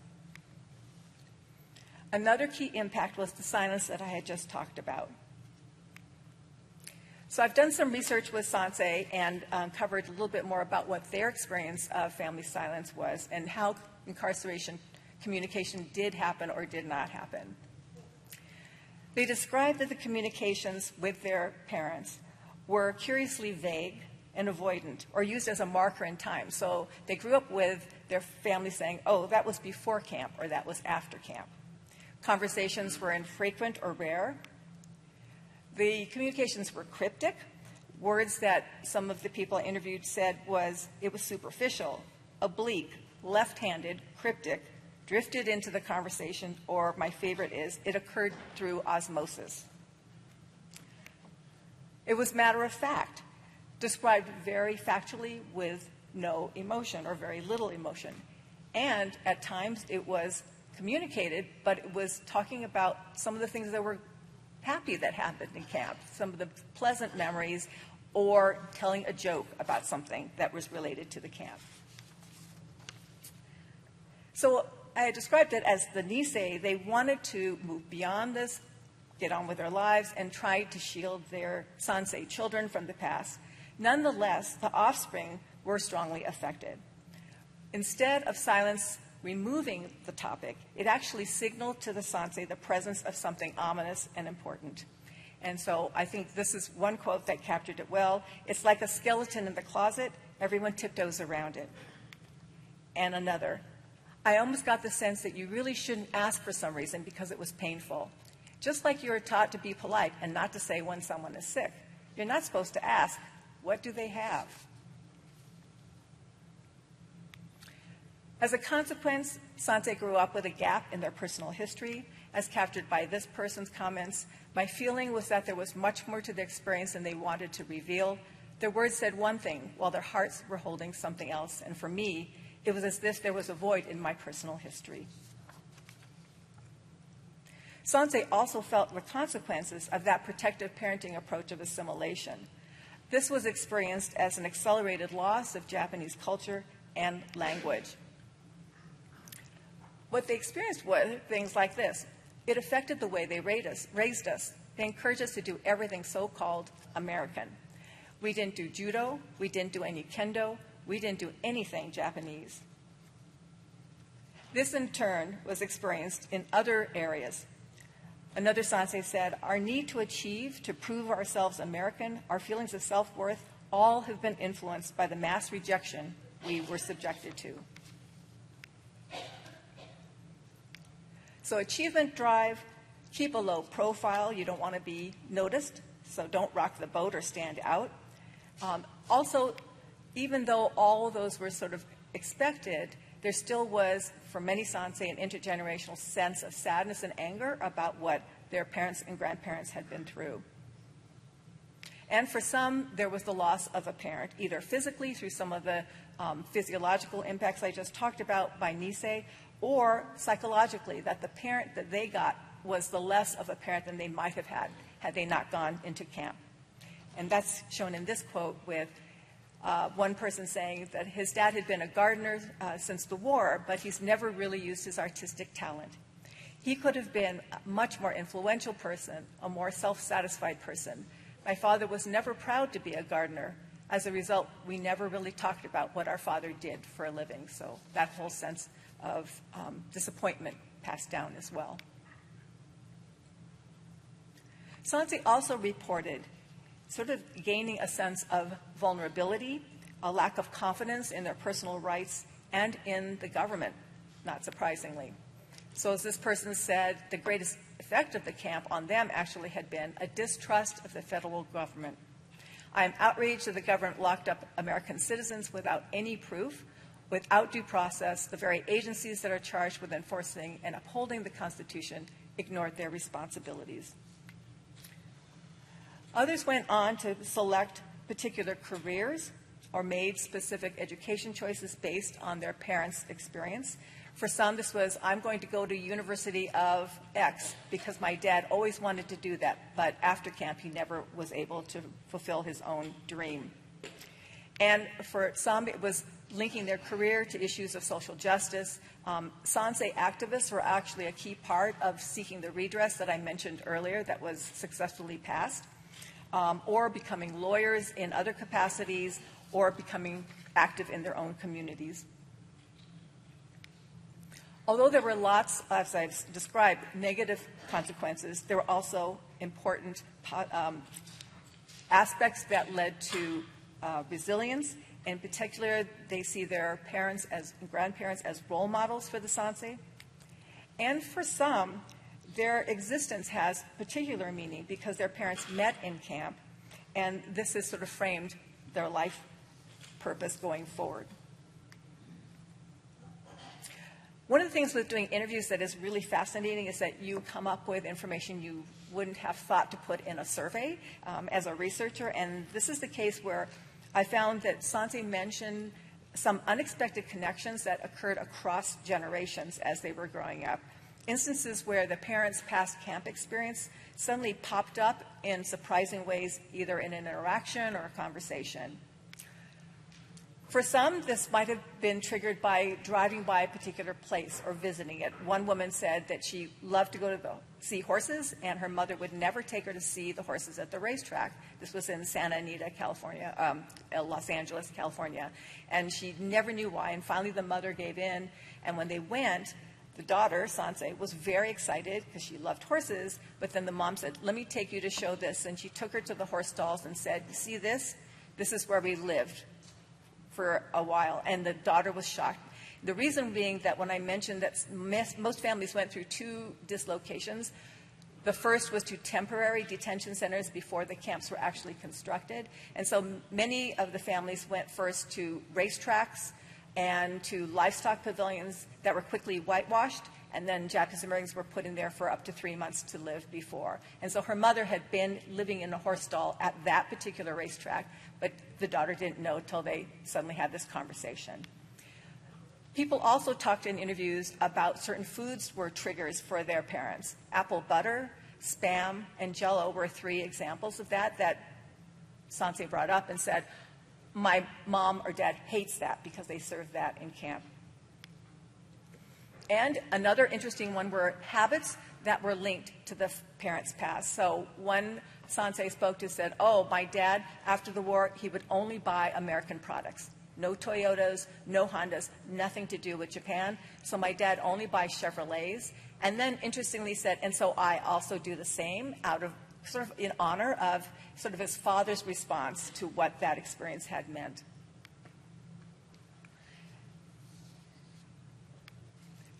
So Yonsei, the next generation, are the grandchildren of those who were in the camps, and that's been the most recent project that I've been working on. What's interesting to note is Yonsei are a fairly large percentage are multiracial or biracial because my generation, the Sanse, had a 50% out-marriage rate after the war, whereas if you look at the Nisei, they were almost entirely married within their race. And of course, there were also anti-miscegenation laws intact at that time. But the 4th generation are now in their 20s and 30s, again, the grandchildren. And so my question has been explored in an online survey I did more recently with over 400 grandchildren of Nisei incarcerees, mean age around 30. And well, I really want to ask, include in there as an open-ended question. So they do this online and they type as much or as little as they want. And this was the question I asked. In what ways do you feel the incarceration has affected your own life? So I just want to touch on some of the key themes. These are the 4, and I'll say a little bit more. And you'll see a lot of parallels with, I think, some of what else has been said here, which I find really fascinating. So I'll start off with the first theme. And this one was comments, and so this came from us coding all these narrative responses that we got. The first theme had to do with identity, assimilation, and culture loss. And in this one, one person I thought captured it really beautifully, saying that there's really been a water effect of loss passed down from grandparents to be more American than Japanese. So they're still feeling it now. Another said, my mom was cut off from her traditions and cultures, so she tried to raise us as Americans, but it felt like a lie. I felt like I was robbed of having a real culture and a real identity. And again, we see that associated sadness and grief about that loss for the Yonsei as well expressed. Still on the same theme, it's interesting to note, as I said, many Yonsei are now multi or biracial, and there are complexities, as you could imagine, that come with that. So some of the themes that, points that were brought up around the theme were those who had biracial identity or multiracial saying incarceration helps them to embrace both parts of their identity. It can increase their sense of solidarity with the JA communities, and also this realization, because the executive order applied to anyone with a fraction of Japanese heritage, it would have applied to them, right? So would have not been exempted from that. At the same time, by being biracial and multiracial, it creates complexities around what the Japanese culture means to them. They have one parent who has Japanese heritage and another parent who is not. Most often, in my sample, they're European American, the other parent. But it really, one person said that part of it has created a disconnection from her Japanese identity because of that camp-related assimilation that I described earlier when her family was forced into camp. And yet at the same time, she said, she also experiences disconnection from the larger Japanese American community. As a mixed-race Japanese American, she said, it's been even more limiting because the Japanese community does not acknowledge me as Japanese. The second theme had to do with intergenerational and family dynamics. Not surprisingly, silence remains a common point for the Yonsei still. Growing up, there was so much silence, such a cloudy feeling of loss and shame. Related to it is also Yonsei, who commented on emotional distance or restrained interactions with family members. This person here is talking about they're really attributing the lack of intimacy with family members due to them having their own survival traits passed down from ancestors who were incarcerated. And I included, this one, I think the paper is done. This one as well, because I thought it was also very descriptive. The generational torment has sifted its way down into my generation. My mother was often cold and emotionally unavailable due to being raised by a person who was poor and incarcerated. Within intergenerational dynamics, another part that came up were issues of mental illness and psychological distress. Yonsei mentioned both personal anxiety and depression, as well as instances of that in their family, either siblings and or parents. Alcohol use was mentioned by Yonsei as well. This one describing how their grandmother was alcoholic and emotionally abusive to their mother, and then saying, my mother to a great extent was neglected with her post-camp trauma because her parents were simply trying to survive the economic devastation post-internment, and also because they did not know how to process this kind of traumatic experience as a family. I should have hoarding in quotations because I'm not referencing this in a clinical way, but Yonsei also mentioned that there was insecurity that they either had themselves or observed in family members around possessions, about having enough of an item so they would overbuy at the store and stockpile just in case. You don't know what could happen. Worried about not having enough money. A third theme that came out from the Yonsei responses was concerning their social views and wariness about the U.S. government. Again, a continuation of what I just mentioned for the Sansei. And this quote, and again, this is fourth generation, is saying, knowing what my grandparents and hundreds of thousands of other people just like me went through has made me appreciate the freedoms many people take for granted. And it also seeded a distrust and resentment of the government. Finally, the fourth theme had to do with agency, activism, and social justice, what I think of may be seen as forms of healing. That concern and commitment to social justice that I mentioned for Sansei seems even more pronounced now for Yonsei. They describe it as a moral compass that really helps define their activism, as reflected in this quote, and also about educating the public about what happened. Oftentimes, when I teach about this in my courses now at the university, students will say, it was like a paragraph in my history book. You know, they really don't understand what occurred. So they take it on themselves to try and educate others, and also to join in social causes around all groups that are oppressed and experiencing discrimination. Another thing that Yonsei are doing is actively reclaiming their culture and community. They talk about this in various ways. It may be researching family history, learning to cook Japanese food, learn the Japanese language, go to visit the camp sites, go on camp pilgrimages, and even trying to more integrate into the JA community if they're living outside of it.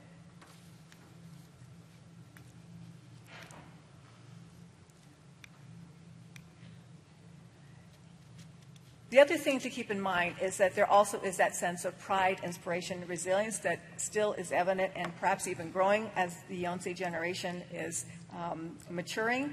And they really see this as being inspired by what their families have been through to get to the point to where they are today. So this quote I thought really captured it.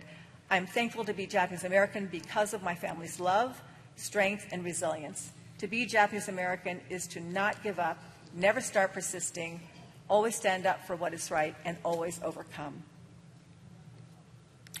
In closing, I just want to say some patterns that I'm just beginning to pick up in terms of comparing Sansei and Yonsei, so third, fourth generation. In common, you've probably seen from what I've talked about that silence is still there, the economic loss that passed down, impacts on identity and some of the psychological consequences, the lost cultural connection and access to family history, distrust of government and the importance of social justice, focusing on pride and resilience, and healing through pilgrimages, day of remembrances, conferences, gatherings, and healing circles. Some differences for the Yonsei that I'm picking up is certainly the multiracial status. It puts them in a different position in sort of thinking about the implications of this for their own identity. I sense that they are especially broad in their social activism and really sort of going out and serving for other causes as well. And really much more openness about sharing their mental health concerns and what they've observed around the incarceration impacts in their family. That active reclaiming of culture and community and taking on the mantle of being the future for what incarceration means in society and in their own lives going forward. There is an interesting conference I just was on a panel for a couple of months back, and it was put on by a group that is called Suru for Solidarity, and the name of the conference was kintsugi, which is a Japanese word. The conference was specifically focused on Japanese American healing and repair, which I believe it was the first time there had been such a conference. But the definition of kintsugi is that you repair, in Japanese culture, that you repair broken items by mending the broken items or the particular cracks with a dusting of powdered gold. And at the end, the broken item shows the break but turns into a thing of beauty. So I'm hoping that healing and going forward for our communities will represent that same kind of kintsugi effect. I just want to finish with a slide acknowledging I've been supported over the years by many different peoples and groups.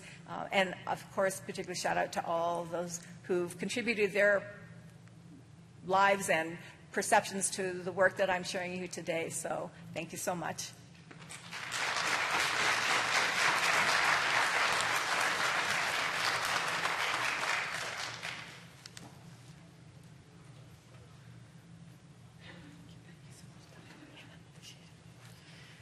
Thank you, Dr. Nagata. Lots of parallels and some differences, too.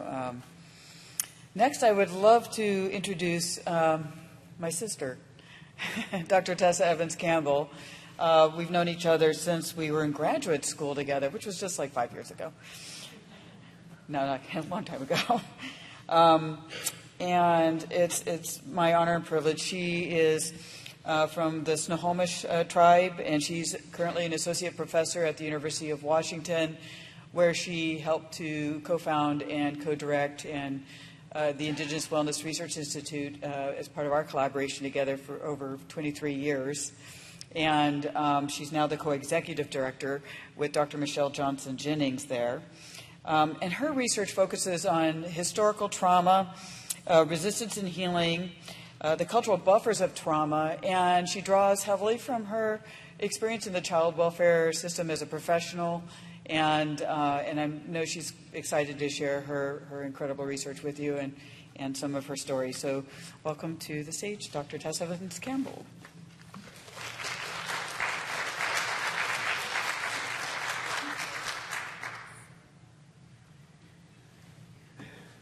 I'm so happy to be here today. And I just want to thank again the speakers, the boarding school survivors that talked today. That meant a lot to all of us, I know. And my grandfather was at St. George's and then in TB hospitals. And people don't talk about the TB hospitals enough, but a lot of the boarding school kids got TB and were sent to Indian TB hospitals. And my grandfather was at Cushman, which is on the Puyallup Reservation and then was sent over to Toppenish, Washington, far, far away from where he was. And he spent about 4 years in Indian TB hospitals as a child. So just a shout out to that aspect of it as well. Of course, not all of the children in Indian TB hospitals were in boarding school first, but a lot of them were. So let's see. I'm sorry. Do I have a clicker? Oh. I have this. No. There's a flat one. Okay. I have a clip. I don't think that's going to work. Oh, it's right in front of me. Okay. Thank you. Okay. Let's see. I've been asked to talk a little louder. I get that request a lot. So just tell me go up if I speak too low. So I also want to bring in my family to this discussion today. I would not be who I am without my family. I am Snohomish on my mother's side. I was raised by my grandfather and grandmother. This is a picture of my great-great-grandmother, my great-grandmother, my grandparents, my brother, my children, and it includes some pictures of my grandfather at the TB hospital as well, and our tribal canoe in the middle, because that's the heart of our community for sure. So they're with me today.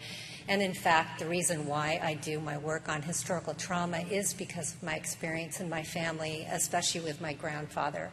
He was an exceptional parent. He was a loving, just an incredible person. And yet there was a sadness to him that I did not understand when I was a child. And when I heard Tony Stately talk today, and Tony and I are dear friends, I see right here, and Tony said, I'm learning to love myself. And it really struck me so much when he said that. And I thanked him later. I got teary afterwards because my grandfather loved me so much and my brother so much, and we knew that always. But as an adult, I look back and I realize he really struggled to love himself. But he was a beautiful parent to us, and I think that was his way of loving himself eventually through his parenthood and grandparenthood. So my work as an adult, I thought about my grandfather a lot, and I became very interested in thinking about the impact of historical trauma, especially around boarding school and Indian TB hospitals, on children, adults, their descendants, their children and grandchildren and great-grandchildren. But I wasn't just interested in the impacts of trauma. I was interested in what kept people healthy. Why was it my grandfather could go through all these things, these horrible things, and then turn out to be a beautiful parent and a beautiful grandparent and a loving neighbor and a person who gardened and gave people food and all the wonderful things he did? How did that happen? What were those things that kept him healthy and strong and thriving in spite of all the trauma in his life? So my interest is, again, not just on historically traumatic events, the outcome, but on what keeps people healthy and how we can do better to support people in finding those things that help them thrive. I know most of you, if not all, have heard about the term historical trauma. We talk a lot about it in our communities. But I want to point out a couple things that I think are particularly relevant for Indigenous communities in thinking about historical trauma and historically traumatic events. One of the reasons I feel like it's so wounding to us and to our communities, these events, is because they're not just traumatic events, right? So there are communities that go through earthquakes and hurricanes and all sorts of really, things that are very traumatic for the community. My daughter's living in New Orleans right now. The communities there go through hurricanes constantly, super traumatic, of course. But historically traumatic events are events that are perpetrated with intent upon a people and they're initiated by humans. It's not just experiencing natural event disaster after natural event disaster. Those outcomes for people, the impacts are terrible and they are traumatic, but it's not the same as living through constant historically traumatic events. They are designed as, Karina's done lots of work on this along with myself and others in thinking about how historically traumatic events, what they're designed to do. They are designed to eradicate a people, so a tribe, a community, families, really genocide, eradicate lifeways, culture, language, identity. These are the things that boarding school was meant to take away, right? Eradicate thought ways, how people think, worldviews, knowledges, epistemologies, and now people talk about epistemicide, taking away our theories, the way we think about the world. And this trauma is often conceptualized as collective and compounding as multiple events over generations join in an overarching legacy of assaults. And we've heard from speakers today that speak to that. And I think that's what we've experienced as Indigenous people. And boarding school is one of the most traumatic events, or I guess period of event, right, that we've experienced. But there have been many other things. And I'd also like us to think about the fact that boarding school occurred alongside of many other historically traumatic events for Indigenous people. So while I do a lot of work on boarding school, in fact, I have a project right now on a boarding school working with youth, and actually it's a really wonderful supportive project for the youth. But it's just one thing that has impacted our communities, right? I also point out whenever I can that if you think about children and historically traumatic events, there's a particular wound when people attack children through historically traumatic events. This is often done with purpose by the perpetrators because they know that when you attack the children of a community, you are attacking the heart of a community. You are taking away hope. You are taking away the future of the community. And so it impacts not just the children, it impacts them very tremendously, but it impacts multiple generations at the same time, including descendants, including those children's grandchildren and great-grandchildren. So I think that's another reason why the boarding school movement was so impactful, because the children were taken away from their families, but the families, as many of us know, if you're a parent, an auntie, an uncle, a grandparent, when the children's away, when your child is hurting, you can't think about anything else, right? So they are our heart. So it's really, boarding school impacted us in ways that other historically traumatic events might not have. And that's very important. We do, just in case people didn't know, I know most of you in the room know a lot about boarding school, right? But I didn't know until fairly recently that by 1930, close to half of all Native children had been enrolled in some kind of boarding or industrial school. It could be a day school, but not necessarily a boarding school. But that's something that I think is really, really important. So not every family was impacted directly by boarding school, but everybody was impacted at least indirectly, right? This is a little bit of results and data from a study that we did at the Indigenous Wellness Research Institute, and Dr. Karina Walters was a PI on this study, but a lot of us in the room, including Tony and myself and others, were involved in this study. And it was one of the largest studies. I think it is still today the largest urban study done on urban Two-Spirit people. And we asked them a lot about their health and mental health and the ways they kept themselves healthy. But one of the things we asked about was historical trauma events, and for themselves, their parents, their grandparents, their great-grandparents, and their great-great-grandparents. And as you can see, boarding school, you can see the fairly significant percentages of contemporary people that were in the survey, the people that answered the survey, had been to boarding school, but you look and see significant percentages of their parents and their grandparents and their great-grandparents went to boarding school, right? So you've got, again, multi-generations going to boarding school. And then, as Amy talked about adoption and foster care, you know, as the boarding schools were being closed down in the U.S. and in Canada, the adoption and foster care system was starting to pull more and more kids out, right, Native kids out of their communities. And you can see that with our data here. There are also other things that we asked about. I'm happy to share these data, and I'm sure Karina is as well, of course. And you know, so if you're interested in other things that the survey talked about and that the people that answered the survey had experienced, you can look at that data. And then in terms of, I look specifically at the people that answered the survey in terms of adoption, their experience in foster care, and their experience in boarding school, right? So these are the percentages of people that had been adopted, had been in foster care, and adopted with non-Native families, by the way.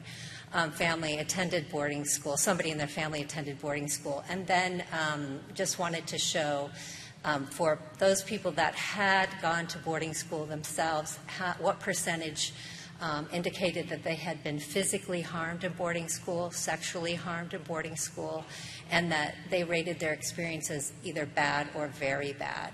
Those are significant percentages of our community that have experienced these events, right?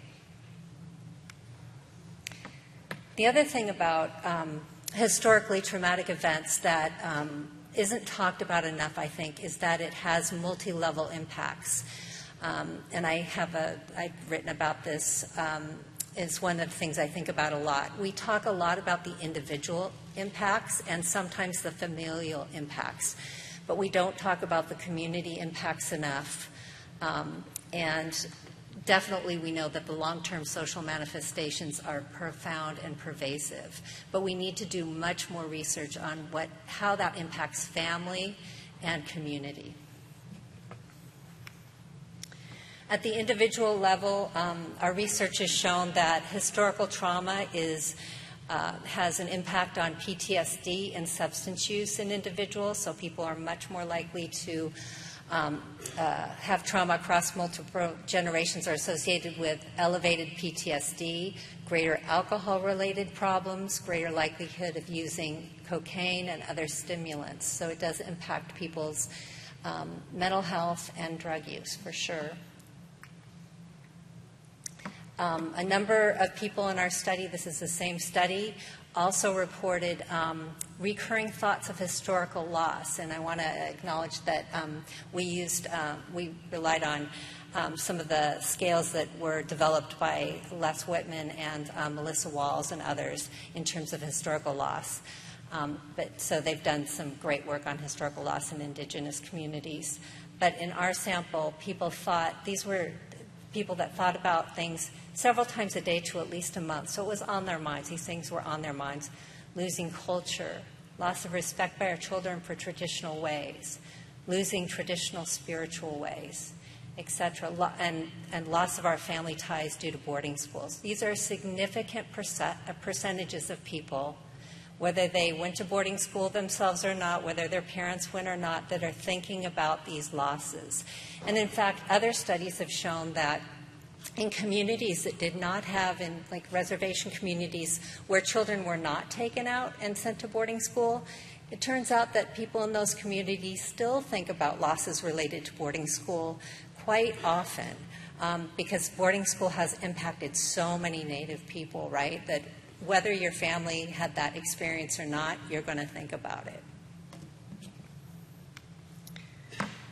We also talk about a stress vulnerability. Researchers have found that children of historical trauma event survivors are more likely to have what we call a stress vulnerability. So they may have PTSD, but what often happens is they don't meet the criteria for like a depression or anxiety or something like that. They don't meet all those criteria that you have to have a diagnosed depression or something, but they're much more likely to develop PTSD symptoms when exposed to stressful events. So if they get a divorce, if they lose a job, if they lose somebody in their family, they are much more likely than other people to develop PTSD after those events. So people are walking around with just this stress kind of waiting to pop up, right? And we believe that for Indigenous people, events that act as reminders of their colonized status may predispose them to trauma responses and corresponding symptoms. Now, again, while this is true, there are many people that are very healthy in our community and obviously very resilient and very strong. But these are some of the things that we want to talk about today, and since we're doing the truth-telling, right? It doesn't mean that people aren't strong and being beautiful parents like my grandfather and things like that, but these are realities for our community, right? We also think about familial level responses, and among historically oppressed peoples from all sorts of communities, historical trauma can become an organizing concept for family systems, and people have talked about this. In fact, Donna's talked about this in her work. Daniele's talked about this in their work on Holocaust survivors and their descendants.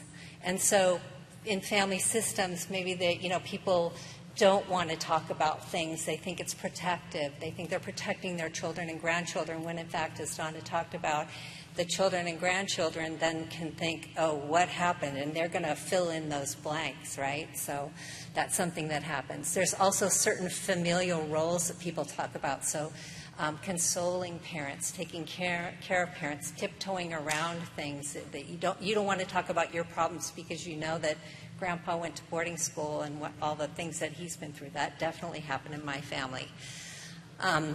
The other thing that happens, I think, is that sometimes people talk about things during times of stress or near the end of their lives. I know for myself, I didn't hear stories about my grandfather going to boarding school or Indian TB hospital. I knew that he went. My grandmother shared that with me. He shared it with us, but we didn't know the stories.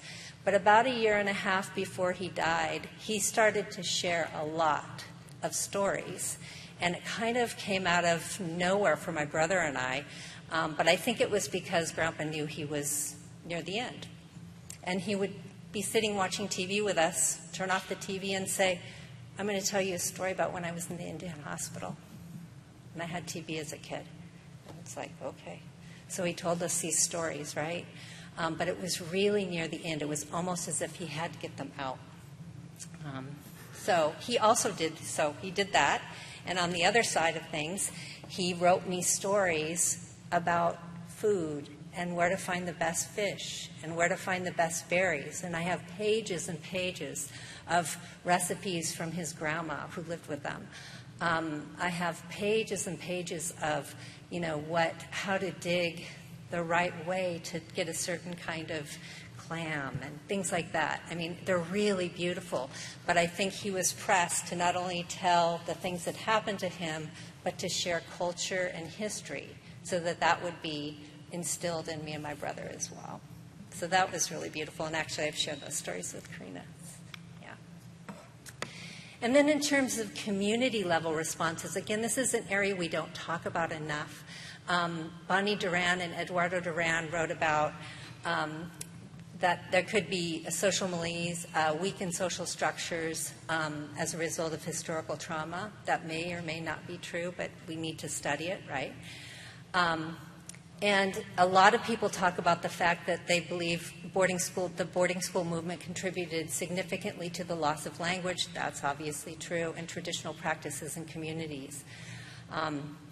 So there are secondary impacts from these community level responses that we continue to live with, and we're just not doing enough work to think about what those are and then how do we support each other through that.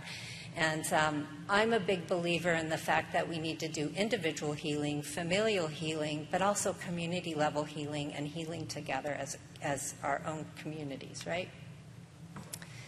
Another thing that we don't talk a lot about, but that has been mentioned here by previous speakers, is societal reactions and their impact. So we live in a country where there is denial, there is disbelief, there's indifference, avoidance of talking about boarding school. I mean, we definitely had the president acknowledged what had happened and made an apology. That was huge. That's a long time coming. I'm thankful that he did it. It's a long time coming. And, people live walking around with their stories in their heads, but not hearing from the government about these things. The same thing could be said of, I think, for many communities.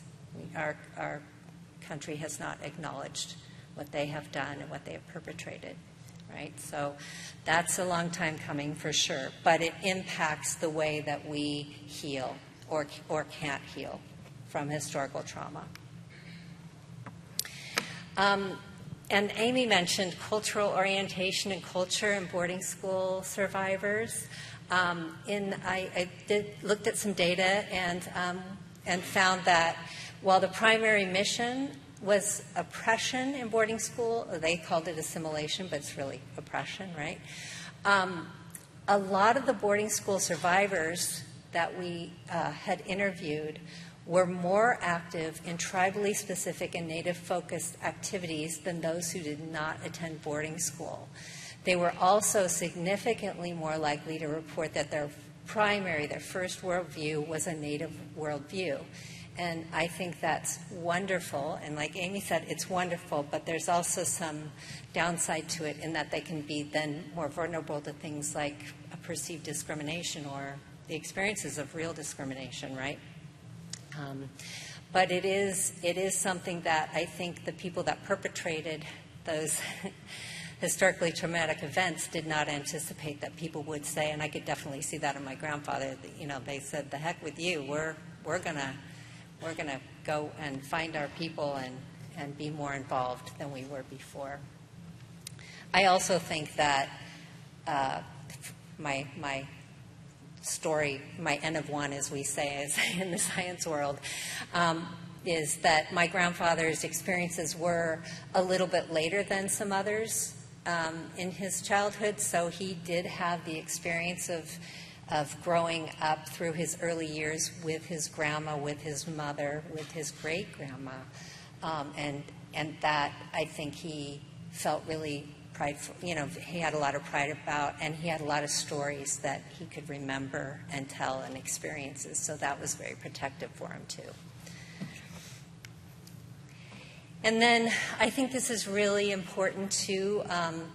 I think it's more important for people that are outside of Indigenous communities maybe to understand this. But Daniele, who's a scholar that worked on research with Holocaust survivors and their descendants, points out that we need to reconceptualize the roles of guilt, denial, and mourning in the context of massive man-made trauma. The dynamics of survivors and their descendants are different than what has traditionally been conceptualized as functional or dysfunctional in the context of typical mourning. So what do you do with your grief when your community experiences historical trauma after historical trauma after historical trauma? It's not, you can't get over it, right? You can heal, you can thrive and survive, but how do you really mourn the grief of generations, right? How do we mourn boarding school? So how do we heal? How do we survive? How do we thrive after that? It's not saying we can't do it, but the regular models for thinking about mourning and grief just don't work when you're from a community that keeps having these experiences. So I'd like to think about that as well. And then I did this with focus groups in the Northwest, and I know Karina's done it with other focus groups for sure, thinking about what people think are cultural factors that keep them strong, keep them healthy, and this is what we found in the Northwest, and Karina's done tons of work on this, but having positive identity attitudes, cultural resilience, spirituality is super important for people, having mentors, enculturation, so feeling tied to your specific culture, being really tied to that culture is important. And these are all the pictures I show, by the way, just want you to know, these are from either my family or my community. There's one with my daughter and a friend of ours who's Maori from when we visited and shared culture, but these are all from my family, so they're not just random people. I just want to be clear about that. Sometimes I'm like, who are these people? They're my people. So these are things that we really, they're simple to us maybe, the things to think about, but they're not the things that we really need to work on and support and have in our communities so that people can thrive and feel strong. These were the things that people felt kept them the healthiest. So I leave us today, my comments today, with, I know we've talked about a lot of hard things, and we need to grieve and mourn, and we're surviving, we're thriving. Our communities are really, really trying to work on historical trauma and healing and thinking about what we do about boarding school and how we can heal together, how we can work on policies and practices that help our people, and what we can share with NIH and with the government, and ask for. What do we deserve? So I just leave you with that, and I thank everyone here for speaking, for being with us, and a special thanks to the boarding school survivors that talked. I really appreciate your words. Thank you.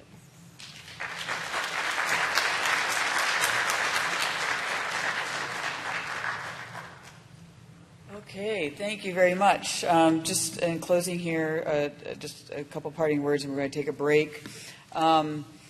Just to recap, everyone's talked a lot about historical trauma and the impact across generations.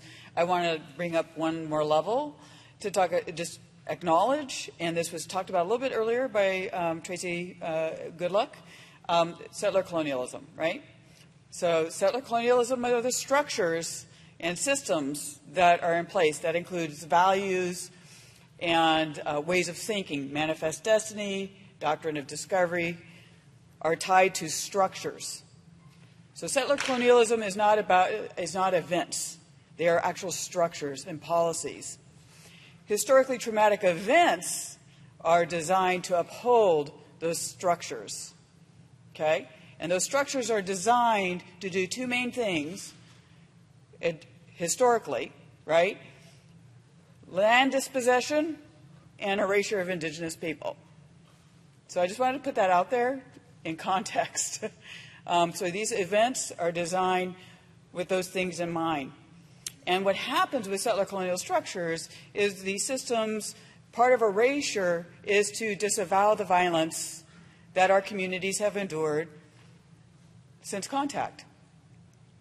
And part of that disavowal even translates all the way down to talking about boarding school, right? And then we use words like assimilation and culture loss, as if, where'd my culture go? Right? Not stolen, not ethnocide, genocide, or epistemicide, right? That's disavowal of the violence that's happened to our community. So thank you to the speakers for beginning to start fleshing out that whole historical trauma. Boarding school sits in this larger picture, and boarding school has very unique impacts on our people because this 7 years impact on average our kids were subjected to, and then work to recover and hard work to bring back what was stolen and to bring to life the things that are really important. And there's some of the work that has come out of this work focuses on 3 things to do that thriving and bringing that back. One is rebuilding, because what are those structures, those events designed to do? They're designed to disrupt 3 main things. Our ability to fulfill our original teachings as a people, our original instructions, what Creator gave each of our tribes, how to live in a good way and a healthful way with each other and with our land and with our people. Those original instructions disrupt our ability to have those instructions, connect to those instructions, and live healthfully, right? So that's one. The second way is to disrupt our relational way of being in this world. that relational thinking, everything I do about my ancestors, forward, backwards, present, that's relational. Thinking about even medicine. If I take my medicine, I have a relationship to that medicine. It's relational, right? So disrupting our relational ways of being.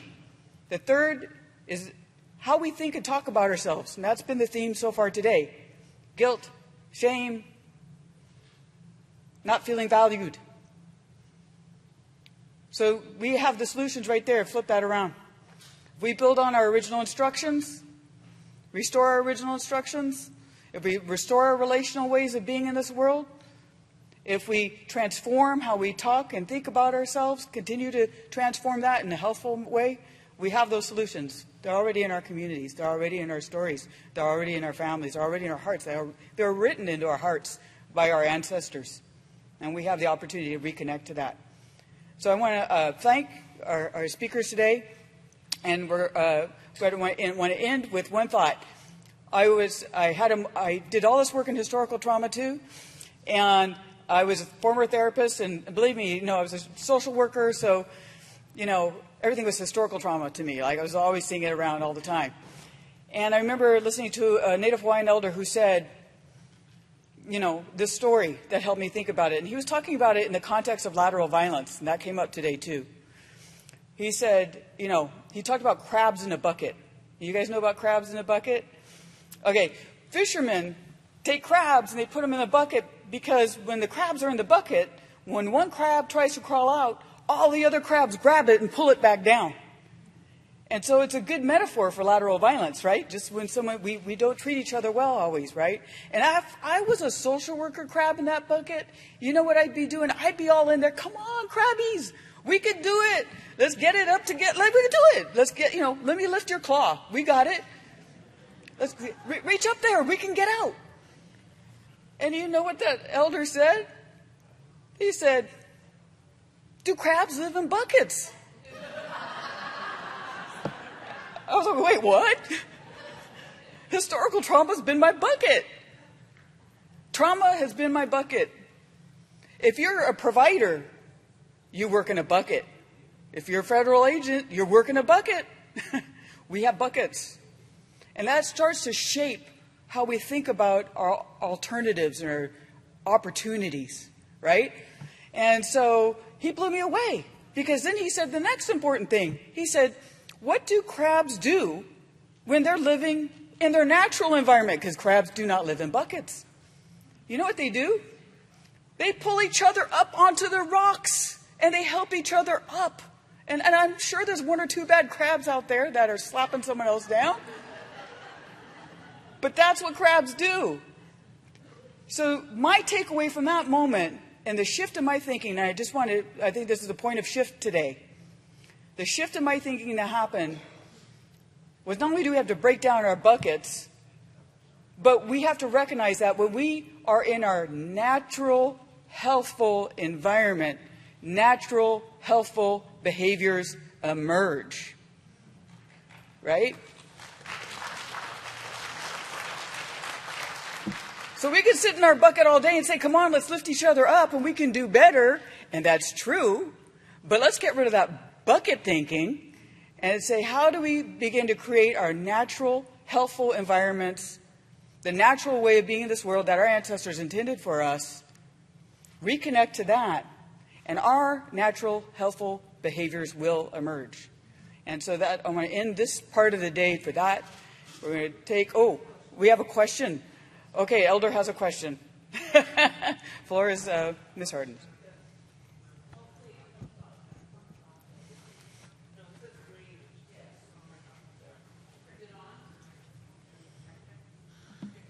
Can you turn this on? Yeah, you go. Okay.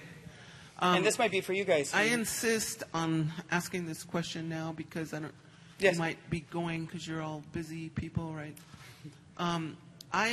First of all, I just want to thank everybody for this conference because my whole life I've been trying to find healing, and I would go to places and try to sign up for things, and they'd say, well, are you an alcoholic? Because if you can, then we can serve you for free. And I'd say, well, no. As a young person, I knew that was our enemy, so I chose not to do that. I wanted to go further beyond alcoholism. You know, it's like, how do we heal from this? I'm at the age now where I had eye surgery and I have ultra inflammatory sensitivity. And I'm like, what the heck?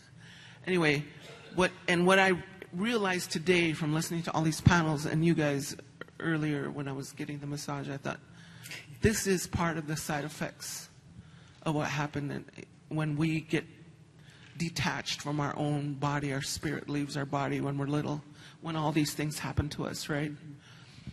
And I see all your research, and I've been praying for this my whole life, trying to find this. I would like to offer, and I hope that you guys would take us up on this. The next step is to look at us. I'm willing to do whatever research you need to learn how we unlearn this stuff, because our generations, as Dr. I can't remember your name, and my bus partner, we rode the bus together this morning. But, you know, it's like combining all these resources and figuring out I want to heal. I don't want to die having this anger. You know, I want to heal before. And there's not many of us left. A lot of our, you know, after 8th grade, graduating St. Joe's with some of these others, you know, that summer, 5 of my classmates died, you know, so it's a common thing. And please take this further and use me anyway. I'm offering myself. And I'm sure there's others. How do we heal? How do we take it even further and go beyond? Because it is unique, what's happened to us. And it's also happening to our Palestinian brothers and sisters right now in a different way. But we need to know better ways to heal than to just keep talking about it and keep being in the bucket. You know, it's like, I just didn't want to say that because all of us, every one of us in here, we're here, our ancestors bring us together for a reason, and we're here because we can take it even further and bust out of this shit show, you know? I mean, I'm tired of it. I'm tired of the fact that my grandkids are suffering because I went through this, you know? So I just want to say that and challenge you guys, you doctors, all of you with doctors behind your name, you know, let's take it further. Let's go further. Let's go for it and get it at the jugular, you know, and really break this system. Doc, you'll say. Would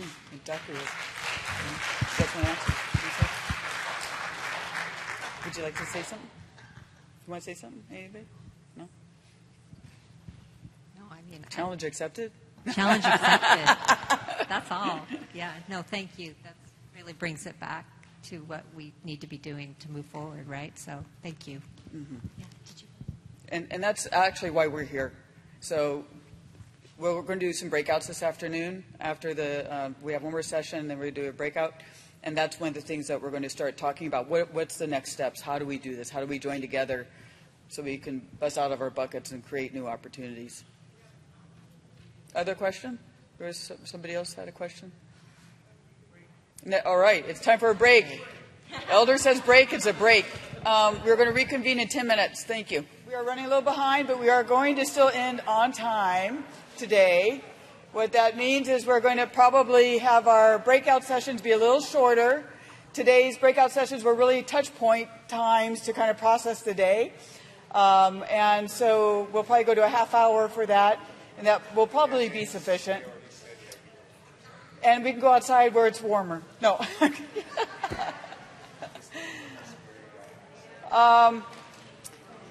Okay, so we are on to our next panel. And I'm excited to introduce our next boarding school survivor panel. And the theme is Justice and Just Us, meaning just for us, too. Pathways to Healing, with our moderator, Frederick Lane, and panelists Lakota Hardin and Susan LaBelle and Jean Bosacek. Thank you so much. The floor is yours. Thank you. Good afternoon, Siamanas Jalacha. Sohila Konisanat Tacho, Tiakaya, Siamanas Jalacha. Sokeda. It's true, my heart is glad to be here with each and every one of you. Just want to acknowledge our host and our friends at NABS, Deborah Parker, wish you were here. Our prayers are out to you. Thank you for the invite. I'd also like to thank our hosts here, the home at the National Institutes of Health. Thank you for hosting all the drivers, the cooks. I know no one recognized them, and so sometimes I feel we got to recognize them as well. And also, I'd like to thank the board of NABS and the invitation out to Michigan. And of course, Christine McCleve, who, seen this day coming, and a lot of those great visionaries that have brought us here. And so thank you. My Indian name is Solkadab. My Catholic name is Freddie Lane. I'm from the Lummi Nation. I'm a photographer, journalist, and I'm a former council member, so you could believe half of what I'm telling you today. Don't hold that against me as a politician. I'm Clactamish. Lummi is the reservation. For those of you that live on reservations, you know us as Lummi Nation, but we're Clactamish. Clactamish, the people of the Northern Straits. So just to recognize my Lummi relatives, Thomas Kinley is in the room, and also Anton, George, and family. Thank you for being here, Siam and Estelich. I just wanted to raise my hands to you. I'm a Chimawa Brave. I graduated from Chimawa in 1986. My father went to Chimawa. I'm number 11 of 12 children. And so my father graduated from Chimawa in 1950. And he told me when he was at Chimawa, it was starting to change. But they still lined up and marched to breakfast. They lined up and marched to lunch. They lined up and marched to dinner. And so I just want to share that with you, that Chimawa was a life changer for me, and brought me to, again, I had great teachers at Chimawa who inspired me, number one, to dream, and to don't forget to dream. And they started educating us about what happened at the boarding school, because we weren't taught, even in 1985 and 86, that they didn't even tell us about the history of Chimawa, which, if you don't know, is it's the oldest continuously operating boarding school in the nation, and it's outside of Salem, Oregon. I'm a survivor of the Great Flood. I'm a survivor of suicide. I'm a survivor of the American Holocaust. And so, we all survived COVID. And so we also understand that we survived the atrocities of what our ancestors suffered through. And so those of you who think this room is barely full of any people, I just want to acknowledge our ancestors that are here with us, the first peoples of these lands and these waters. And I just want to raise my hands to the ones that are here in spirit whispering to us, just acknowledging in a good way that hasn't been wiped from my heart, and that's a teaching I hope to pass on to the future generations. And so, thank you. And thank you to our panelists here today, Justice and Just Us, in our pathways to healing. And so our panelists today are Lakota Harding, Susan LaBelle, and Jean Bozicic. And I'd like them to introduce themselves. So thank you. Hey, Sam. Yeah, just introduce. Tashina Skawi Imachiapi, Mie Lakota Nakota Dakota, Ho Chunk, and adopted Deshitan. I am a survivor. I went to school at Marty Mission when it was really bad. And it's affected me my whole life. I've spent, I went there when I was 7. I've spent the last 60 years trying to recover from that. And then I went to St. Joseph's in Chamberlain, South Dakota, which I saw some other classmates here today. And I'm a grandmother of 14 great-grandmother of 2. And I've had an amazing, powerful, rich life. I'm a true Gemini, whereas I was raised in boarding school and the predominant colonized culture, and I also had the grace and the blessing of having my family that were activists since way back when they first started stealing our children. My great-great-grandmother was the first Episcopal minister when women nor natives were in those positions, but she wanted to go where the children went. So we've been resistors for 8 generations, and have a strong family with the Warrior Woman Project and being raised in AIM.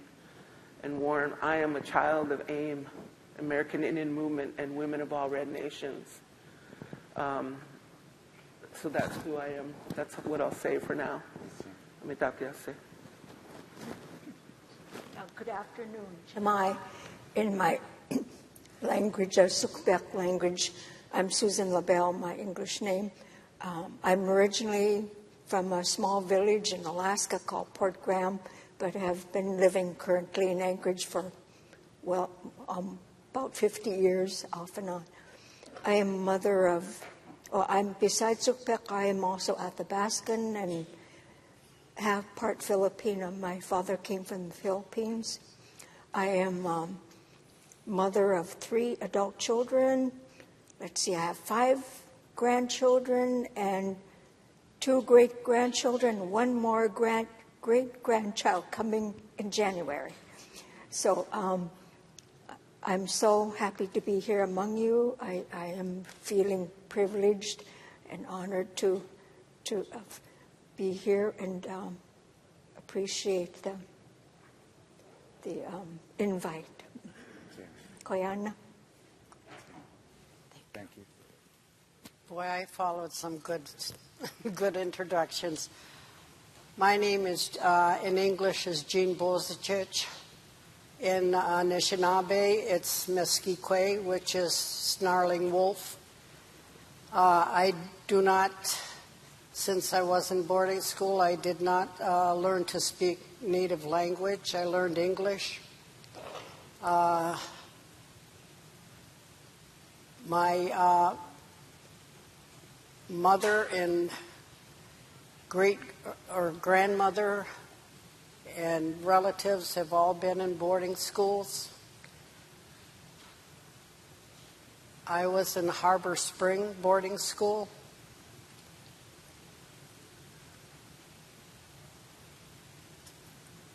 And even after this long time, it's kind of hard to go back to that memory of being in the boarding schools. But anyway, I'm Jean Bozicich. Thank you, Freddie. Thank you.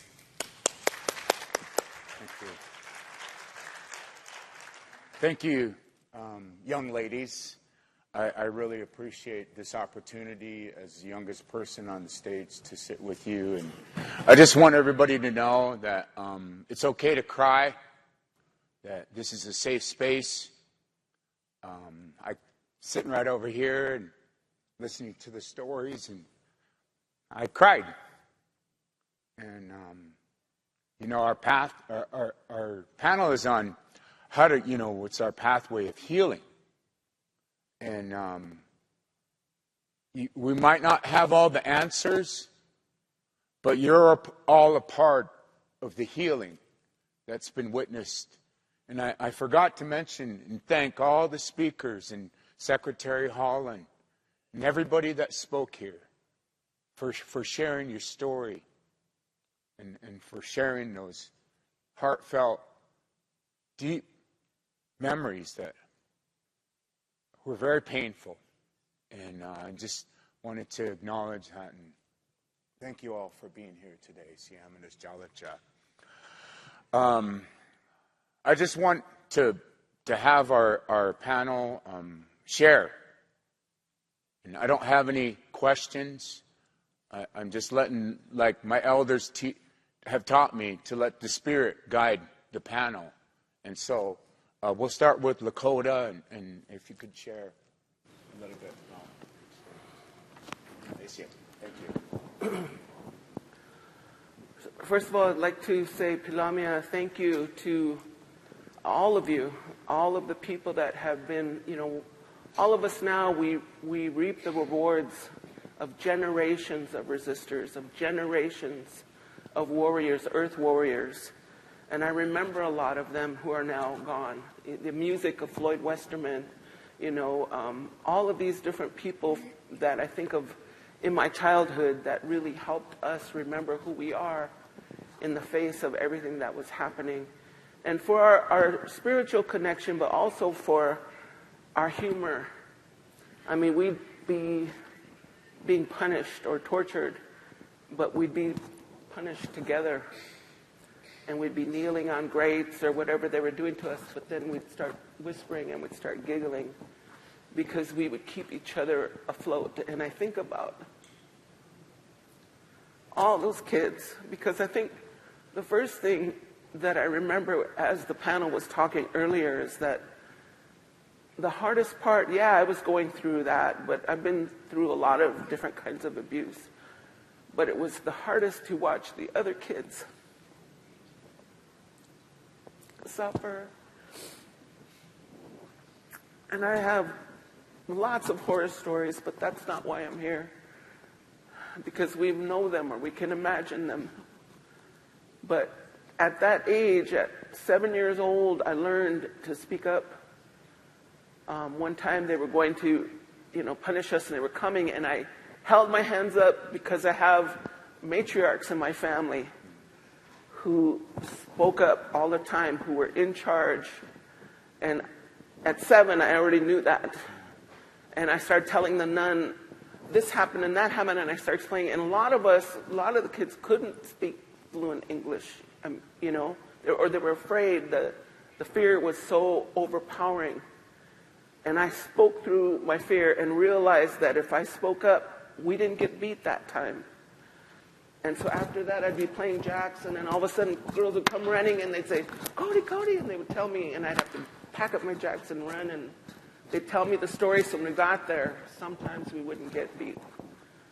So there was a lot of, I see movies or see things about the torture and all that, but there was a lot of resistance. I need to tell you that we fought back sometimes. We stood up, or we made decisions, or we helped each other. They'd wake me up because someone peed the bed, and boy, you got tortured if you peed the bed. So we would, as a group of girls, would rinse out, flip over their mattress, move my mattress to hers, and we would be I remember seeing little girls holding the corners, airing out the sheet we just washed so it would dry, and we're doing this, and singing and all this stuff to get it all fixed before the nuns woke up, So there was a lot of leadership building, even though we were being trained to be good prisoners. Ring a bell and you do this, ring a bell and you do this, ring a bell and you get dressed, and they told you what to wear with your number on it. So there was a lot of that affected who I am. But I also had a life vest, which was my family. And luckily for me, I would be going through this hell at boarding school, and then my great-great-grandmother and my great-grandmother would take me home on some weekends. And she was 97 or, that age. She was a child before the invasion. And she would tell me stories of how we lived, how beautiful, how beautiful our life was. I'm talking about the teepee when it would freeze over, with the blizzards, but we had enough food and we were warm and we were together. And when you go get water with the buffalo bladders and have that song and that relationship to the water, and say, Uncle Freddie's got a headache, and so when you drink that water, we'd come back and we'd all drink that water and your headache would go away because that medicine hurt us, right? And I appreciate the organizers of this, because that breath that we take, that deep breath that we take, that's been my healing medicine as an elder with arthritis, all kinds of stuff. But I'm still hiking and dancing at concerts and everything, because that oxygen is my relative. And I send it to the different parts of my body, you know. So those relationships we can keep intact. And I learned that. And for me, music, you know, I had a really horrible night when I first got there. And I was up all night. And I went to the window, and I was just wanting to go home, and the sun was coming up, and I was wondering where my mom was. And I think I left my body, you know, during that night. But a worker pulled up in his truck, and he was playing his radio, and the Beatles. The Beatles were playing, and my little 7-year-old mind said, oh, they know I'm here. They came with me, and I wasn't alone, you know. So that's what I held on to, you know, was that music. And that's what we would convince the nuns to play music. And they did. They played music for us, you know.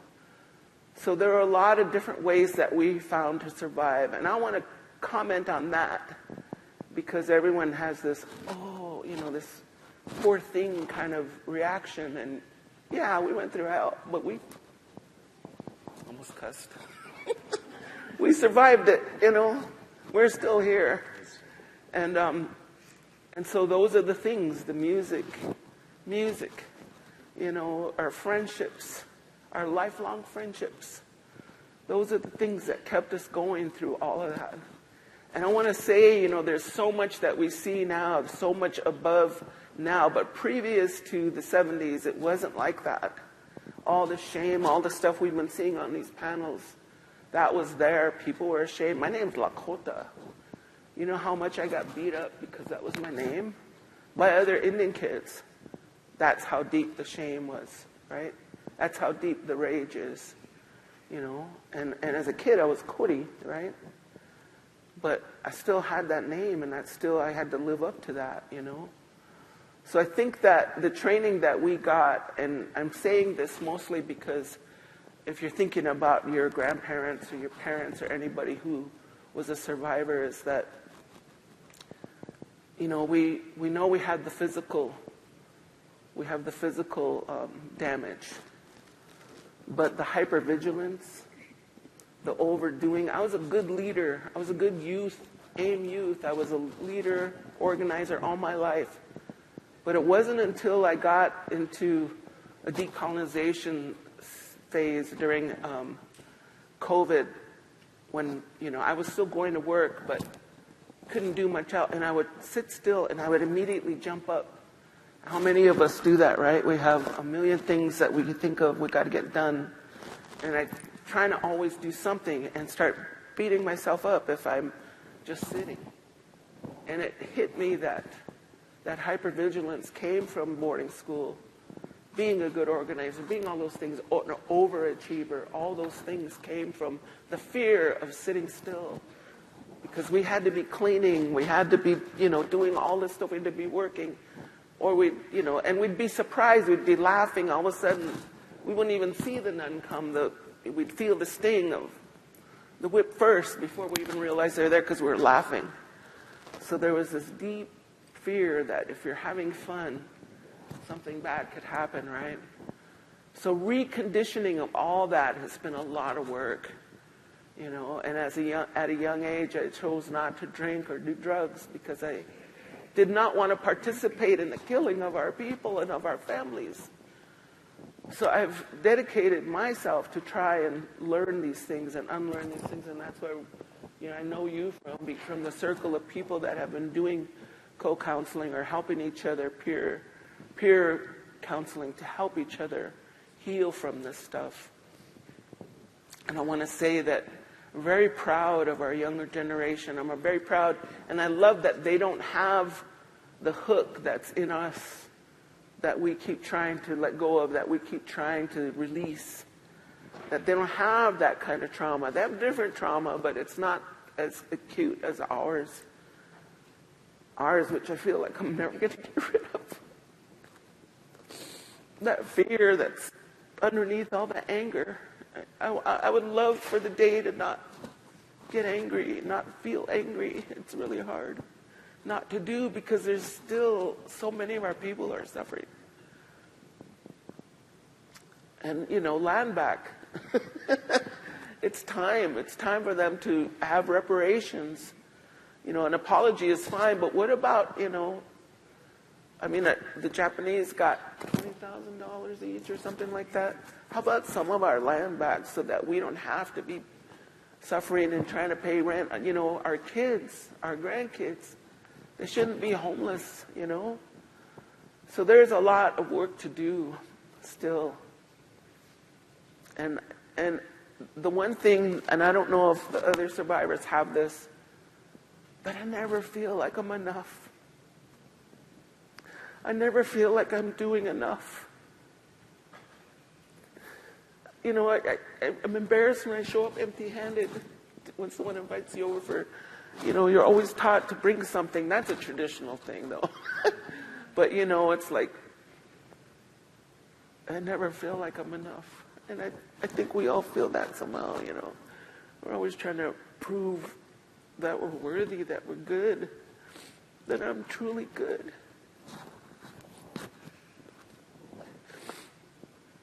But yesterday, one of my nephews, Julian Brave Noise Cat, showed the movie Sugarcane. Has any of you seen Sugarcane? If you haven't, you should.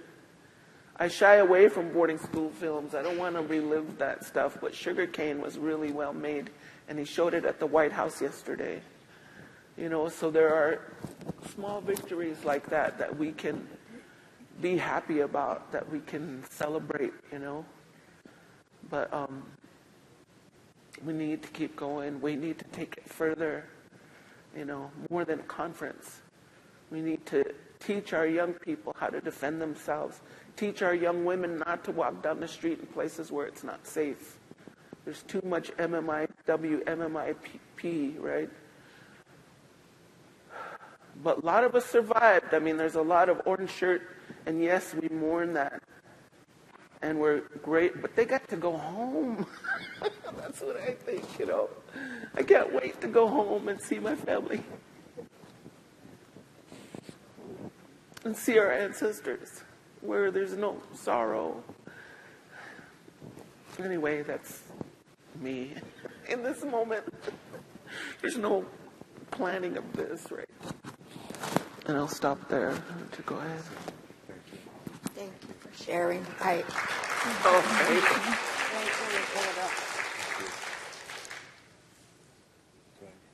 Susan? Okay. Yeah, thank you for sharing. I appreciate the survivor stories, and really am thankful to be able to hear your stories. And one thing I forgotten to mention is that I had gone to 2 boarding schools, Rango Institute in Wrangell, Alaska, and Mount Edgecombe in Sitka, Alaska, in 63, from 63 to 67. So it's part of the 60s.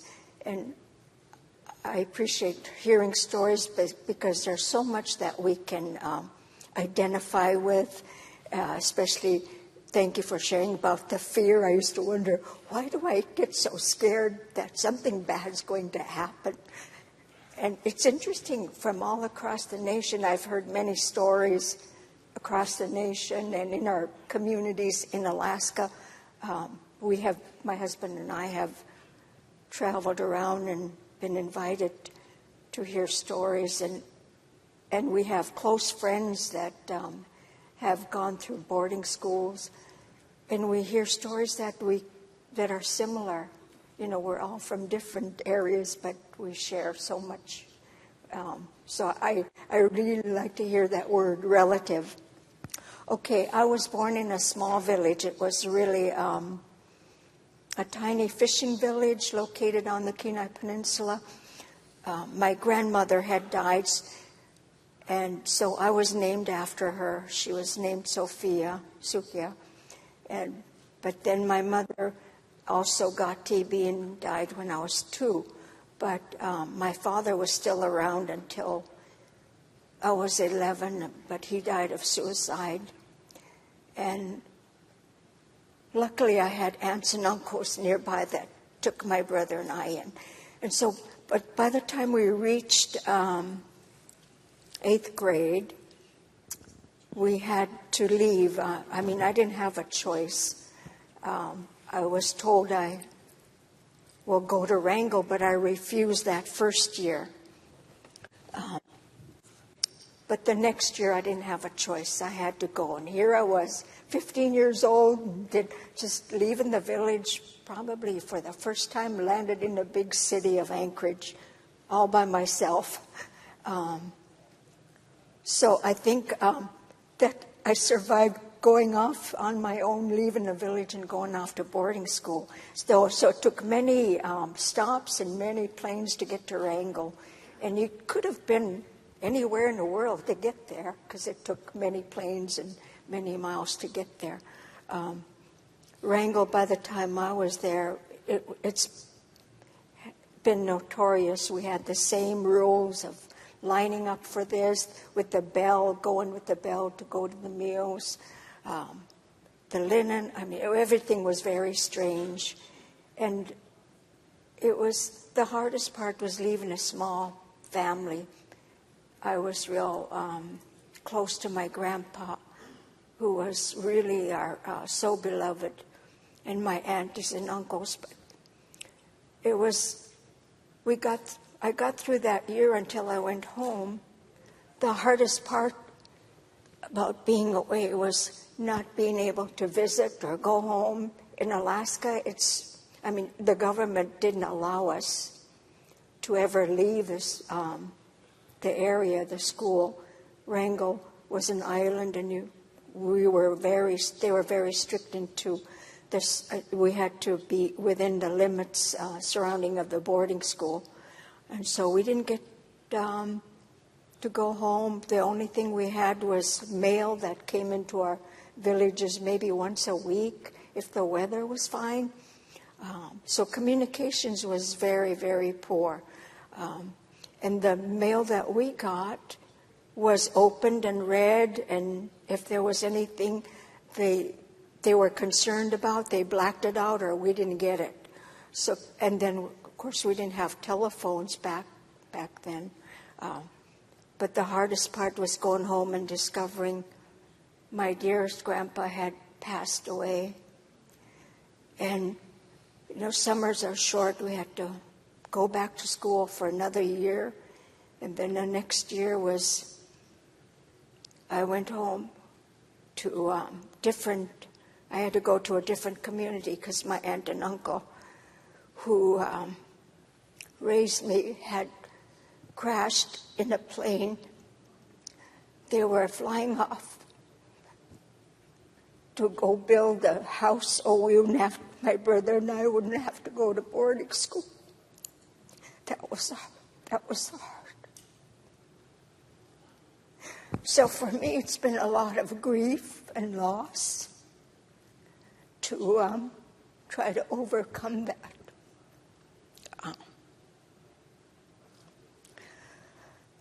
And to see at the school, I didn't experience any physical or sexual abuse, but to see these little children who couldn't speak English, and matrons would get angry at them, and I could hear and witness what matrons did to them. That was really, for me, unforgivable. So it's taken a while to overcome that. To witness is traumatizing. But I'm glad today we can, in the boarding school we couldn't speak our language. Of course, I didn't have anyone to speak my Sukpiaq language with, but we weren't allowed to speak our languages. We were punished until we went to Mondejkum, and that was much finer. And we didn't have any of the ceremonies or cultures, and we were required to go to church, which you had to go twice a week. And they chose the church if you didn't belong to one that was local. You were assigned to one. So I chose Catholic, which everything was totally different and alien to me. But the positive thing about boarding school is developing lifelong friendships. That it gave me the opportunity to learn about all the different Native groups. I thought I lived in a Sukbek world, and that was it. I learned about Athabascans, and Yupiks, and Inupiaks. Back in those days, even though we weren't allowed to speak our language in Wrangell, at least in Edgecombe we could, so I could learn some of the dialects while I was there. So it was a mixed experience of being a boarding school student. But later in life, I'm retired, a retired social worker now, but I've had to deal with many of these issues that stem from experiences like boarding school and historical trauma. I've had to deal with issues of child welfare, imprisonment. I've worked in the court system. I've heard many, many stories, worked with elderly. And what has saddened me the most is that seeing some elders that were angry and were not ready to acknowledge what had happened to them, and they leave us. So my hope has always been to help others get to that place of healing and place of peace, and that we grow our children to thrive. And I've had the luxury of working with many young families with babies coming into the world, and preventing and hoping for that trauma to be prevented. But that's my hope. And even though I'm retired, we still listen to stories. And boarding school stories are not. There were many that still don't acknowledge that there was, or know the history of boarding school. And so it's really important that we continue to tell these stories because they're healing. I've heard many, many stories and know that knowing in my heart that it helps them heal. It helps us heal together.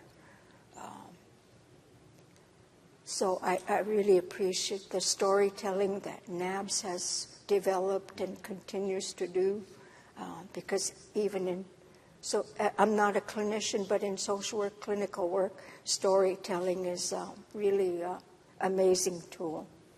And want to see our children and great-grandchildren thrive in this world. Hoyana.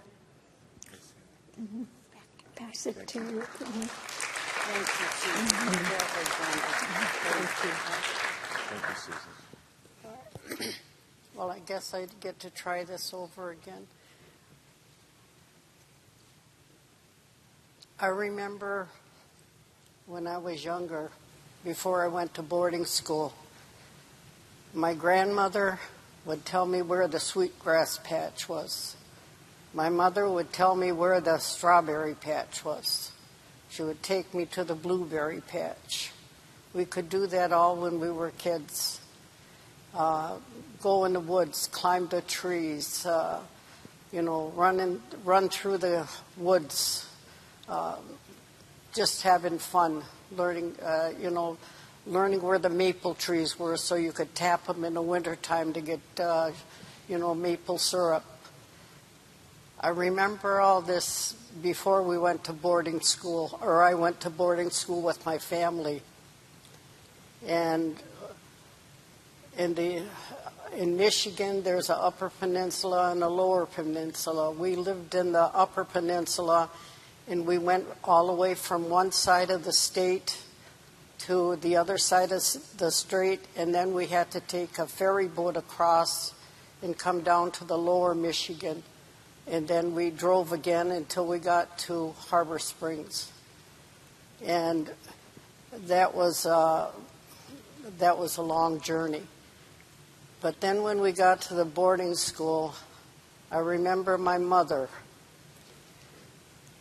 coming in, and the nuns were there. I remember this big door, though. Oh, my God. Well, for a kid, I guess any door is big. But to me, it was a huge door. And we passed through that door, my 3 sisters and my brother. And we went to a room, and one nun came in and told us that we would be good. It would be all right. I do not remember having any clothes or bags of clothes or whatever. We just had the clothes on our backs. And I remember the nun telling my mother, it's all right. Now it's time to go to leave your children. And when my mother left, she gave us all a big hug, took us together and gave us a big hug, and told us in not a whisper, or in a kind of like a whisper, to take care of each other, watch each other. And, and then she kissed us. She gave us a kiss. And that's the first time I seen my mother cry. But then after she left, the doors shut, and there we were. My older sister was taken to one area of the school. My sister, my younger sister, my 2 younger sisters and I were taken to another area. And my brother, he was just whisked off to an area where I guess the boys went, because the boys were separated from the girls. The only time we seen each other was at lunchtime. And you couldn't talk about what happened or what happened to you, or you would be punished. So if you said anything, a nun would come up to you. They must have had radar ears, because we thought we were whispering, and but the nuns heard and came up, and they would tell you to be quiet, quit talking. And so that was just at lunchtime or at breakfast, at lunch, and at dinner. We got to see our families, or my family, my sister and my brother. There was other relatives there, but they were they were separated and at different tables too. And then if we were always march. You go any place, you were marching. You got up early in the morning to go to church. You always went to church early in the morning. And then you had some type of class. And then you went to lunch. And then you went back to class. And then came back and had, dinner. And then you either had chores to do, or you had, went to outside to play a little bit, and then went back to the bedroom to sleep. We were in one dorm. I remember some white people that girls went to school with me,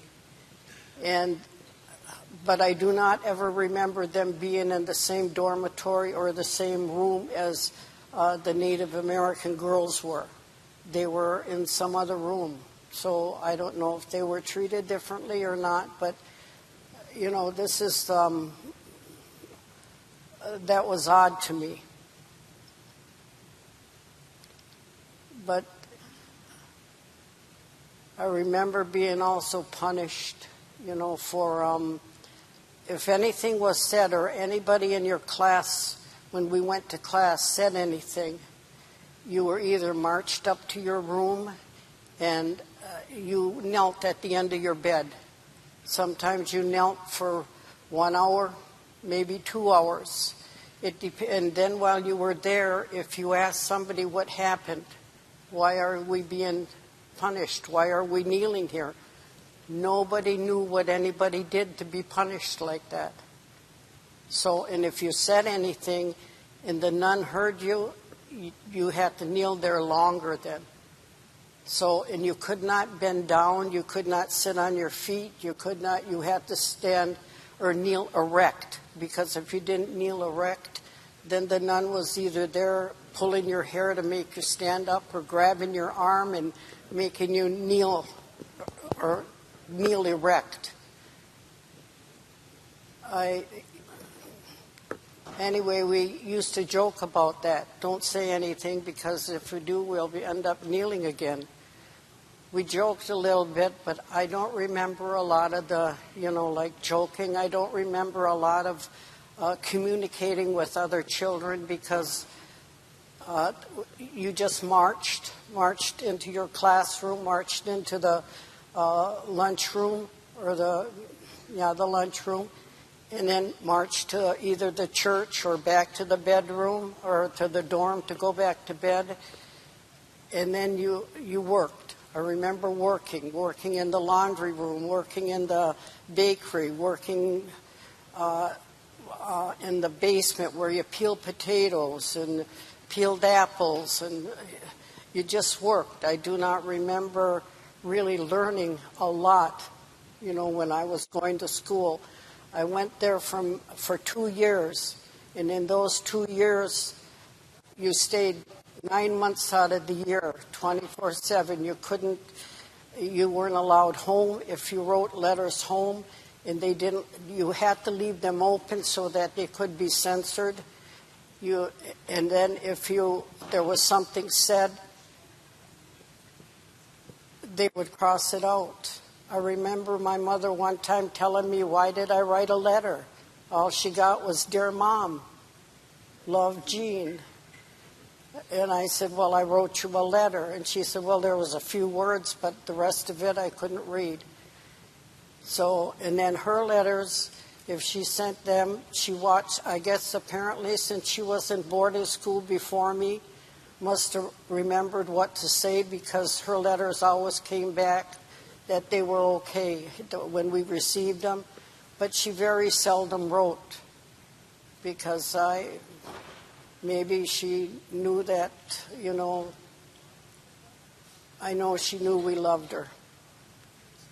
So, and that was our communication. I remember the nuns teaching us, or either that, or if you didn't learn too much, they did call you stupid. I remember one Halloween when I was there. Now, since I knew where all the blueberry patches were and the strawberry patches were and the sweetgrass was and how to run in the woods, I didn't know about Halloween. And we were told to go to town to paint these pictures on the store windows. And we were wondering, what should we paint on the store windows? And so the nun started saying, well, aren't you, paint anything. Well, we thought, well, maybe we should just paint a tree or what. But you couldn't paint that. It had to be related to Halloween. And then finally, everybody just watched what somebody was drawing, and we just did that all on the shop windows. Somebody drew a ghost, and so we all had ghosts all the way down the shop windows. And then afterwards, the nuns called us stupid. You don't know nothing about Halloween. We were not taught about ghosts. We knew about our spirit ancestors, but we didn't know about ghosts at that time in the Catholic schools. And we didn't know witches. We didn't know, how Halloween was supposed to be. That wasn't our religion. We didn't practice that. But then we were called stupid because we didn't know about that. And I don't know if there was some nuns that seemed like they were nice. But then those nuns that were nice and tried to teach us, I remember, they weren't there long. they were sent away. They taught us sewing, or this one nun did, I remember, taught me sewing. It was so beautiful. But then she was gone. So I said, gee, it's, they got rid of the good ones, but the mean ones they kept. The mean ones were, always, I guess, knew how to make you mind or make you toe the mark, as they would say. And this one nun, I remember, I can call her by name, it's Sister Generosa. I'll remember her till the day I die.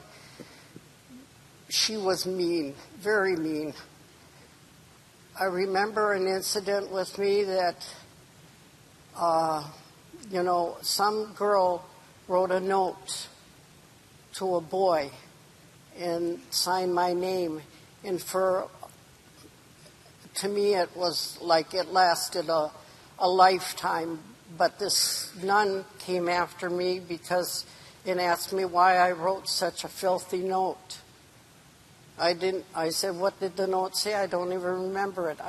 She said, you wrote this filthy note to so-and-so. And I said, I did not write a note. But anyway, this nun, for 1 week, 2 weeks, ridiculed me in front of the entire boarding school.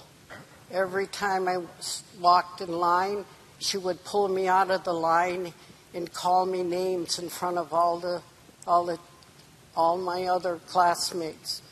She would grab me by my ear, grab me by the neck, grab me by my arm, and just drag me out and say, and if anybody associated with me, she would tell them that they would go to hell. And they would be as filthy as me as I was. And then I was in the lunchroom. I couldn't sit with my family. I had to sit separately in a corner on a table where it was designated for bad kids. And everybody that came into the lunchroom then could file by you and look at you and watch you and know that you were bad. So, and all my classmates and the girls in the boarding school would not have anything to do with me they wouldn't have anything to do with me because they didn't want to go to hell, and they didn't want to get the treatment that the nun gave me, of being ridiculed and being degraded and being humiliated. I remember myself being a very happy person before this all happened. But after that, I went through the school year and just was like a zombie. And when my mother noticed the difference when I went home when we got out of school. And she asked me what happened, and I said nothing. Because the nuns told you don't tell anybody because, you have to keep silent about that. Don't talk about anything. Don't say nothing. You were silenced, and you were made an example. I only went to boarding school for 2 years, but in those 2 years,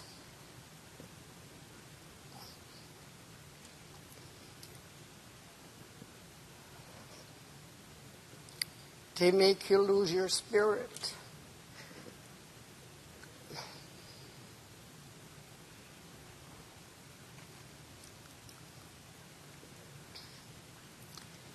They try to make you feel who you are. They take away that from you.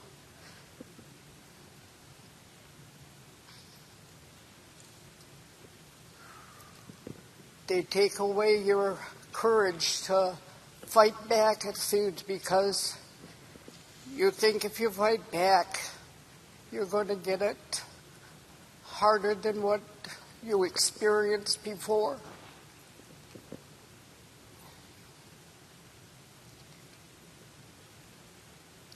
So then you just give in and you do what they tell you to do. My last year being there made it easier for me to get along if I behave like a robot, if I behaved how they wanted me to behave. I didn't do anything. And when I went back and joined my family again for our normal, breakfast and lunch and dinner, and sat at the same table with them, my family shied away from me. Because I guess they thought if they came close to me too, that things would happen to them that happened to me, that the nuns would be cruel to them also. So it's they take the spirit out of you. They take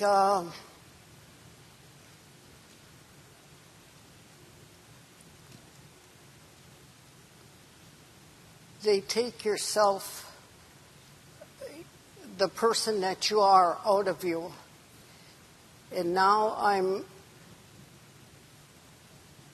with NABS that, the last years that I've been associating with them, they've given me the courage to talk about this and to say what happened, because I feel that by saying this, it might help someone else see that, we're not alone, that there's always someone else out there. And when I come to these meetings and come and listen to all this, I hear that everybody is going through the same thing.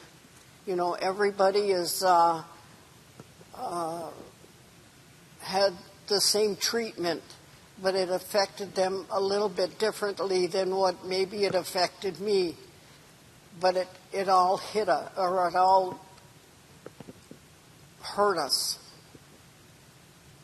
And, it doesn't matter whether I went to school in 55, 57, whenever you went to that school, whatever year it was in, you went through that same trauma, that same degradation, that same, humility that they tried to, that they imposed on you. And it's...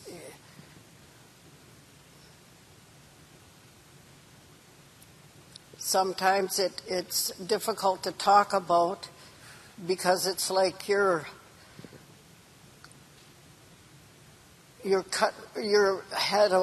cutting your wound open and pouring salt on it again.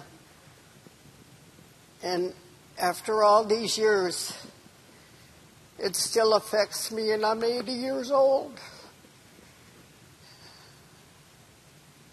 And I know this has affected my children,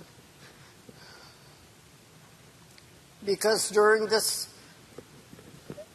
trauma and everything, I drank, I became an alcoholic, and my children were young. They seen me do that, and when a mother should have to be a guiding spirit and a guiding person, I was one that showed them that when trauma hits you, this is the way to be.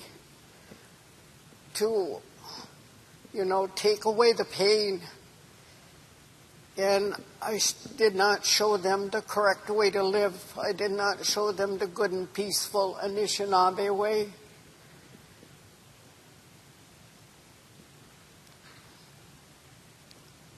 And I have had relatives that have, passed away from alcoholism. I've had relatives. I have had a son that had passed away from drugs. And I have a daughter that's an alcoholic. But even though as much example as I'm trying to give them. My daughter,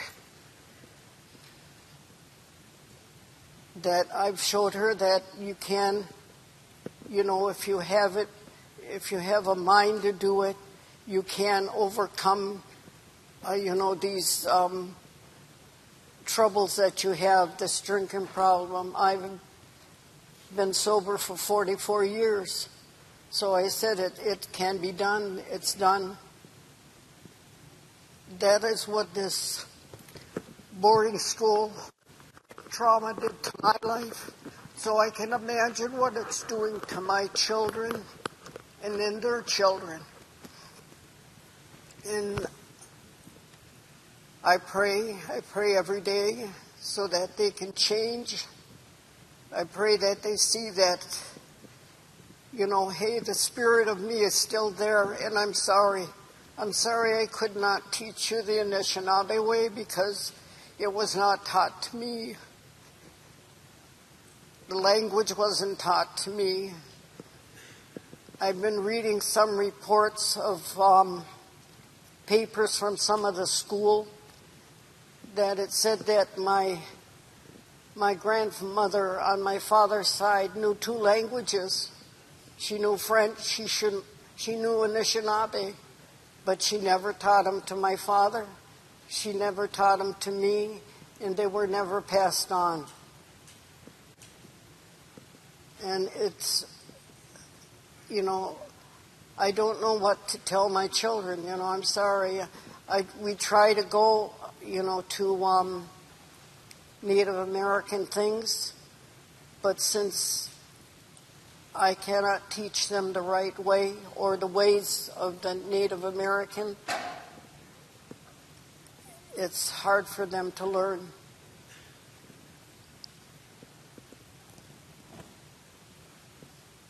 My family that was in boarding school with me, my older sister, she passed away. I had a younger sister that passed away. I have a brother that passed away. And I have a sister and a brother that's still living. And both of them now, one of them has Alzheimer's. And one of my other sister has dementia, and they don't, remember things. I am fortunate to remember.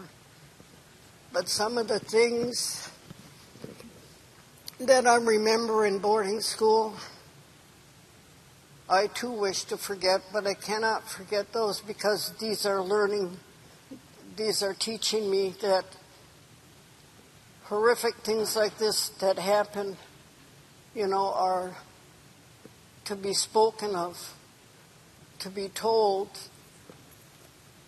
and maybe then, my children can see from the courage I have to speak the truth about what happened to me. Maybe that would help them heal also. But the only thing is I only can keep trying. But I see from all the people that I've talked to that I'm still learning. And I guess at my age I can still keep learning because there's so many things to learn in the Anishinaabe way that are so calming and so peaceful.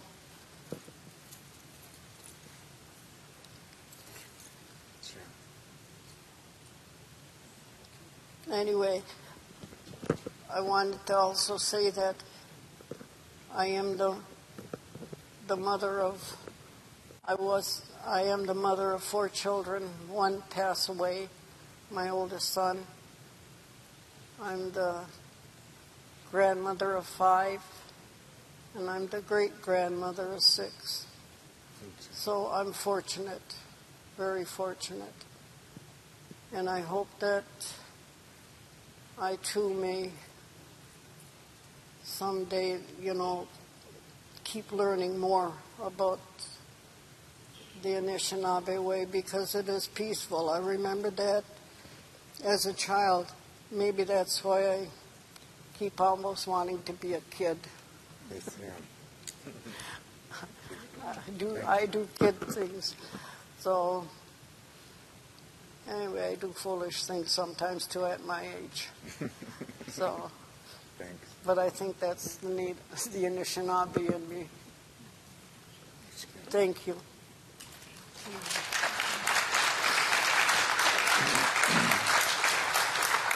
Thank you. Thank you. I know we're over our time, and if you were a moderator, I think you'd prefer to hear the story, just us, not justice, but just us. And we can't have the healing without hearing our stories. And as a journalist, it's important for all of you and all of you online and those kids, and this should all be, how do you heal? That's and I'm going to ask the panel what are some of our healing, because what is the pathway to healing? That's a very difficult question for any of you, all of you that have survived boarding schools. Those who haven't gone to boarding school, you don't know. You don't know what's on the hearts. But if you cried and you felt the mothers, the grandmothers, the great-grandmothers that I'm sitting with, how do you ask that question? What's the pathway of healing? And I'm just going to share with me at home, our language is coming back. You know, we need the bill to pass so we get our language back. We get what was stolen from us. I'm just going to recognize my Aunt Sharon. She's gone now. She was an orphan when she was sent to boarding school. When she was orphaned at Lummi, all her land was taken away from her by the Indian agent because she wasn't old enough. Yet we were citizens on June 2nd, 1924. We've barely been citizens for 100 years. Think about that. And when Secretary Holland said what I always say, American history begins with the American Indian. And our history and our memories are very long. And so, healing, what is that pathway to healing? Is it the return of our language? Our relatives shared our land back? I just want to quickly I just want to give you, what's that healing that you have? Me, it's my family, my relatives. I'll invite you all right now, July 20th, 2025. The canoes are paddling to Lower Elwha. Come to Lummi. Come to see our canoes coming back. That's what I do, the Gathering of Eagles. We just got back from Maui. That was a vision of my dad, to see a culture exchange. Yeah, it may have taken me 50 years to do it, but ACM, thank you. Well, there's a lot of ways to heal. Every day we have to make that decision and make that relationship. Where I live in Alaska. In fact, we were talking about Mount Edgecombe, and my mother worked in the schools, and we moved to Mount Edgecombe. So I was a kid there when you were there. And that makes my heart, that's why I asked you if you knew my mom, right? But the trees know me and remember me. It's not so much about my blood, it's about the relationships that we create, right? I mean, our ancestors live. Every time I talk to kids, especially, I say, when you look in the mirror, you're supposed to look there, and what do you think? Most of us say, oh, this, we put down our faces, right? But this is my father's nose. This is my mother's lips. This is my grandmother's eyebrows, Every time you look in the mirror, you're looking at your ancestors. So you look in the mirror and you say, damn, you're good looking. And I want you to remember that. Next time you look in the mirror, hear my voice, hear your grandma's voice saying, damn, you're good looking. Until you believe it. Because there was a time when I thought I was the ugliest person on the planet because of this boarding school, because of the way we were treated, because I was brown with this nose and these shoulders. You know, I saw pictures of me when I was younger, and I would be like this. And luckily in high school, I got into drill team and we had to roll our shoulders back, so now I have good posture. But the shame, you know, manifests in our bodies, right? So to take that and to say out loud, you know, I'm beautiful, and cry because we're pushing against every bit of conditioning that was put on us. And our lives depended on doing what they said. So now we push back, right? And I always say, I worked at the treatment center with teenagers, and I'd say, well, I'm not like most teens. I'm in my 60s. And they would be like, what? And then pretty soon they'd say, she's not like most teens. She's in her 60s. You know, let's play. Play. At a lot of my workshops at the end, I'll have us hold hands and remember that we were 3. And we jump up and down and say yay for a whole minute. And most people say, I haven't done that since I was 3, right? Play. That's the main thing, is to keep moving, keep your body, and like make those relationships. Like we go out every morning, even if I feel lousy, go out to those trees and say good morning and exchange your oxygen, and you know how we exchange with them. Thank them, because their roots go everywhere. Like our roots go everywhere. We belong everywhere. And that's what I always say. I followed the buffalo. My people followed the buffalo, and it's a shapeshifter. Today, the buffalo is the boarding school healing summit, right? Yesterday, the buffalo might have been something else, but we follow our dreams and womanifest it, or manifest it for some of you guys. But I'm proof. You know, I've been rocking out. I've been a rocker all my life, and I got to go on tour with a rock band. You know, because I said to them, I want to follow you on tour. I loved it so much. And I got to do that. Who would have thunk it, right? And people who know me say, that's the perfect place for her to be. At 67 in the front row at a rock concert, you know. Decide what you want in your life. And know that the things that the one thing that Christianity did that isn't any good for us, in our spiritual ways, and I'm going to use Lakota ways because that's how I was raised. When we say Tunkashila or Wakantanka, we're talking about the great mystery. We're talking about that who made everything, what moves us, right? Well, they don't shame us. Imagine yourself when you go to the next world and you're the grandmother looking back on earth and seeing your grandkids. Are you going to blame them for anything? Are you? No, you're going to say, be happy, be well. I love you. Love yourself, right? So we need to hear that. No shame. Let's get rid of that, right? And that Christianity even got infested into our spiritual ways. I remember going to Sweat Lodge and someone saying, you have to sit this way and you have to do this. And it's like, bullshit. You know, in fact, somebody was smudging me outside and I got up and I went like this. You know, because that's what a little kid would do. You've seen those videos, right, on TikTok with the little kids dancing with all their heart, right? Let's be that little kid. Let's get that playfulness, that beauty, that expression back. And our dreams will come true. And that's what we got to remind our children and remind our grandchildren. Just give them your attention. We were robbed from the love and the attention we would have gotten by looking into the eyes of our parents. And I made that mistake. I didn't look into my children's eyes enough. I was so busy trying to fix the world.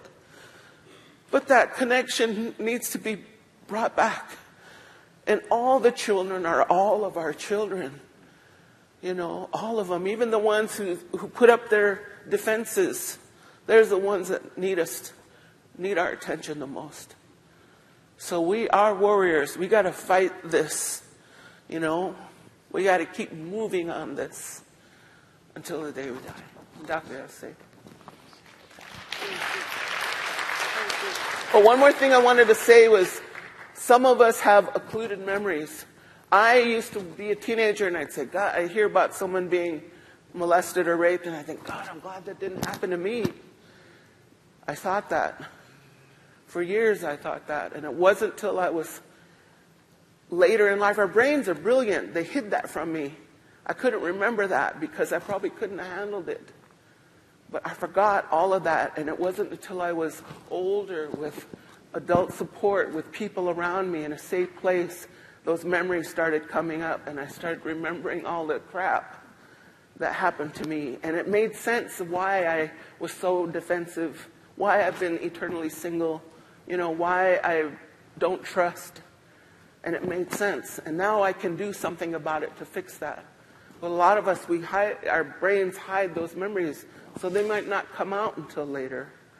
So those are the things that we need to look at, what I was saying earlier with the doctors in the room, to look at ways, how do we fix this? How do we take the steps? We have a comment here. Thank you. Hi, I'm Catherine. Namonchak is my Subiak name. From Alaska, born Kodiak Islands, and I am a tribal leader. I'm with Seldovia Village Tribe. I'm also an honorary member of a Klutna tribe and also Old Harbor, where I was born. And I wanted to respond to Lakota and Susan and Jean, if you would allow me to. I want to thank you so much for being so vulnerable, telling your story to us. I want to thank you for your tears and your heart and how you expressed and told your story so freely. I'm thankful that you're here at this conference and being willing to break the silence around boarding school and what happened. I'm sorry for the tragedies that have happened in your life and for how you feel of how the harm has passed down to your generations, and God forbid that it stay there, but that it changes because of what you're doing right now today and what have you done already within all the services that you're already providing. I am so proud of you as an Alaska Native woman, strong. I think you're beautiful, and I love your expressions of what you're saying. I long for your joy to come back and that you be given the years the locusts have stolen. God grant you that. And that you find joy and pleasure and you get to play. I long that you get time to play and be girls. You still can. Life begins at 50. So you're only 30 years old, lady. Life begins at 50. So you just extend. I just want to thank you so much. Thank you so much for sharing.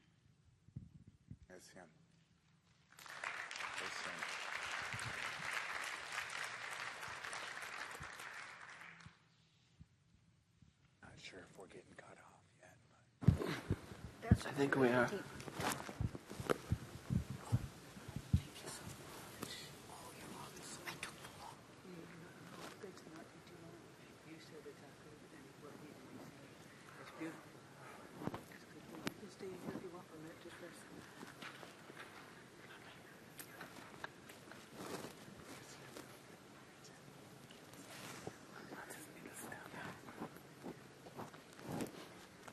Another round of support and love and applause for all of our survivors today, this panel.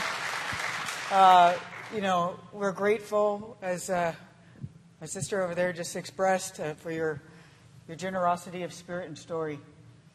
And we do. That joy is so critical and so important. And really, tomorrow is going to be a more joyful day. But today is a joyful day because we're starting with those truth telling, and that's important to share too. That's part of the healing. What we're going to do, change in schedule. We're not going to do breakouts. Yay! What we are going to do though is just for the next 10 minutes, stretch, stay in here, and find one person to check in with and say, hey, how are you doing? How's it going? And then we're just going to reconvene in 10 minutes, and we're going to just have a prayer, a song, and call it good for the day. And we'll tell you, get you back on the buses so you can get some rest. Fire up that heater in your room. And we'll be in a new building tomorrow. So in 10 minutes, we'll reconvene and find one person, just say, hey, brother, sister, how you doing? Just checking in with you. And then we'll reconvene. And I want to say thank you. We got a teepee up at Natcher. Thank you to Ken who brought it the teepee. Thank you. And Selena and others who put up. I guess the Native Hawaiians got to put up a teepee too. So, hey! All right. 10 minutes, and then we're closed for the day. Okay, first things first. Do we have any announcements from our team? Any key announcements? Anything I need to know? I'm looking around and I don't see any key announcements from the NABS team. None. Okay. So tomorrow we have another busy day tomorrow. The focus is going to be moving from the healing to actually thriving. How do we actually thrive? What is the next steps? We will have breakouts tomorrow to really kind of think about that and really come up with some things, but we're actually going to have some amazing panels tomorrow in the afternoon as well. We are going to be in a different space tomorrow, so don't miss the shuttle, because I don't want you to come here and wander around NIH campus. We'll be at Natcher Auditorium tomorrow. It's a little bit smaller. The teepee is set up outside of Natcher, so if you need to get smudged or just want some good space, good medicine, it's a place to go to hang out in the teepee. And we also will continue to have the healer rooms tomorrow. We will have a healing room at the hotel this evening as well. So if you missed your opportunity and you're like, oh man, I wanted that, then you can still do that this evening, or at least talk to them and make sure you're signed up for tomorrow. In closing, I just want to end with another kind of medicine, which is I'm going to end with a story. We talked about, and we've kind of hinted at the role of laughter and play and how important that is. But we have to remember, and actually research shows that laughter is literally medicine. It literally improves heart health. It fires off those happy places in our brain that says, feel good and you're living and everything's good. So we have to remember they cannot steal our laughter. And besides, we're Indians. We have good humor, right? We're funny. Well, usually some of us are anyways. But that medicine is really important. And come on, we know the Indian humor is the best in the world, right? So we got to keep laughing and keep that going. But also, it's stories are our original instructions. In those stories, even children's stories, tell us healthy ways to live, how to resolve issues, how to work together better. So I'm just going to share one really quick one from the Choctaw Nation. So bear with me for a second, because I think it captures a little bit about today. Long time ago. I'm not going to do it like that one guy. No, I'm not going to do that. Long time ago, back when all the animals used to talk to each other, and one day, Turkey was strolling along a path. Now, Turkey. Turkey is a little haughty.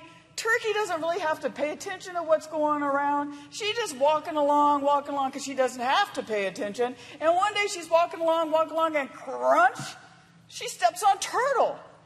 And she shatters Turtle's shell all over the place. Turtle looks at her and said, Turkey, what are you doing? You just stepped on me. And Turkey said, what are you doing in my way? It's kind of your fault, right? Turtle looked at Turkey and kind of had a tear in his eye. And Turkey's heart that day, like the Grinch, grew. And all of a sudden, Turkey felt something shift. And it felt kind of like, wow, maybe I should have been paying attention to where I stepped. Maybe even though I didn't mean harm, I caused harm. Maybe I got to deal with that. So Turkey looks at Turtle and says, man, I'm sorry. You're right. I stepped on your shell. I don't know what to do. I don't know how to put it together. It's in 1,000 pieces right here. But, will you accept my apology? And can we figure this out? Turtle was blown away that Turkey would manage that. And Turtle kind of looked at Turkey and said, okay, I think so. Meanwhile, the ant people were so excited to see them talking like this. They ran to spider people, and they said, you won't believe what happened. Turkey just apologized for smashing Turtle's shell, and Turtle accepted it, and they're trying to work it out. They have no clue how to fix the situation. And so spider people said, no problem. Here's some of my thread. Go back. We can help out. So all the ant people came running back with that thread, and they got together, and they said, you guys are working together, we'll work with you. And they put that shell together, and they sewed it all up. And now you know why the turtle shell looks like it does. Well, then along came Rabbit. Now, Rabbit's another one like Turkey. Rabbit likes to challenge Turtle to races because it knows it can win. And so, he's walking along and he sees some turtles in the distance, and so he's thinking, I can challenge that turtle to a race. Well, meanwhile, over here, Turkey is looking at this turtle shell going, this is actually really pretty cool. I can't believe we got it fixed like this. Can I try it on? Can I see what it's like to be a turtle? Turtle's like, you'll never know what it's like to be me. But Turkey's like, yeah, but can I just try it on? And Turtle's like, whatever, go ahead, try on my shell, fine. So Turkey gets all squished up into this shell. And Turtle's like, this is crazy. Meanwhile, Rabbit walks up, doesn't know Turkey's in that shell, and he challenges what he thinks Turtle is to a race. He's like, Turtle, I challenge you to a race. Turkey goes, oh, this is a chance for me to make good with Turtle. So Turtle answers back, sure. So Rabbit's like, okay, here's the rules. First one around that lake wins. And so Turkey says, okay. And he says, I'll say, on your marks, get set, go. And he's like, okay. So he goes, on your marks. And all of a sudden, these big, giant wings come sprouting out of Turtle's shell. He says, get set. And then you see these giant legs come out. Do you know turkeys have really long legs? They're like owls when they stand. It's really strange. But anyways, they do. And he said, go. And then all of a sudden, Turtle flies all the way around that lake so fast. And meanwhile, Rabbit couldn't even move because he's never seen Turtle do that in his life. And from that day forward, Rabbit never bothered Turtle again. And Turkey and Turtle got along much better. So, Chata Hipia. Okay, it's your story now. Enjoy that. A little restitution, a little repair goes a long way. But more importantly, we can do it together. We can't do it alone. It takes all of us. Okay, so I've asked Anton George and his son to come and sing us off in a good way. And then we're going to load onto the buses, and we will see you tomorrow morning. Yakoke. Thank you. The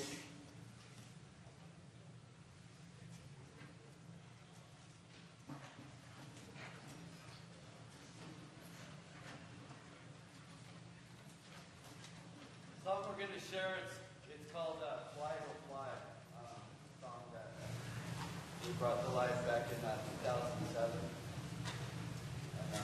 And continued prayers for each and every one of the survivors, the ones that told their story today, told their testimony today.